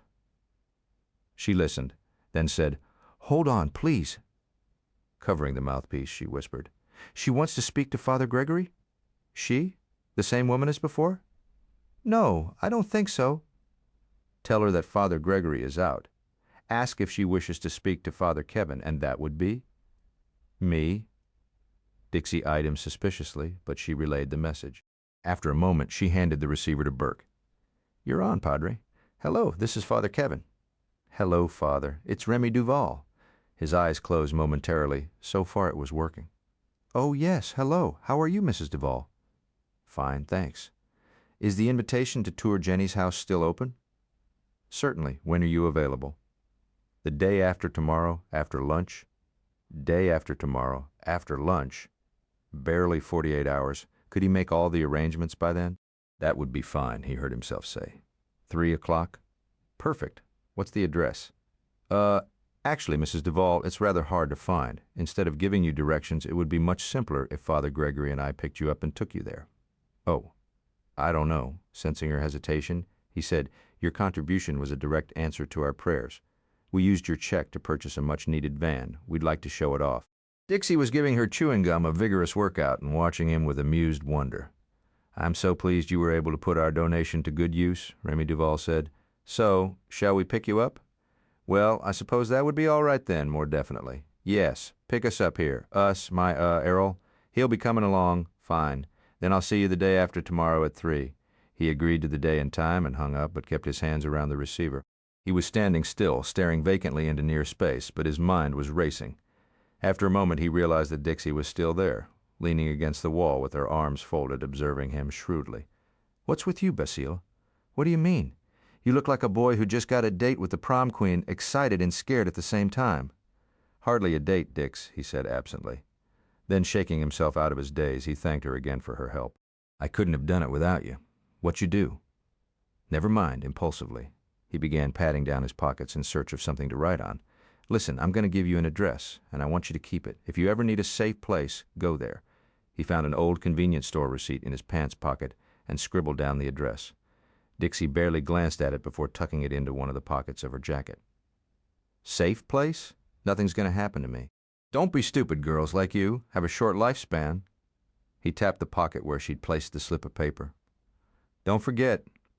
Burke leaned his head against the headrest of his new car. Well, hardly new, just different from the Toyota.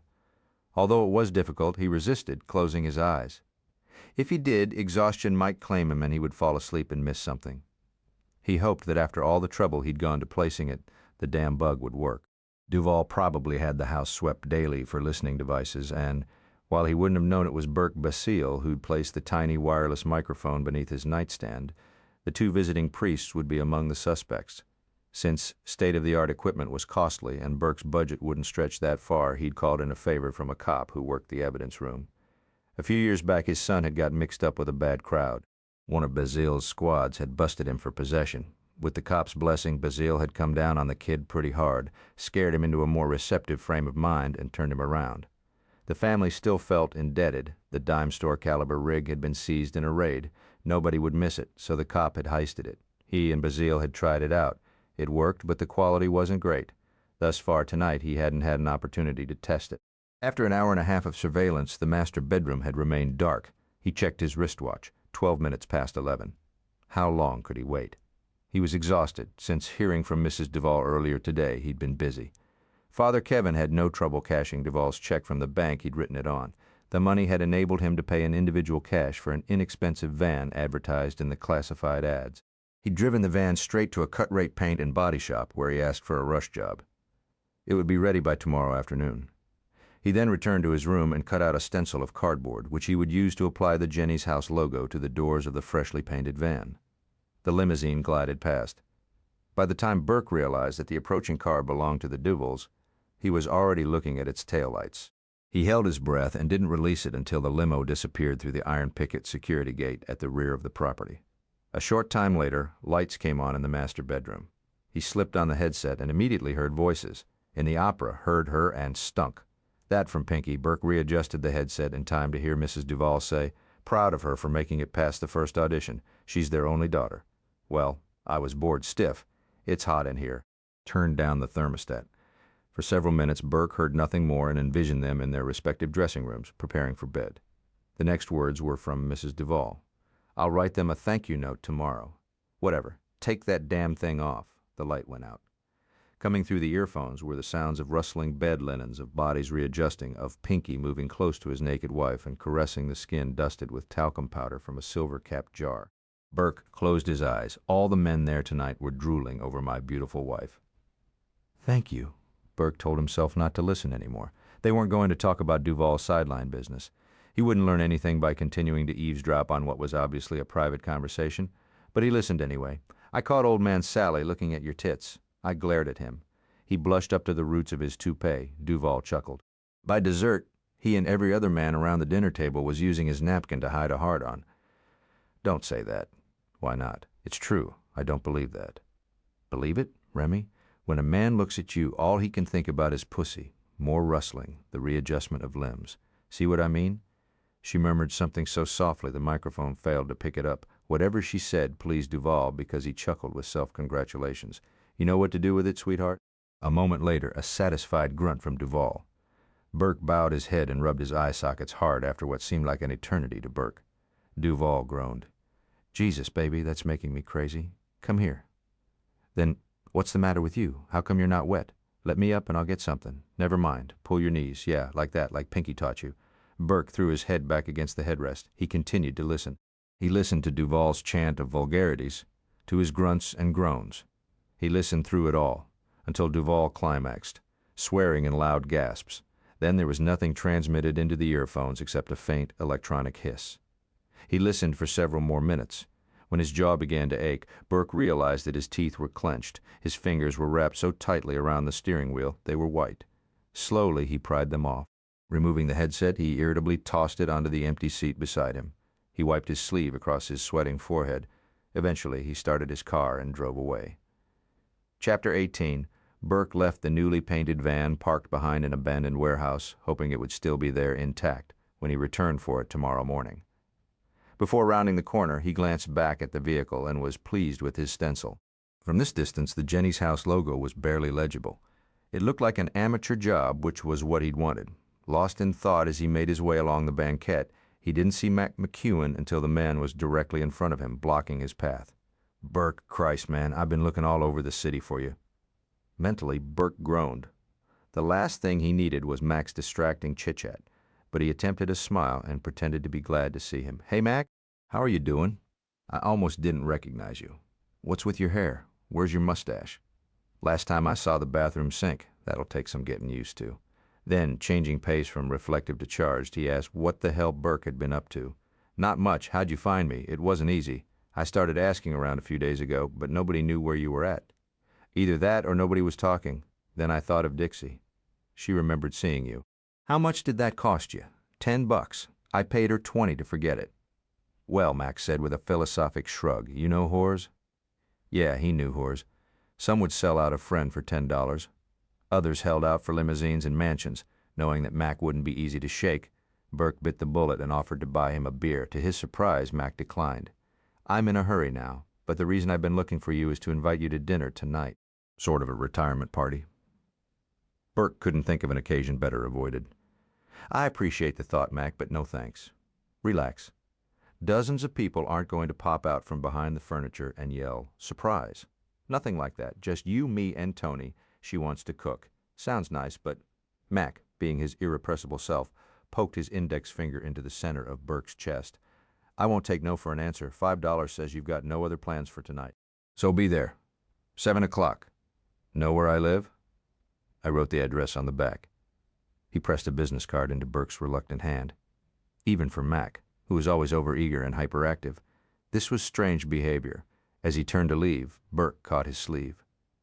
"You've never invited me to dinner before, Mac. What's up? Your future?"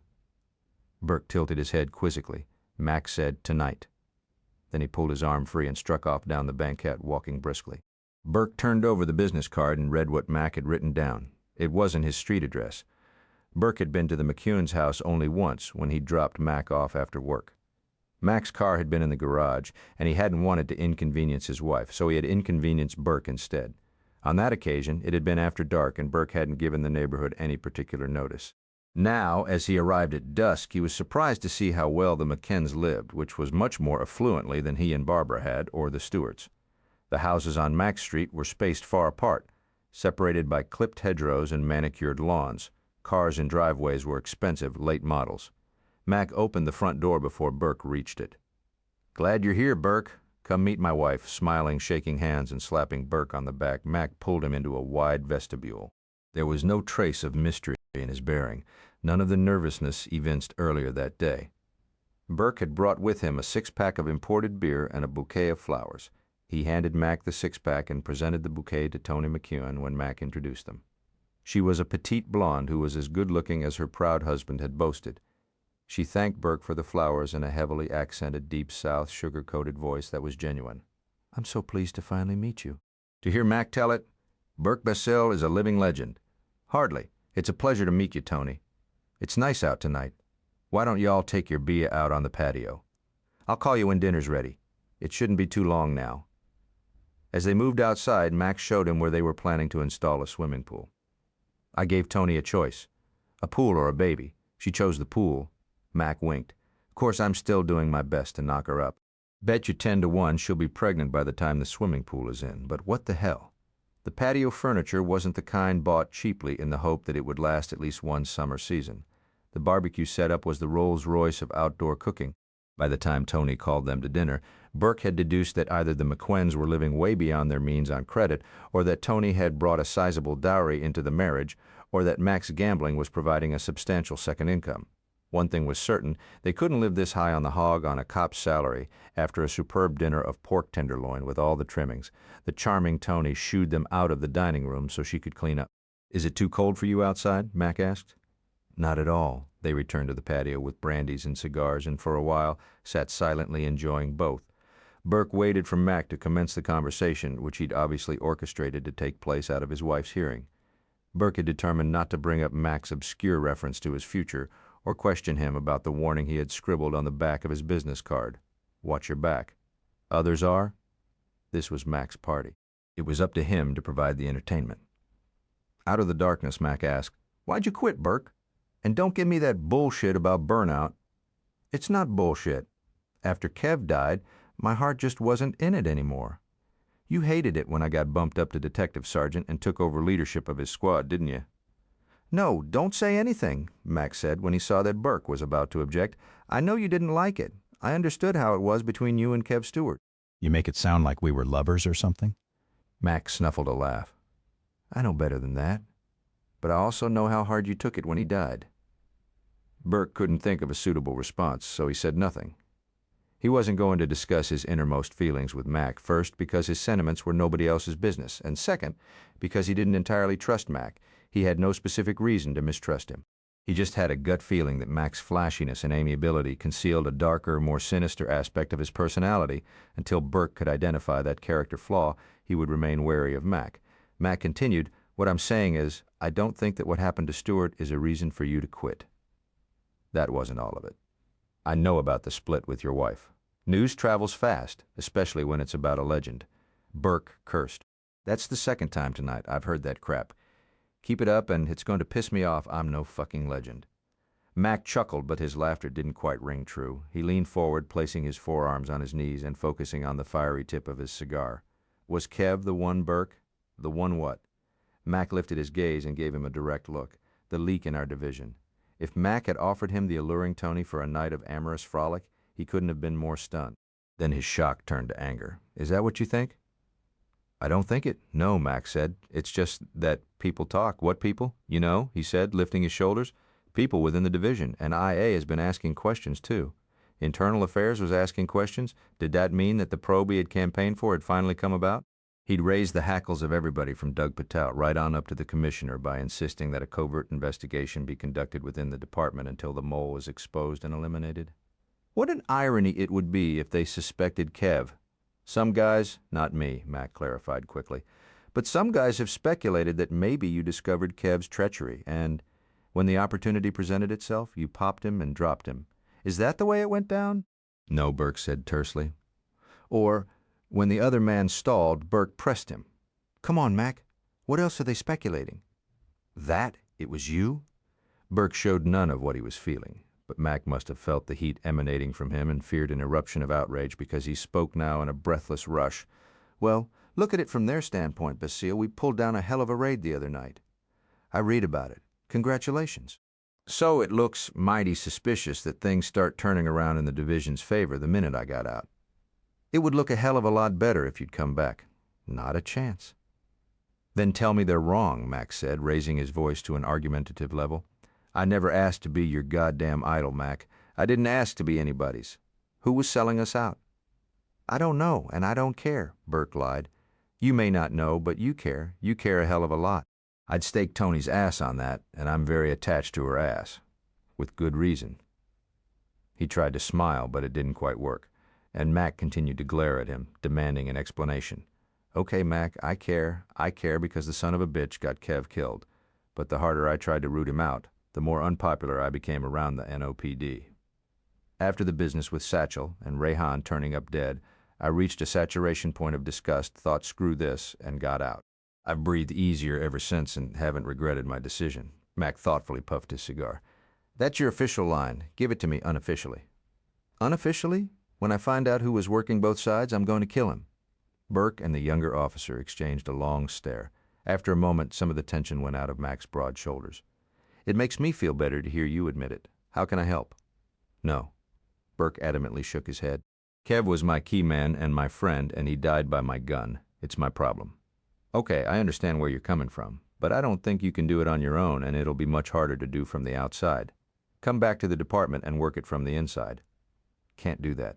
The time to resign is when everything is going right," Mac argued, "not when everything's in the shit can. Your friend dies bloody, your marriage collapses. You're under a lot of pressure within the division.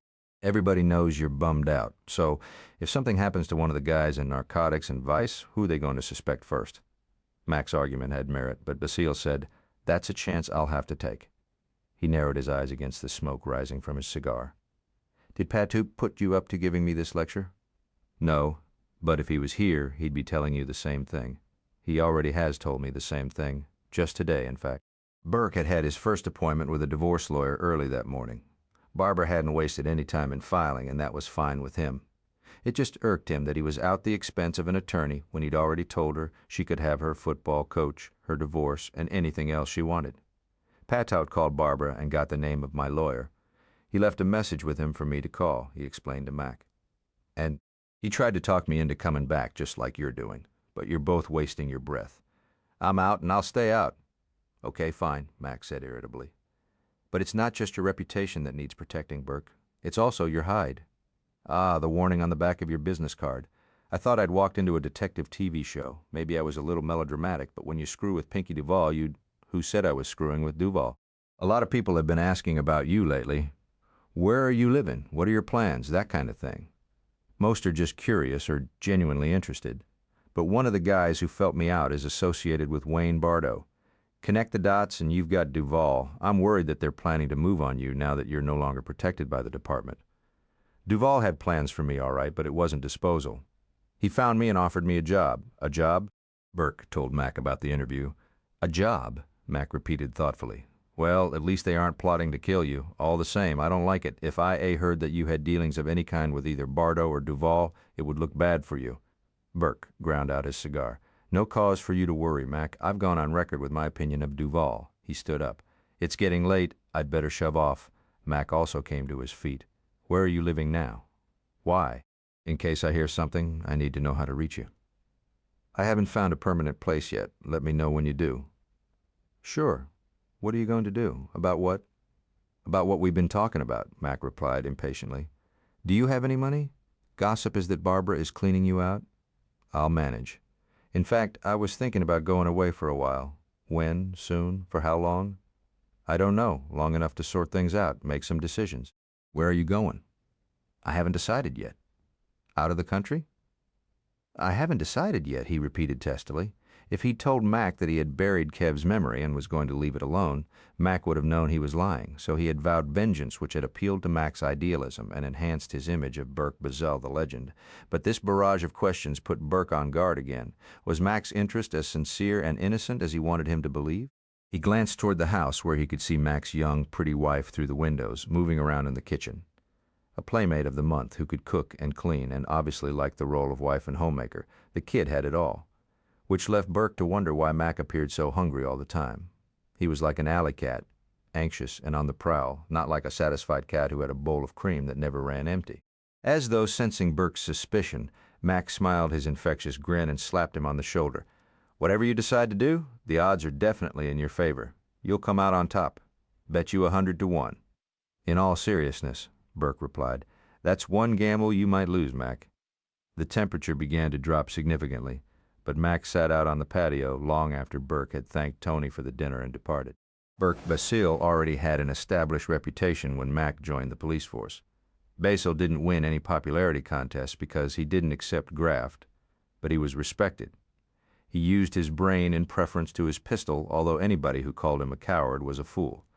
Basil liked to outsmart the drug dealers, not outshoot them. He considered the most successful operation to be one in which nobody got hurt. Nevertheless, Mac believed him when he'd said that if he ever uncovered the traitor in their division, he would kill him. Mac?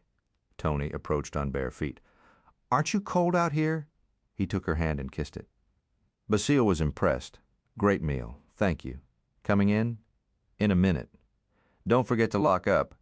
She withdrew, but on the threshold of the patio door she hesitated. Is everything okay? Sure, honey. Everything is fine. I like Basile. So do I. He's nicer than I thought he'd be. By the way you described him, I expected him to be sort of scary. Burke Basile was scary. To his enemies, he was real scary. Right now, his future was scary. But no scarier than Mac's Chapter 19. We were so fortunate to find this building unoccupied. It's away from the city's corrupting influences, which we consider a real plus. That was Father Gregory's response to Mrs.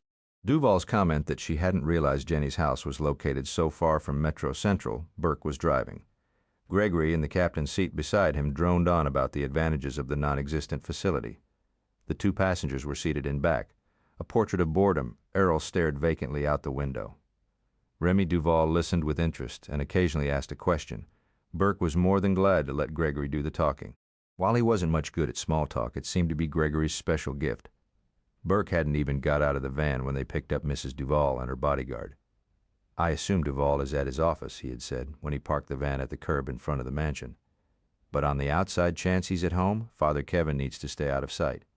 Gregory, looking at peace with God and man, strolled up the front walkway. Errol answered the door and motioned him inside. Burke mentally listed all the reasons he should drive away now. There were pressing arguments in favor of ending this thing before he committed a serious crime, but he dismissed them and focused instead on why he must do it. Peter and David Stewart. They were validation enough. Those two boys would grow up deprived of their dad, and Pinky Duval was the one ultimately responsible. The front door opened and the three came out. Burke looked beyond Errol to the woman who was smiling over something Gregory had said. The phrase, like a lamb to slaughter, flitted through his mind. But by the time they reached the van, Burke had capped his conscience when she'd signed on as Mrs. Pinky Duval. She'd accepted the risks of being married to a criminal. Gregory's glib chatter continued mile after mile. He was playing his role well and seemed perfectly at ease. Of course, he wouldn't be this composed if he knew how the afternoon was going to end. Not wanting to make him nervous, Burke hadn't discussed the details with him. He assured him only that he wouldn't be harmed and that he wouldn't get into trouble. If all went according to Burke's plan, that promise would be kept. "Excuse me, Father Gregory," Remy Duval said, interrupting his ceaseless discourse. "Father Kevin, is that smoke coming from beneath the hood?" Burke had wondered when someone else was going to notice what he'd been seeing for the last couple of miles. Father Gregory, who'd been facing the back seat, came around. "Smoke?" "Steam," Burke said tersely. "I checked everything out before I bought the van, but I must have overlooked a leaky radiator hose. What are we going to do?" Father Gregory was rattled. A busted radiator hose wasn't in the script. Burke smiled at his cohort in as priestly a fashion as he could muster under the circumstances. "We'll make it to our destination." "How much farther is it?" Mrs. Duval asked. "Only a couple more miles." "I don't think it's going to make it." This from Errol, who hadn't spoken since leaving the garden district. Burke could feel his breath on his neck as he leaned forward and peered over his shoulder to assess the situation. "If you keep driving it like this, you're going to burn up your engine." Gregory's composure slipped another notch. Father Kevin, maybe we should postpone this excursion. Try again another day after the van's been repaired. We don't want to inconvenience Mrs. Duval." "Don't worry about inconveniencing me," she said. "I don't want irreparable damage done to your new van." "Bless you for being so selfless and understanding," Gregory said to her. Then to Burke, "Let's just turn around and go back into town." "It'll never make it back," Errol said. "Pull into that service station up ahead. You can get this heap fixed, and I'll call Roman to come pick up Mrs. Duval and me," Gregory said. "Father Kevin, it seems we have no choice." The crossroads was situated in a weed-choked delta of real estate formed by the convergence of two state roads. The filling station had 6 gas pumps and 2 garage bays. The attached cafe advertised cold beer, boudin sausage, and a variety of crawfish dishes. Flying above the buildings were the American flag, the Louisiana state flag, and the bars and stars of the Confederacy. Burke pulled the van to a stop and cut the engine. Steam was now billowing from beneath the hood. Hissing water and antifreeze from beneath the chassis splattered onto the pavement. "I'll see if a mechanic is on duty," he said as he got out. "Father Gregory, why don't you take Mrs. Duval into the cafe and get her something to drink?" "That's a very good idea." Gregory looked relieved to have another workable plan already in place. "I'll call Roman from the cafe," Errol said. "She doesn't go anywhere without me." They headed for the entrance to the cafe. Burke went in search of the auto mechanic. He found him inside the garage. Long, unwashed hair trailed from beneath a grimy dozer cap and lay on his bony shoulders like dirty hemp. He was wearing love beads and sandals with his greasy coveralls. When he saw Burke, his gaunt face registered astonishment. "When you was here yesterday, I didn't know you was a priest." Wonders never cease. Burke pressed a $50 bill into his hand. "How quickly can you tape up that leak?" The mechanic gestured to a roll of duct tape. "Soon's it cools down, I'll hop to. Sure you don't want me to replace the hose? Ain't nothing to it. Tape won't hold her for long." "Taping's fine. How long? 10 minutes?" He sucked on his stubby, yellow teeth. "Iffy." "It's mighty hot." Burke passed him a 20. "Wear gloves?" "The keys are in the van. When you're done, pull it up out front and leave the motor running." "Will do, only I don't get it. How come you rigged your own radiator hose to bust?" "The Lord moves in mysterious ways." Burke went into the crowded cafe and wove his way through the tables to join the party of 3 already seated. "We ordered you coffee." "Thank you, Father Gregory." "Did you speak with the mechanic?" asked Mrs. Duval. Sending smiles around the table, he told them confidently that the van would be repaired shortly. A waitress served their coffees. While sipping his, Burke surveyed the room with affected casualness, but mounting concern. He had checked out the cafe yesterday afternoon when he made arrangements with the mechanic, who had told him that puncturing the radiator hose before they set out would guarantee that they wouldn't get far before it started boiling dry. This place had been perfect for his plan. It was in a rural area, at least 4 miles from the nearest local police force or sheriff's office. He'd been here just after lunch. With the exception of 2 tired waitresses, a chain-smoking cashier watching a soap opera on a portable TV, and a handful of desultory diners, the place had been empty. Burke had figured that business might increase around dinner time when a few locals would come in. Otherwise, it was a quiet, slow, sleepy place that catered to the occasional motorist who grabbed a bite to eat while getting the car filled up. Unfortunately, he'd miscalculated. It was now apparent that the crossroads was a happy-hour watering hole for blue-collar workers who knocked off early and stopped here for a brew or two on their way home. The cafe was far more crowded than he had planned on it being. Cajun music blared from the jukebox that hadn't even been playing when he was here yesterday. Every table and booth was occupied, as well as every stool at the counter. Another problem was the demographics of the clientele. With the exception of the 2 priests, the babe and the bodyguard, they were testosterone-powered redneck regulars. The center of their attention was Pinky Duval's wife. Every man in the place was licking his chops, some literally, some figuratively, but all seemed to be pondering what a crotch throb like her was doing in the company of 2 men of God and a meathead. However, Errol wasn't as stupid as he looked. "Mr. Duval isn't going to like this," he said, glaring back at one of the gawking rednecks. "I called the house. Roman was out on an errand, but he's expected back and about." He checked his wristwatch. 20 more minutes. "We'll be able to drive the van by then." Burke's reassurance did nothing to assuage Errol's apprehension or to calm Gregory's jitters. Beneath the table, his leg was bouncing up and down as rapidly as the motorized needle on a singer. The nervous motion was driving Burke to distraction, and he was on the verge of telling him to cut it out when Gregory scooted his chair back and stood up. "Excuse me." He left the table and headed for the men's room. "Maybe I ought to call Mr. Duval?" Errol ventured, putting it to Mrs. Duval in the form of a question. "He could send Bardo or somebody after us." "I'd rather not bother him," she said. "You're worrying for nothing, Errol." Burke's facial muscles strained to smile like a benevolent cleric. The mechanic promised it wouldn't take more than 10 minutes to patch the hose. "As soon as Mrs. Duval finishes that second cup of coffee, we can be on our way, all right?" "I guess," Errol grumbled. "All I know is Mr. Duval isn't going to, goddamn faggot." The shout was underscored by shattering glass. Like everyone else in the cafe, Remy Duval and Errol turned to see what had caused such an outburst. Burke shot to his feet. "Shit!" Gregory lay whimpering on the floor, doused in spilled beer and cowering from the man who reached down and grabbed him by the nape of his neck and his belt and jerked him to his feet. In a rough, uncultured, and unmerciful voice, he told the room at large, "There I am, taking a piss, and I look over and this twisted fuck is waving it at me." He planted his boot on Gregory's backside and sent him crashing into another table. "I'm going to make the little fucker wish he was dead." The 3 men into whose table Gregory had careened were now on their feet. They grabbed him in turn, throwing punches and hurling insults. Before long, 2 others had joined in. Over his shoulder, Burke said to Errol, "Get her out of here. I'll meet you at the van." Then he elbowed his way through the homophobic crowd. Everyone was on their feet, some standing in chairs, yelling encouragement to the men who were pummeling Gregory. When Burke reached the epicenter of the melee, he plunged in and managed to do some damage to most of the attackers until he came face to face with the object of Gregory's desire. Love must truly be blind, Burke thought, because this was one ugly son of a bitch, and every solid, bulky inch of him was bristling with rage. His fist connected with Burke's chin and sent him flying backward. "You another one?" He bore down on Burke. "You goddamn perverts that hide behind your backward collars make me want to puke." He bent down to pick up Burke and deliver more.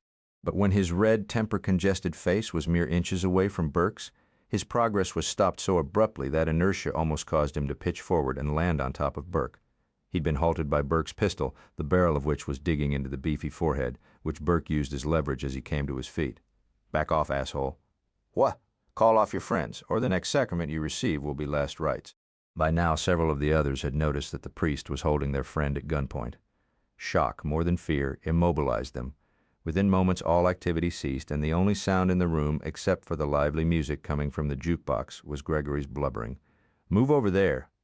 The redneck obeyed Burke instantly, stumbling over his own big feet, his arms raised. Speaking calmly to the ring of hostile faces, Burke said, "Don't anybody do anything stupid." He inched toward Gregory and nudged him with his foot. "Get up!" Gregory covered his head with his arms and began to sob even louder. Burke was tempted to lay into the young man himself. Instead, he gritted his teeth and said, "So help me God, if you don't get up and move toward the door, I'm going to leave you here for them to do with as they please. Before they're finished, you'll be begging to go back to jail." The warning worked. Still whimpering, Gregory pulled himself to his feet. "I'm sorry, Shut up."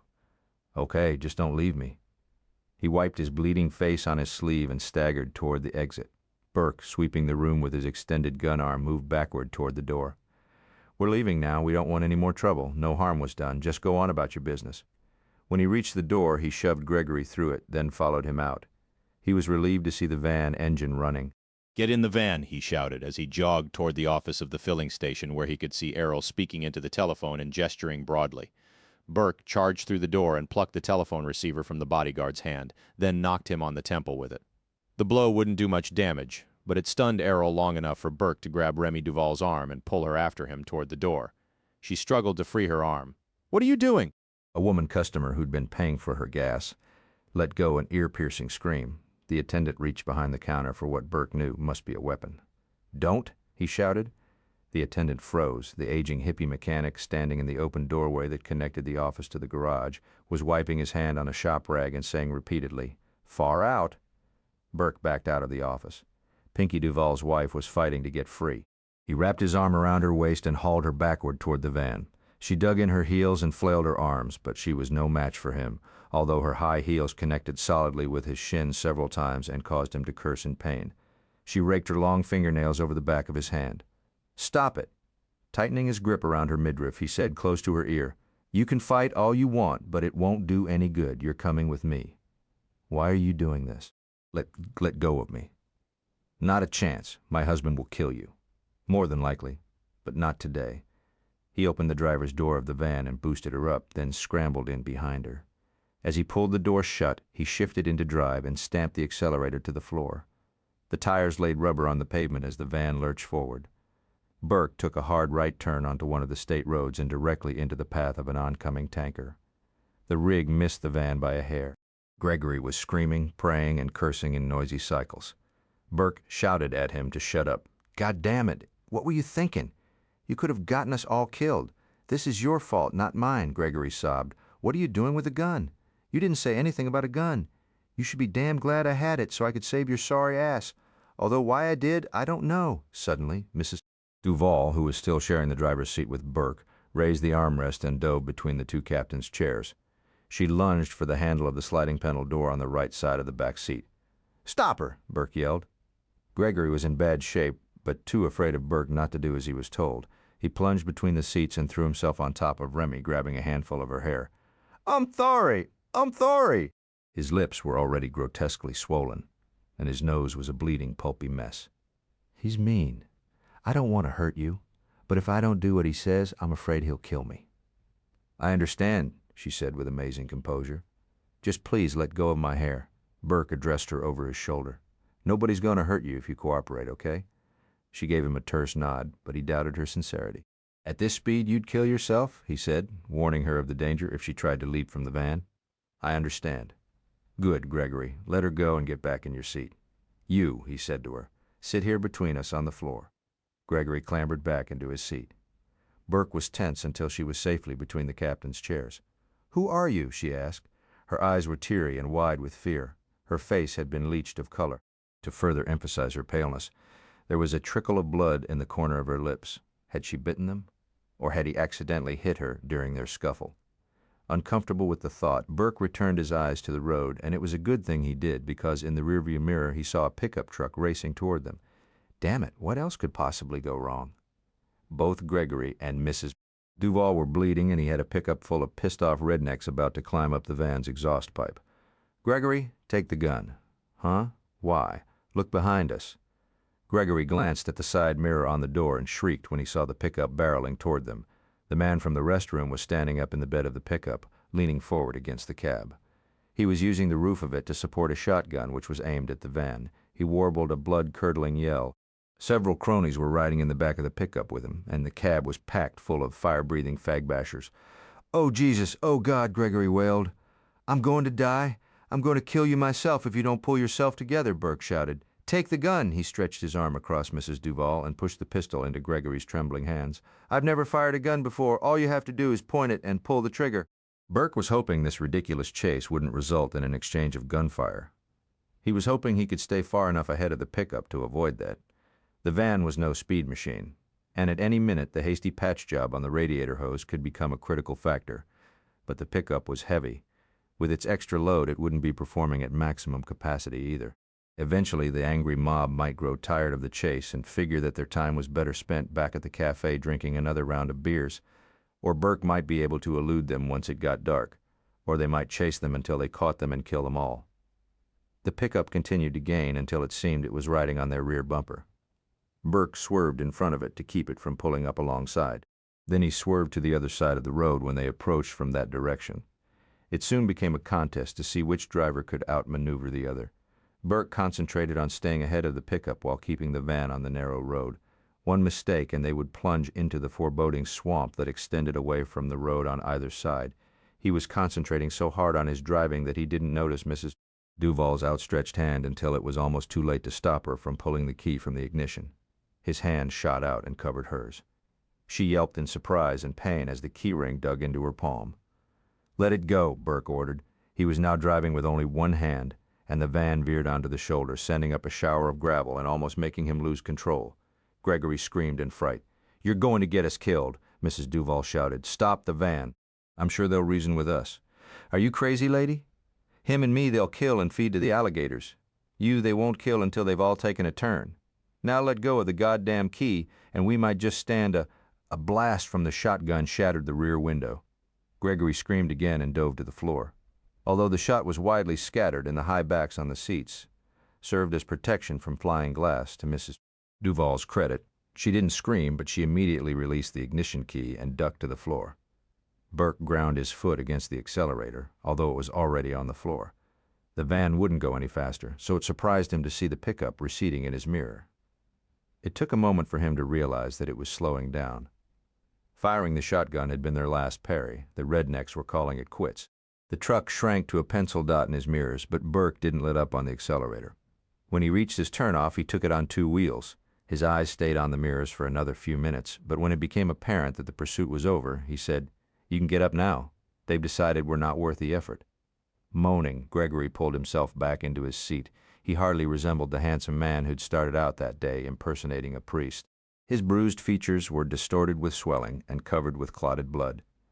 By contrast, the blood on the back of Mrs. Duval's jacket was bright red. Chapter 20. Pinky opened the passenger door of Wayne Bardo's car before it came to a complete stop.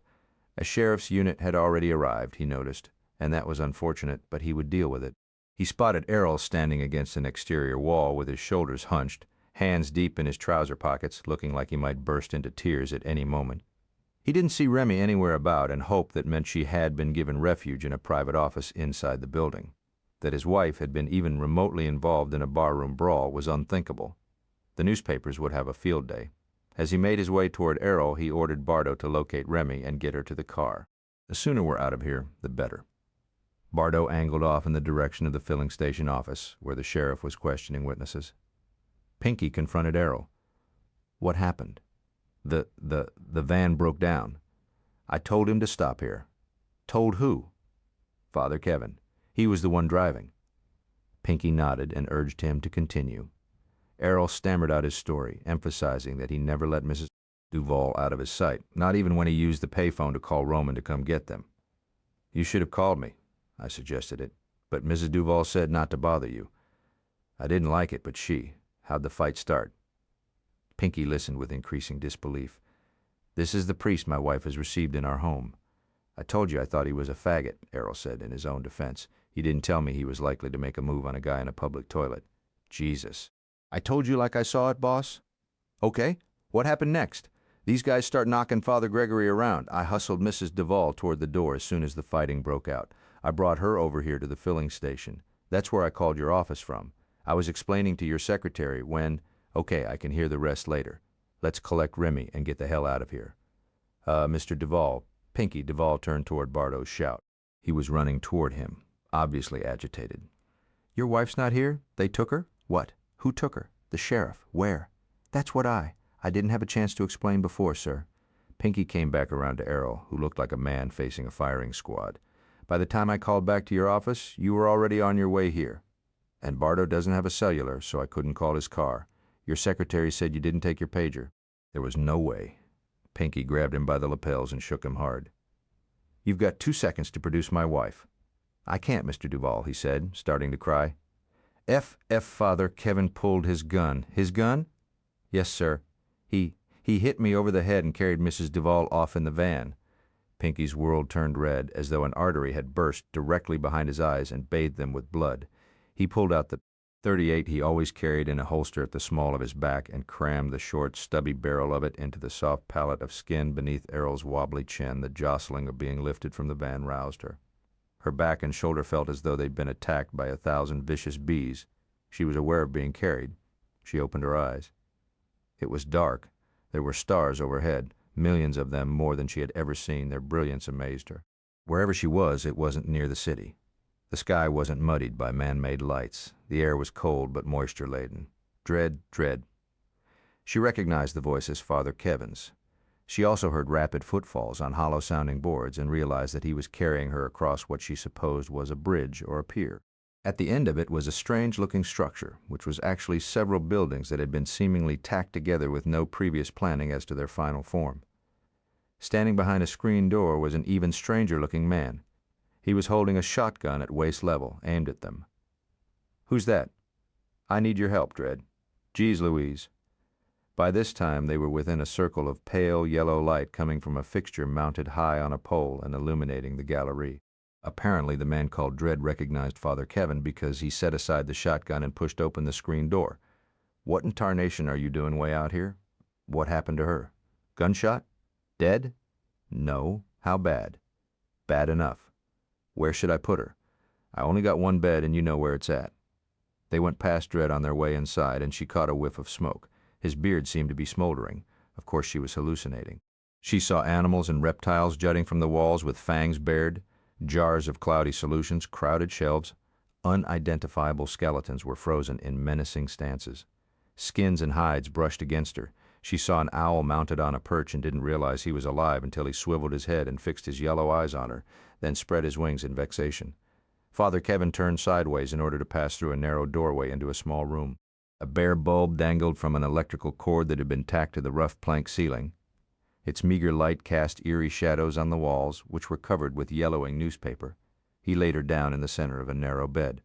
The bedding smelled musty, like it hadn't been laundered in a long time, if ever. She would have protested if she'd had the strength. "I hardly recognized you," Dredd said to Father Kevin. "I hardly recognize myself these days." "Who's he?" From the room through which they'd just come. She could hear Father Gregory crying plaintively. "Later," Father Kevin replied. "He looks like he's been run through a tree shredder. If I don't kill him myself, he'll survive. It's her I'm worried about. Well, let me take a look-see." Father Kevin backed away and the strange man approached the bed. Remy was too amazed to scream. His skin was tanned so darkly it hardly looked human and resembled more closely the skins she'd seen in the other room.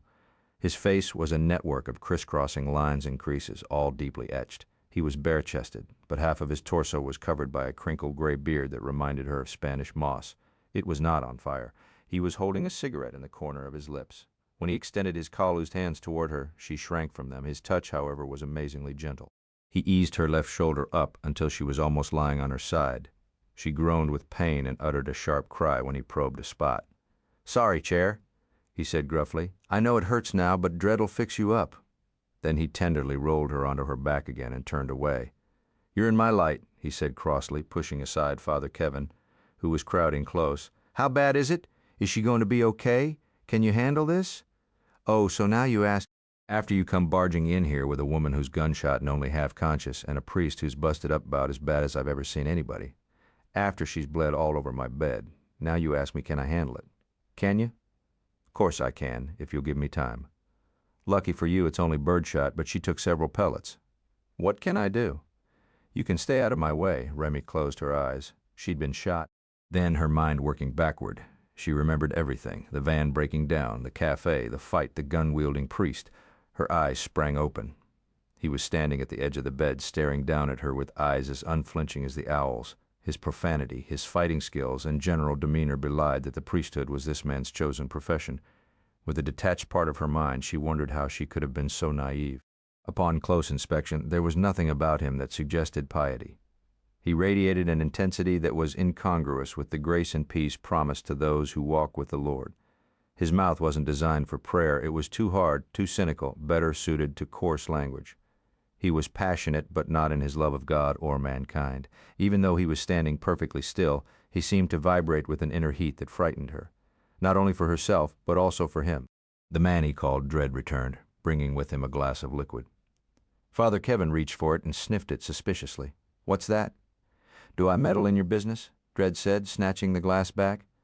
"Look, Dredd, she's hurt. I'm trying to make her better, but if you don't trust me, you can take her in that pathetic excuse for a parson out there and leave me be. I didn't ask to get involved in your mess. You forced it on me now. What's it going to be?"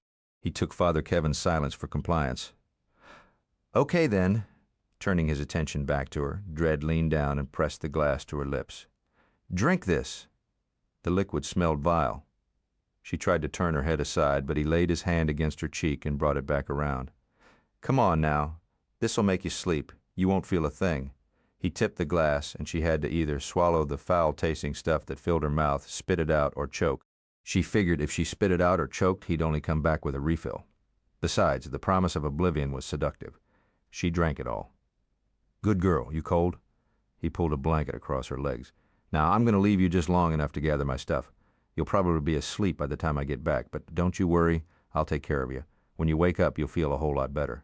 He patted her hand and withdrew. On his way out, he said, You asked for something to do. You can get her undressed and onto her belly.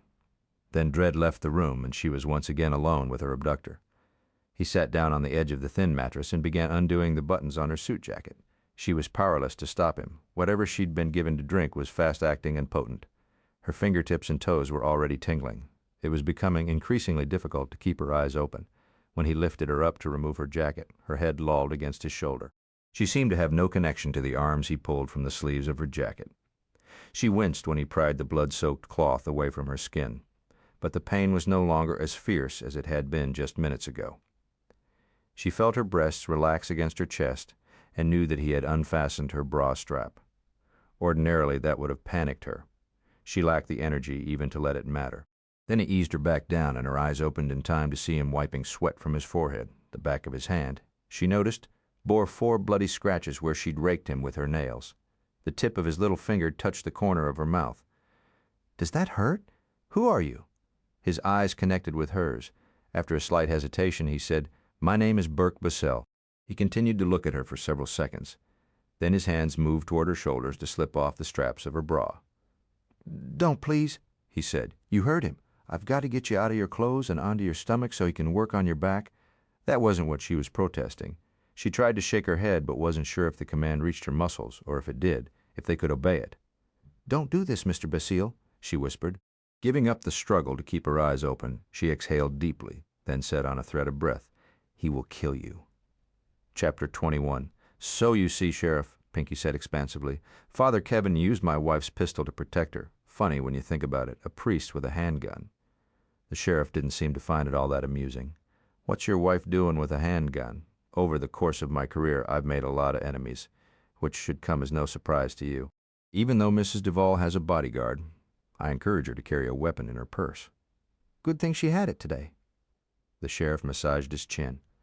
"I don't know, Mr. Duval. These witnesses claim she was fighting him." Pinky chuckled affably. "Sounds like her. My wife is headstrong and doesn't like to be told what to do. Father Kevin was trying to remove her from the scene, but she wanted to stay and defend Father Gregory. She feels a lot of compassion for him because of his let's be kind and call it a weakness. That's the way she is, always looking out for the underdog and ready to take on a bully. Frankly, I'm grateful to Father Kevin for jumping in the way he did. It was quick thinking on his part to get her out of here. I have a lot to thank him for." "You're sure they're taking her on back home?" "Certain." Pinky stuck out his hand.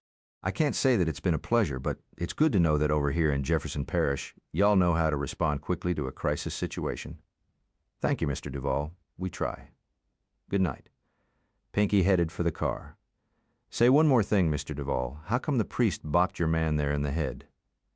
"I'm sure Father Kevin was frustrated with him for letting things get out of hand." He glanced toward the car, then added tightly, "A matter I intend to address immediately." He waved once again as he climbed into the front seat. "Where to?" Bardo asked.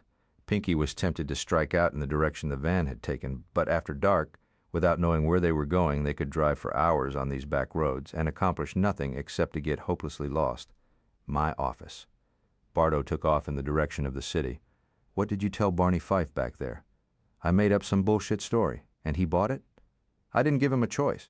If I'd have let him treat this like a kidnapping, he would have called in the FBI. Bad for our business. Very. Besides, those feds usually can't find their ass with both hands. I'm better off handling this myself."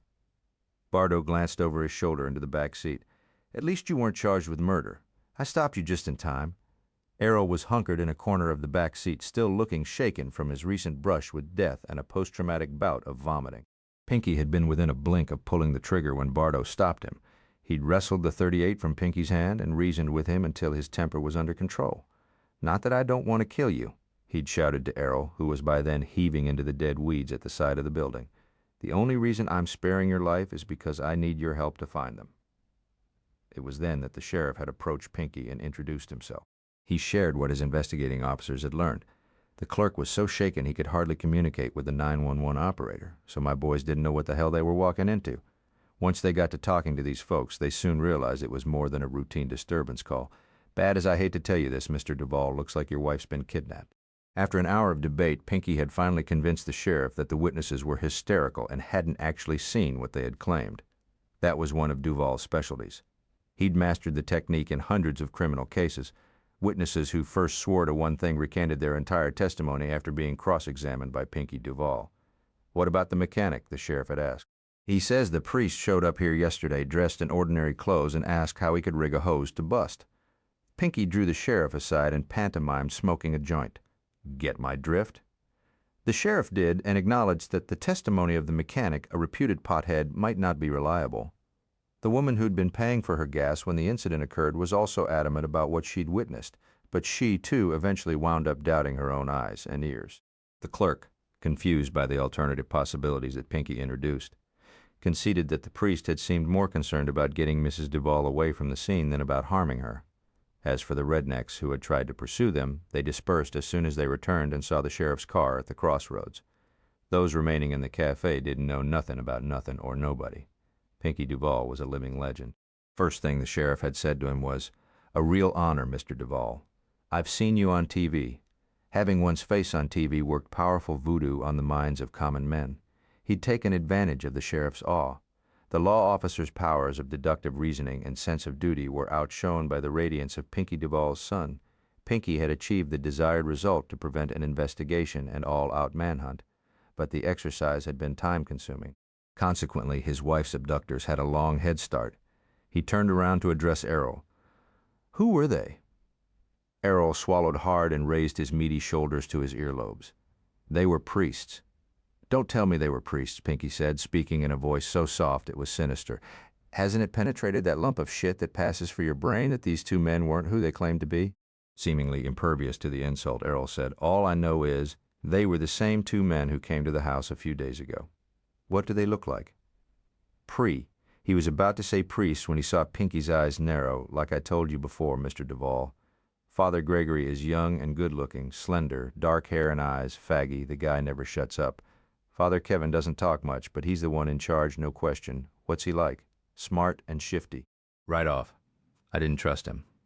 He's the one I caught. What? Errol nervously glanced at Bardo. He wet his lips. He rubbed his hands up and down his thighs. He's the one you caught doing what? Pinky asked, enunciating each word. I was on my way to the bathroom, the one there by the front door, and I caught Father Kevin on the stairs. He was coming down.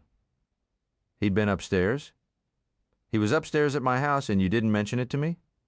Bardo whistled softly through his teeth. He said he used the bathroom up there, 'cause the other one was out of toilet paper. I checked. The thingamajig was empty. You're a regular detective, Bardo remarked with a snort. You and Nancy Drew. Shut up, Duvall snapped. What does this son of a bitch look like physically? Errol described a man who was taller than average height, slim but strong, regular features, no visible scars or distinguishing marks, no facial hair. Eyes? Hard to tell. He wears glasses. Hair? Dark, combed straight back. The description fit 100 men in Pinky's wide circle of acquaintances, friends, and enemies. Whoever he is, he's not going to live long. Nobody took something belonging to Pinky Duvall and got away with it. And this bastard had taken his most prized possession if he touched her. If he laid so much as a finger on her, he relished the thought of killing this unnamed man with his bare hands. Bardo interrupted Pinky's murderous fantasy. Doesn't make sense. Two priests, one of them a fag, kidnapping a woman. What do they want with her? It's not Remy they want, it's me. Pinky had no proof of that, nor any viable reason on which to base that conclusion. But he knew it with certainty. Push, damn it. I'm pushing. Gregory was as useless at ditching a van in a bayou as he was at everything else. Burke admonished him to try harder. The two men attacked it again, putting all their strength into pushing the vehicle across the spongy ground. Finally, it rolled forward several yards. Burke thought they had it licked, but then it became stuck in the silt on the bottom of the muddy creek and rested there only half submerged. Now what? We leave it, Burke said curtly. They'll find it eventually, but by that time Duvall will know who has his wife. Burke ignored Gregory's whining as they tramped through the swampy terrain back to Dred's pickup. He'd driven it to this remote spot, Gregory following in the van. During the drive, Burke had kept a watchful eye on the rearview mirror. Every time he went around a bend in the road, he slowed down until the van's headlights were once again in sight. He expected Gregory to crack at any moment. There was no way to predict what the young man might do when he did. Docilely enough, he climbed into the pickup for the drive back. Burke followed a winding road, flanked on both sides by swamp. The knees of cypress trees protruded above the surface of the water within a few feet of the road. Overhead was a canopy of low-hanging tree branches hosting Spanish moss. By day they resembled the lace-draped arms of a bell caught in a curtsy. At night they took on the eerie appearance of a zombie's skeletal arms trailing his torn shroud. Occasionally his headlights picked up the glowing eyes of a nocturnal creature that scurried out of their path or slithered back into the swamp. Burke drove safely but fast. He was worried about the patient. Dred had anesthetized her with one of his homebrewed potions concocted of God only knew what, but whatever the ingredients, it had worked. She'd slept through Dred's careful removal of the shotgun pellets which had sprayed her back and shoulder on the left side. He'd also removed a few splinters of glass. The small wounds had bled profusely, but Dred had cleansed them thoroughly, then treated them with a salve that he claimed would heal them and help considerably with her pain. Burke had hovered close throughout the entire procedure, making Dred even more irascible than usual. He had practically pushed Burke from the room, reminding him that if he didn't ditch that van, all of southern Louisiana could be swarming Dred's mercantile in the morning. Nothing hurts a business worse than cop cars parked out front. So Burke had left grudgingly, but knowing that his friend was right about the timely disposal of the van. Now that it had been taken care of, he was eager to get back and check on Mrs. Duval. "You used me? What?" Gregory repeated his petulant statement. Burke replied, "You accepted the terms of the deal, Gregory. When you were making that deal, you didn't tell me that the terms involved guns and kidnapping. When we picked up Remy Duval today, what did you think was going to happen? I thought you would get her to contribute a lot of money to this phony charity. I thought that you would swindle Pinky Duval, pull a con, like in The Sting. I never counted on you doing something like kidnapping his wife. It's your fault that you're involved in a kidnapping. If you hadn't flirted with that redneck, you'd have been dumped at the crossroads. That was my plan, to shake you and Errol there. But no, you went and got romantic. So pout all you want, but don't expect any sympathy from me. It's on account of your perversion that Mrs. Duval got shot and that all of us barely escaped with our lives. I got hurt too," he sobbed. "Too bad. If I hadn't been otherwise occupied for what you did, I would have throttled you myself. Now shut up, or I still might. You're mean, Basile, mean." Burke uttered a harsh laugh. "Gregory, you haven't seen my mean side yet?" The younger man hiccuped another sob, and Burke felt a twinge of pity. Gregory was in over his head. What at first had seemed like a movie script to him had quickly turned into a living nightmare. Burke planned to have him safely transported back into the city tomorrow.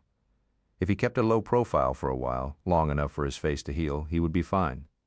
No one knew his true identity. He would never assume the Father Gregory role again. No one would suspect the third son of a prominent family of taking part in a daring kidnap. Besides, Duval would be after him, not Gregory. Gregory would be fine. He continued to sulk and mumble miserably until he fell asleep. Burke shook him awake when they reached Dred's place. "Want Dred to do something for your face? Are you serious? I wouldn't let that troll touch me." He glanced toward the structure at the end of the pier and shuddered delicately. "Suit yourself," Burke said, getting out. "There's a recliner in the front room. I suggest you get some rest." Gregory was slow getting down from the cab, Burke noticed. Despite his refusal of help, he would ask Dred to give Gregory something to relieve his discomfort. He found their host still at Mrs. Duval's bedside. "How is she?" "Sleeping like a baby." Burke winced, the word reminding him of her confession and the baby she lost. Dred had turned off the electric light, but a single candle flickered on the unpainted bureau. She was lying on her stomach, one cheek turned up, the other buried in the pillow. Her hair had been smoothed away from her face, positioned on the pillow just so. Dred was good at what he did. The wounds had stopped bleeding. For all the pain they'd given her, they were superficial. Burke wondered, though, if they would leave scars. That would be a pity, because her skin was unblemished and looked almost translucent. He thought back to the first night he'd seen her in the gazebo. She didn't look any more real to him now than she had then. "C'est une belle femme?" "Yes, she is." "Does this vision have a name?" Burke turned and looked into Dred's wizened face. "Mrs. Pinky Duval." There was no outcry regarding Burke's sanity, no exclamation of disbelief, no barrage of questions or demands for an explanation. He merely stared long and hard at Burke, then nodded.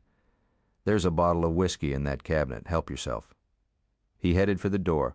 "The man out there is in pain." Dredd waved, indicating he'd heard, but he didn't turn around. Burke availed himself of Dredd's whiskey, grateful to see that it was a brand name and not rotgut out of a jug.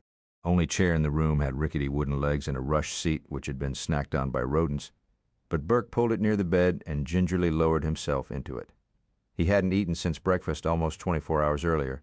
He should forage in Dredd's kitchen for something, but he was so tired he talked himself out of it. For a time he just sat there watching the woman sleep, watching the gentle rise and fall of her back with each breath and feeling like a creep because he was thinking about her breasts mashed flat beneath her. He'd undressed her with chivalry and reasonable detachment. Reasonable detachment. That didn't mean he didn't notice. God, how could he not? A guy has an opportunity to see the object of his fantasies naked. He's going to check out her breasts and note that the nipples are firm but very pale. Who could expect him not to notice thigh-high stockings? Get real. And panties so sheer she might just as well not have bothered. He drank 2 shots of whiskey in quick succession. They hit his empty stomach like fireballs. Her right arm was lying along her side, her hand palm up. He saw the red impressions the key ring had made in her skin when he squeezed her hand around it. He couldn't resist reaching out and tracing the cruel marks with his fingertip. Her fingers responded reflexively and curled in toward her palm. Guiltily, he snatched his hand back. The 3rd shot went down without burning so badly. His gaze moved back up to her face. Her eyelids were perfectly still. Her lips were relaxed and slightly parted. Saliva had trickled from one corner of her mouth, and it was tinged pink with blood from the cut on her lip. He touched it as he had before with his little finger, then left the moisture there on the tip of his finger to dry naturally. He took another swig from the whiskey bottle. Well, he'd done it. He had committed a felony, a federal offense. His life was irrevocably changed. If he were to return Mrs. Duval to her husband tomorrow, Burke Basile couldn't resume his life where it had left off. There was no turning back now. All escape hatches were nailed shut. He supposed he should feel more guilty, ashamed, and scared than he did. Maybe the whiskey was making him drunk. Maybe he was just too plain stupid to fear the consequences that lay in store for him. But as he fell asleep listening to Remy Duval's soft breathing, he felt pretty damn good. Chapter 22. What do you mean he's gone? After only a few hours of sleep sitting up in Dredd's uncomfortable chair, Burke's neck was stiff. His back felt like an army had marched across it. The whiskey had left him with a dull headache, and daylight had focused the cold light of reality on the fact that he had crossed the line between enforcing the law and breaking it. "Don't yell at me," Dredd snapped. He used a long fork to turn a piece of meat frying in an iron skillet. "He's your priest, not mine." "He's not a priest." "You don't say?" Burke, massaging his temple, frowned at the other man's sarcasm. "His name is Gregory James, and he's an unemployed actor, among other things." "Whatever else he is," Dredd grumbled, "he's a goddamn thief. He snuck off in my best pirogue." Burke lowered his hand. "Are you saying he left by way of the swamp?" The idea of Gregory James poling through the hostile environment of the swamp was unthinkable. Closest he'd ever come to the swamp was last night when we tried to sink the van. He'll never survive out there alone. "Probably not," Dredd said with a shake of his long gray ponytail. Impervious to the season, he was wearing ragged denim cutoffs, no shirt and no shoes. His cowl-used feet looked as tough as hooves as they shuffled across the buckled linoleum floor. He would have turned heads on a downtown city boulevard, but his odd appearance suited the environment he had created for himself. A ragged, faded Union Jack served as a window curtain. The unvented cook stove stood at the end of the counter where he rang up sales for tobacco, beer, and live bait, and within sight of where he did his taxidermy. It was a health inspector's worst nightmare. But Dredd's limited clientele wouldn't be fussy about such things. He was philosophical about Gregory's chances for survival. "I just hope that when the food chain catches up with him, my boat will drift back. You ready for breakfast?" "What is it? Are you hungry or particular?" "Hungry," Burke replied reluctantly. Dredd dished up the fried meat and ladled over it a gravy he had made with the meat drippings, a handful of flour, and a little milk. He served it with plain white bread and strong New Orleans-style coffee with chicory. "While you were washing up, I checked on Remy," Dredd mumbled through a mouthful. Burke stopped eating and looked at him quizzically. "She told me her name." "She's awake? In and out?" Burke mopped up the last of the gravy with a crust of bread, actually surprised to see that his plate was empty. The unidentifiable meat had been incredibly tasty, but then Dredd was as good with seasonings as he was with the roots and herbs that went into his home remedies. Scooting his empty plate aside, he reached for his coffee. I don't think she stirred all night. The effects of the sedative began to wear off while I was applying more salve to her wounds. I dosed her up again. She should sleep through most of the day. When can I move her? Dredd had finished his own meal by now and went in search of cigarettes. He found a pack, lit one, took a drag, and held the smoke in his lungs for an extended time. Not that it's any of my business, but what the hell are you doing with Pinky Duval's wife? I kidnapped her. Dredd harumphed, took several more drags on his cigarette, and picked breadcrumbs from his beard. At least Burke hoped they were breadcrumbs. Any particular reason why? Vengeance. Burke related his story, beginning with the night Wayne Bardo tricked him into shooting Kev Stewart and ending with their hair-raising escape from a mob of angry men. When I saw she was hurt, I thought of you first. I didn't know where the nearest hospital was, and we were only a few miles away from here. I know how you value your privacy. I hate like hell involving you, Dredd. Forget it. The thing is, I know I can trust you. You trust me, huh? Do you trust me enough to tell you like it is? Burke knew what was coming, but he motioned for Dredd to speak his mind. You must have gone plumb crazy, Basile. Authorities could throw the book at you, but that threat's nothing compared to Duval. Do you know who you're up against? Better than you. So, it doesn't bother you that Pinky Duval will gut you like a hog and leave your carcass for the buzzards. Burke grinned wryly. Ouch. Dredd, however, didn't find any humor in the remark. He shook his head with annoyance as he lit another unfiltered smoke. Before this is over, somebody will be dead. I'm aware of that, Burke said, no longer smiling. I'd rather it not be me, but if it is, he raised one shoulder eloquently. You've got nothing to live for anyway. Is that what you're trying to tell me? You killed your own man, your career is over. Your marriage went to hell, so what's to live for? Does that about sum up your view of things? Something like that. Bullshit. He divided the expletive into two distinct words as he spat a flake of tobacco off his tongue. Everybody's got something to live for, if it's nothing except to see another sunrise. He leaned across the table and shook the cigarette at Burke's face as though it were a mother's remonstrative finger. You killed Stewart accidentally. You quit the NOPD. It didn't quit you. You had a miserable marriage. It was past time you got shed of that woman. I never did like her. I didn't confide the details of my personal life with you so you could throw them back at me now. Well, tough titty. I'm overstepping my bounds. I earned the privilege when you came busting in here last night and dumped a bleeding woman on me. Besides, he added grumpily, I sort of like you, and I'd hate to see you get yourself killed. His reproving expression turned softer, although compassion contrasted with his ogreish appearance. I know what I'm talking about, Basile. Believe me, things can get fucked up real bad, but life is life, and dead is dead forever. It's not too late to cut bait and back out of this thing.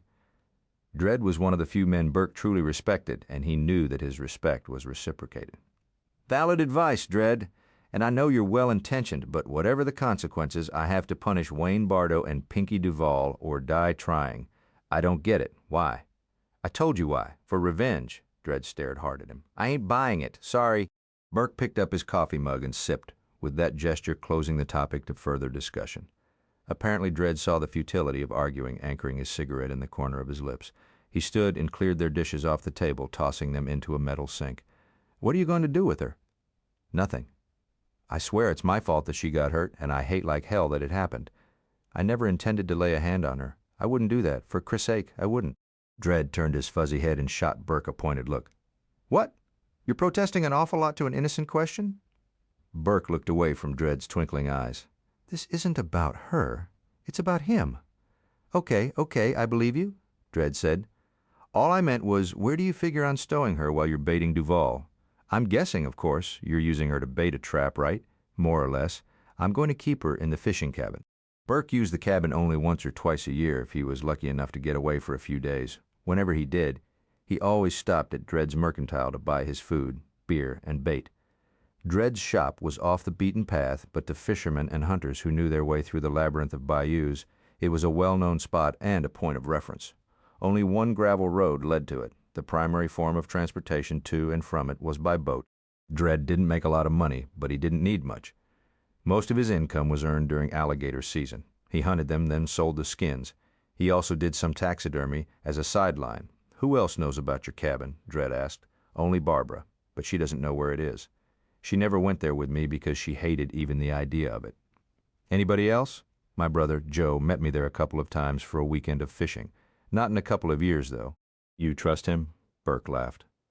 My brother? Of course I trust him. If you say so. What about that Gregory character? He's harmless. And you're a damn fool, Dredd said harshly. Supposing he gets lucky and finds his way out of the swamp before a cottonmouth gets him. Supposing he starts to thinking about what Pinky Duval would do to him if he catches him. Supposing he figures he'll go to Duval first and sell out your hide to save his. I'm not worried about that. Why not? Because Gregory's a coward. He was brave enough to steal my pirogue and go into the swamp. Only because he's more frightened of me than he is of the elements. He thinks I still might kill him for what he did at the crossroads. I threatened to enough times. Maybe he thinks I meant it anyway. He'll survive. He's lived a charmed life. When the swamp spits him back, he'll run as far and fast as he can. He won't go to Duval. How do you plan to contact him? Who, Duval? You got it all wrong, Dredd. He'll contact me. How's he going to do that? That's for him to figure out. In the meantime, I'm endangering you by staying here. So, back to my original question, when can I safely move her? Doug Patout slowly lowered his feet from the corner of his desk and set them on the floor. At his elbow, his mug of coffee began to cool. He reread the story 3 times. It was an insignificant insert, the text using up no more than 6 inches of the Times-Picayune's page 20. It was a brief account of a fight that had broken out in a roadside cafe in Jefferson Parish. Involved were 2 Catholic priests, the wife of a famed New Orleans attorney and her bodyguard, according to a sheriff's office spokesman. The incident was resolved without any arrests being made. 2 aspects of this seemingly innocuous story attracted Patout's attention. How many famed New Orleans attorneys' wives had bodyguards? Second, witnesses noted that one of the unidentified priests had a quirky habit of flexing his right hand. Patout depressed a button on his intercom. Can you come in here a minute? In under 60 seconds, Mac McEwen strolled in with his characteristic jauntiness. What's up? Read this. Patout pushed the newspaper across the desk and pointed out the story. After reading it, Mac looked up.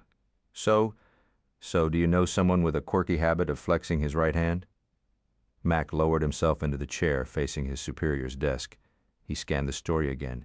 Yeah, but he for damn sure isn't a priest. When was the last time you saw him? I told you about it, remember? A couple nights ago he came to my house for dinner. How did he seem? The same old Basile.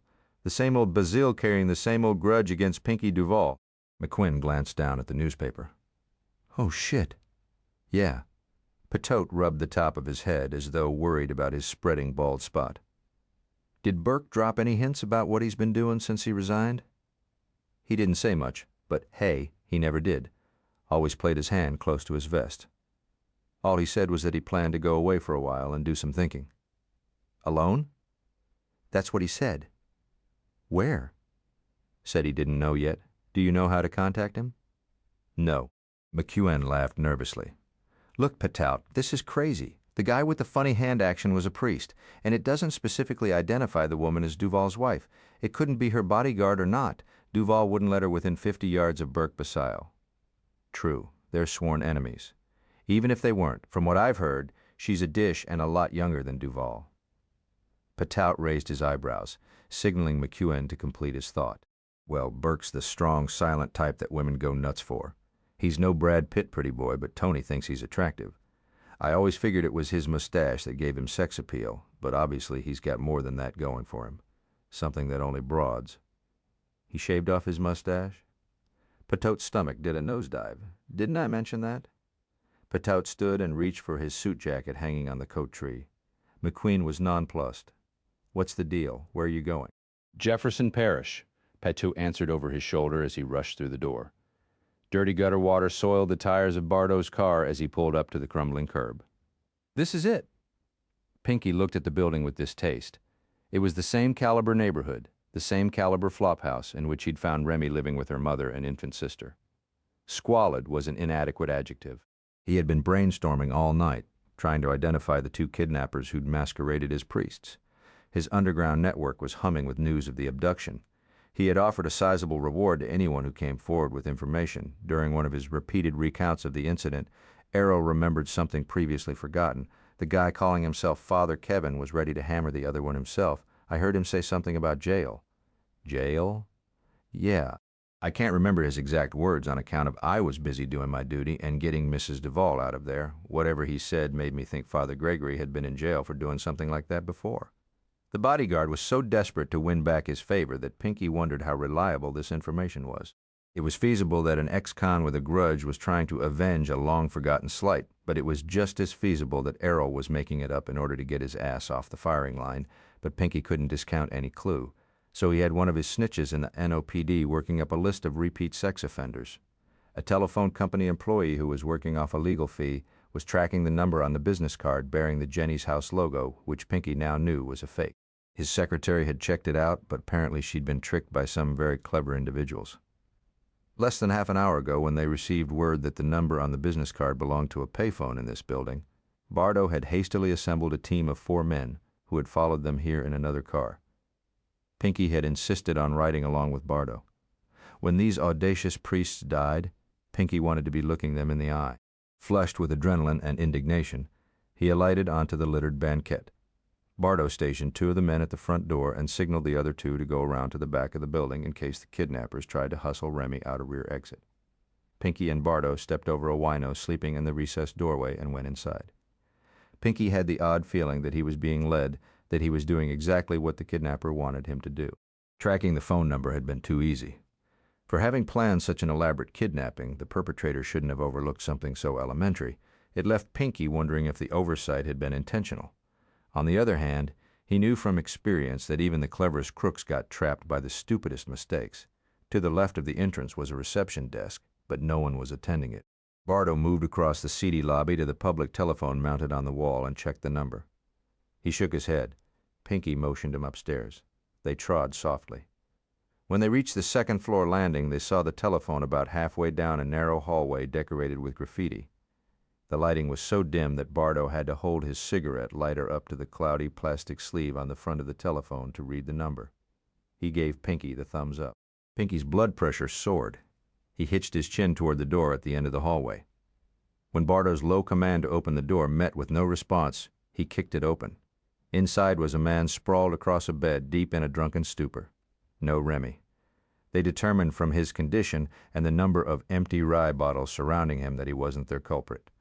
Furthermore, he was pudgy, pink, and 60-ish, and didn't fit the description of either priest. The 2nd room was empty, and bore no signs of recent occupation. In the 3rd, a woman cowered from them in terror and began a lament in loud, rapid Spanish. Bardo backhanded her across the mouth. "Shut up, bitch," he ordered, in a nasty whisper. She shut up and clutched several hungry-looking children against her to keep them from crying. The 4th and last room was also unoccupied. But on the bed, a white envelope was propped against the pillows, and on that envelope was printed Pinky Duval's name. He snatched it up and ripped it open. A single sheet of paper drifted from it onto the grimy rug. He retrieved the paper and read the typewritten message. Then he uttered a roar of rage that shook the window panes. Bardo took the note from him. He cursed when he read the message. They wouldn't dare. Pinky rushed from the room and bounded down the stairs, Bardo on his heels. Bardo's men were ordered to follow. They piled into the 2nd car and raced to catch up as he sped away. Pinky could barely contain his fury. His eyes were hot and murderous. "I'm going to kill them. They are dead men, dead." "But who are they?" Bardo asked, as he swerved to avoid hitting a delivery truck. Who would do that to Remy? Remy, his property, snatched from him. Whoever these motherfuckers were, they had nerve. He'd give them that. Too bad such courage was squandered on someone who was going to die so soon. And they would die. Slowly, painfully, begging for mercy, then pleading for death. For taking from him what he had created, they would die. When they reached Lafayette Cemetery, the 2 cars screeched to a halt and disgorged 6 men. Duval and Bardo were in the lead as they entered through the tall iron gates. Pinky didn't wait for Bardo or the other men. He went in search of the row specified in the note, weaving his way through the avenues of tombs until he reached the one he was looking for. He ran along the path, the crushed shell gravel crunching beneath his shoes, his breath fogging in front of him. What he would find he couldn't guess. Remy's remains zipped into a body bag and dumped here. A recently opened tomb, her blood sprinkled on an altar of stones, a shoebox with ashes inside, a voodoo sacrifice. Once he'd ordered Bardo to cut off a woman's face and deliver it in a pizza box to her husband who had ignored previous, more subtle warnings. Pinky expected this message to him to be just as jolting. No longer would he underestimate this unnamed enemy. The man was smart, devious, and he knew Pinky Duval well enough to know the right buttons to push. He'd sent Pinky on this macabre treasure hunt that would end with his finding. What? His feet skidded in the gravel as he came to a sudden stop, recognizing it the instant he spotted it. It wasn't a body or blood he found, but the message was just as bold. Temples throbbing, hands balling into fists. He read the name engraved on the tomb. It was the resting place of Kevin Michael Stewart.